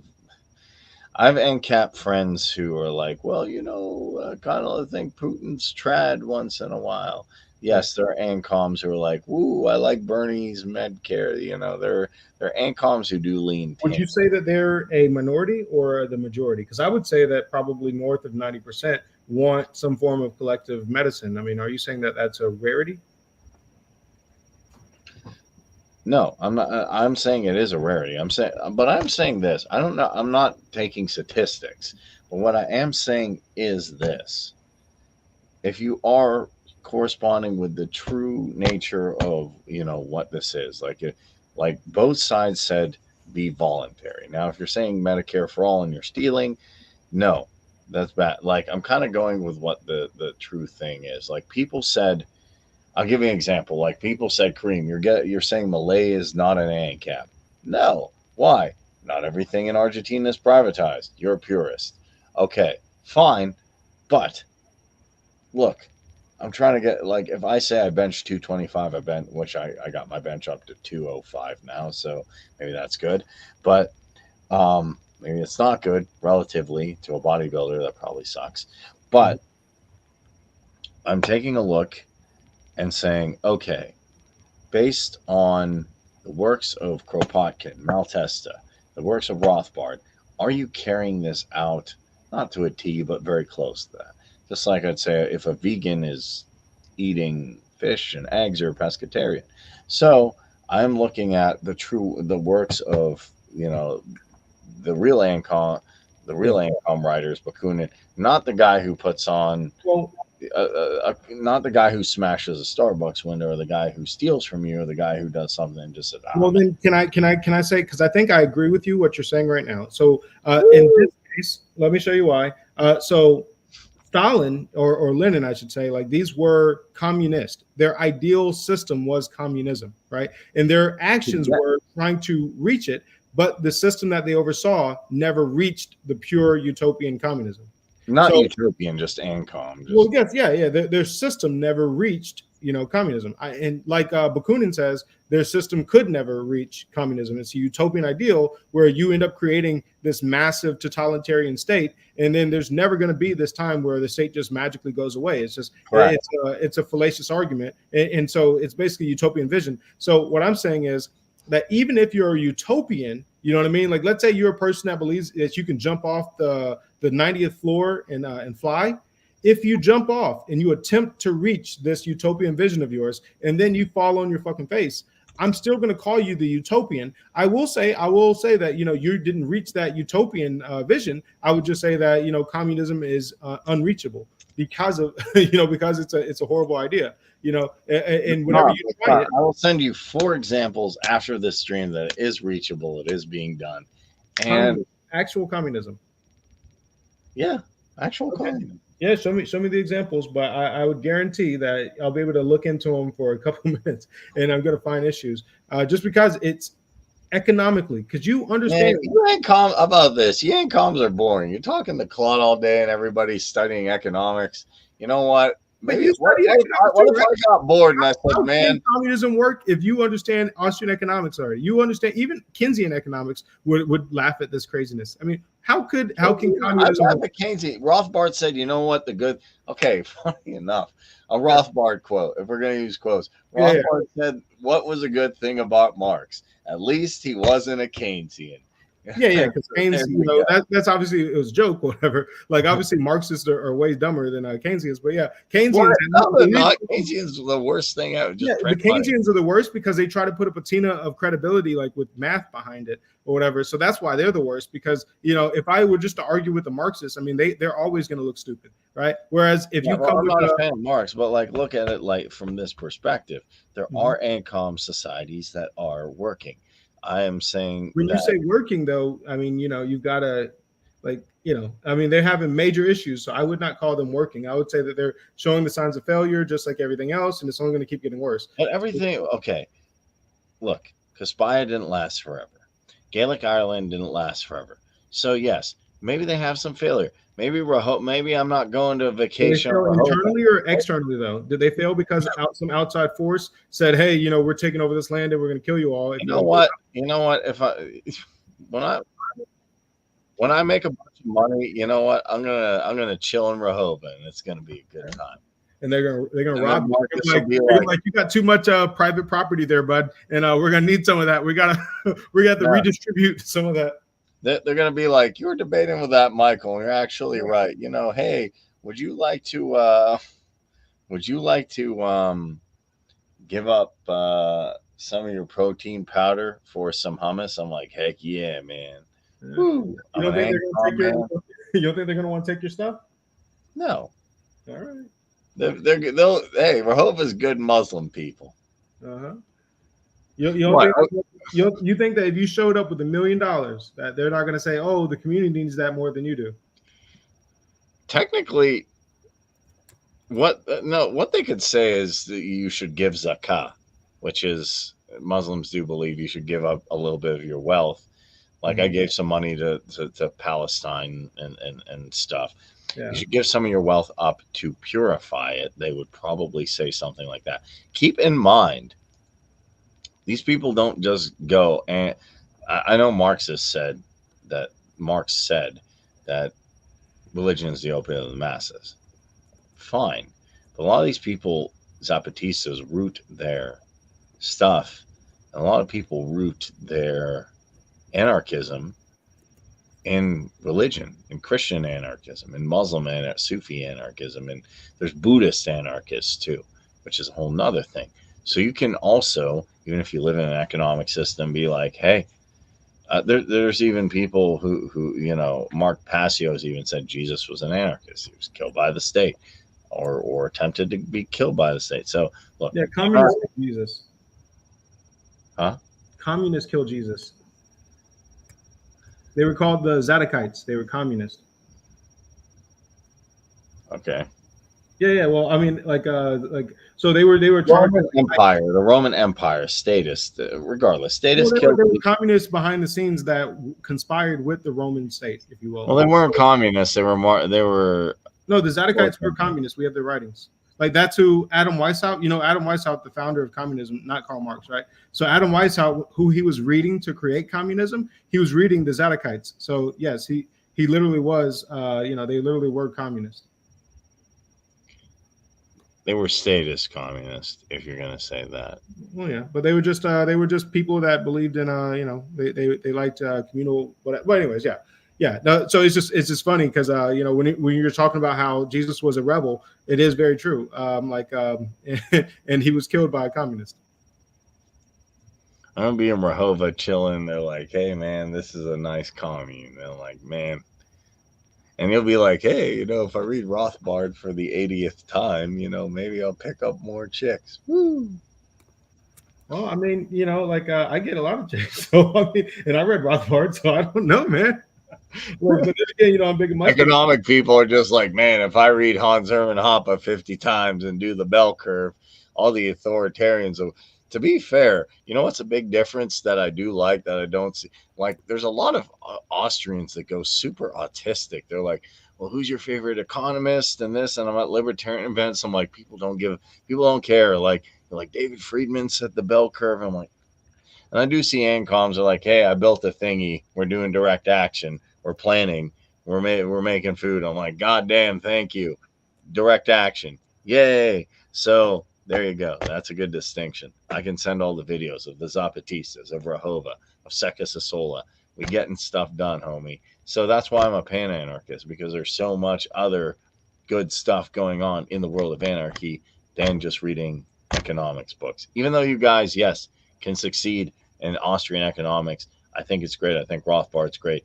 But look, there's more to the whole consciousness of decentralization than just No, that. no. Literally, the most decentralized thing that you can have is individualism. There's literally nothing. There's no other alternative that is like, oh, well, You can have decentralized communities if you're more community centered, and you can have decentralized individuals. but Tucker is as much of an all of those anarchist. align with No, all but of those align Tucker with Austrian economics. Like you can Tucker have a is just decentralized as much of an anarchist as Bakunin was.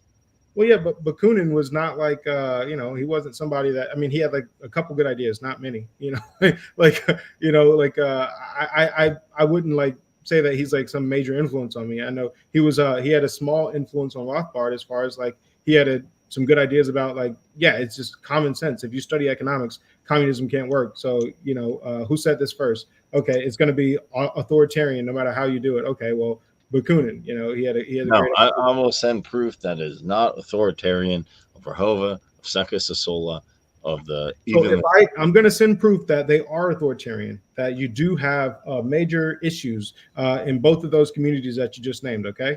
And so if I prove that they are having authoritarian issues, where if you're a guy there and let's say you're trying to get married or whatever, and somebody else can control your life and say, well, you can't have this and you can't do this, and like that's authoritarian, right? Like you would like if somebody wanted to build a house and they make you like go into crazy debt, or if they make you do them favors or things like that, that would be authoritarian, right? correct, correct. Okay, And I'm well, not going to say that doesn't happen. Like, okay, I'm not going to say that doesn't happen. And I'm sure authoritarianism can happen in Ancap man and Ancap stand. There are Ancaps who keep pulling this Pinochet garbage that I don't like. So here's the thing. yeah, There's Ancaps who are advocating, and I'm not a huge fan of Malay either. So here's the thing. At the end of the day, I do see inherent problems with a lot of this. What I will say is this, though, it is going on like 4 hours now. So it's over 4 hours. So I'll close it off. I'll send the stuff, but I still say this. At the end of the day, decentralization does not have one face, does not have one consciousness. And there's different forms of anarchy. You don't have to be an anarcho capitalist to be an anarchy. That's why I changed and said, hey, look, Adam Kokesh showed me something awesome. Now I don't have to be just a punk rocker. I can have my computer and my Bitcoin and be an anarchist. But there's other forms of anarchy out there. I think they can all work together. Let's work together. I would just disagree. I would say that any form of anarchy that is not voluntarism is going to be authoritarian, like just inherently. It's Well, just Ancoms are voluntarists too in that sense. no way. But yeah, all right. Well, show me an Ancom society that is voluntarist. We're gonna I got 4 parts to Anarch series. I'll send you all So send 4. it to me, and then I'll respond to whatever. But And then I'll be like, Marcus, why are you waving a black and red flag half of the time? You're like, yeah, man, I'm taking direct action. And woo. yeah. All right, man. Well, cool. It was a pleasure, pimp. Be safe, man. Yeah, I will be safe. There we go. All right, brother. Be easy, man.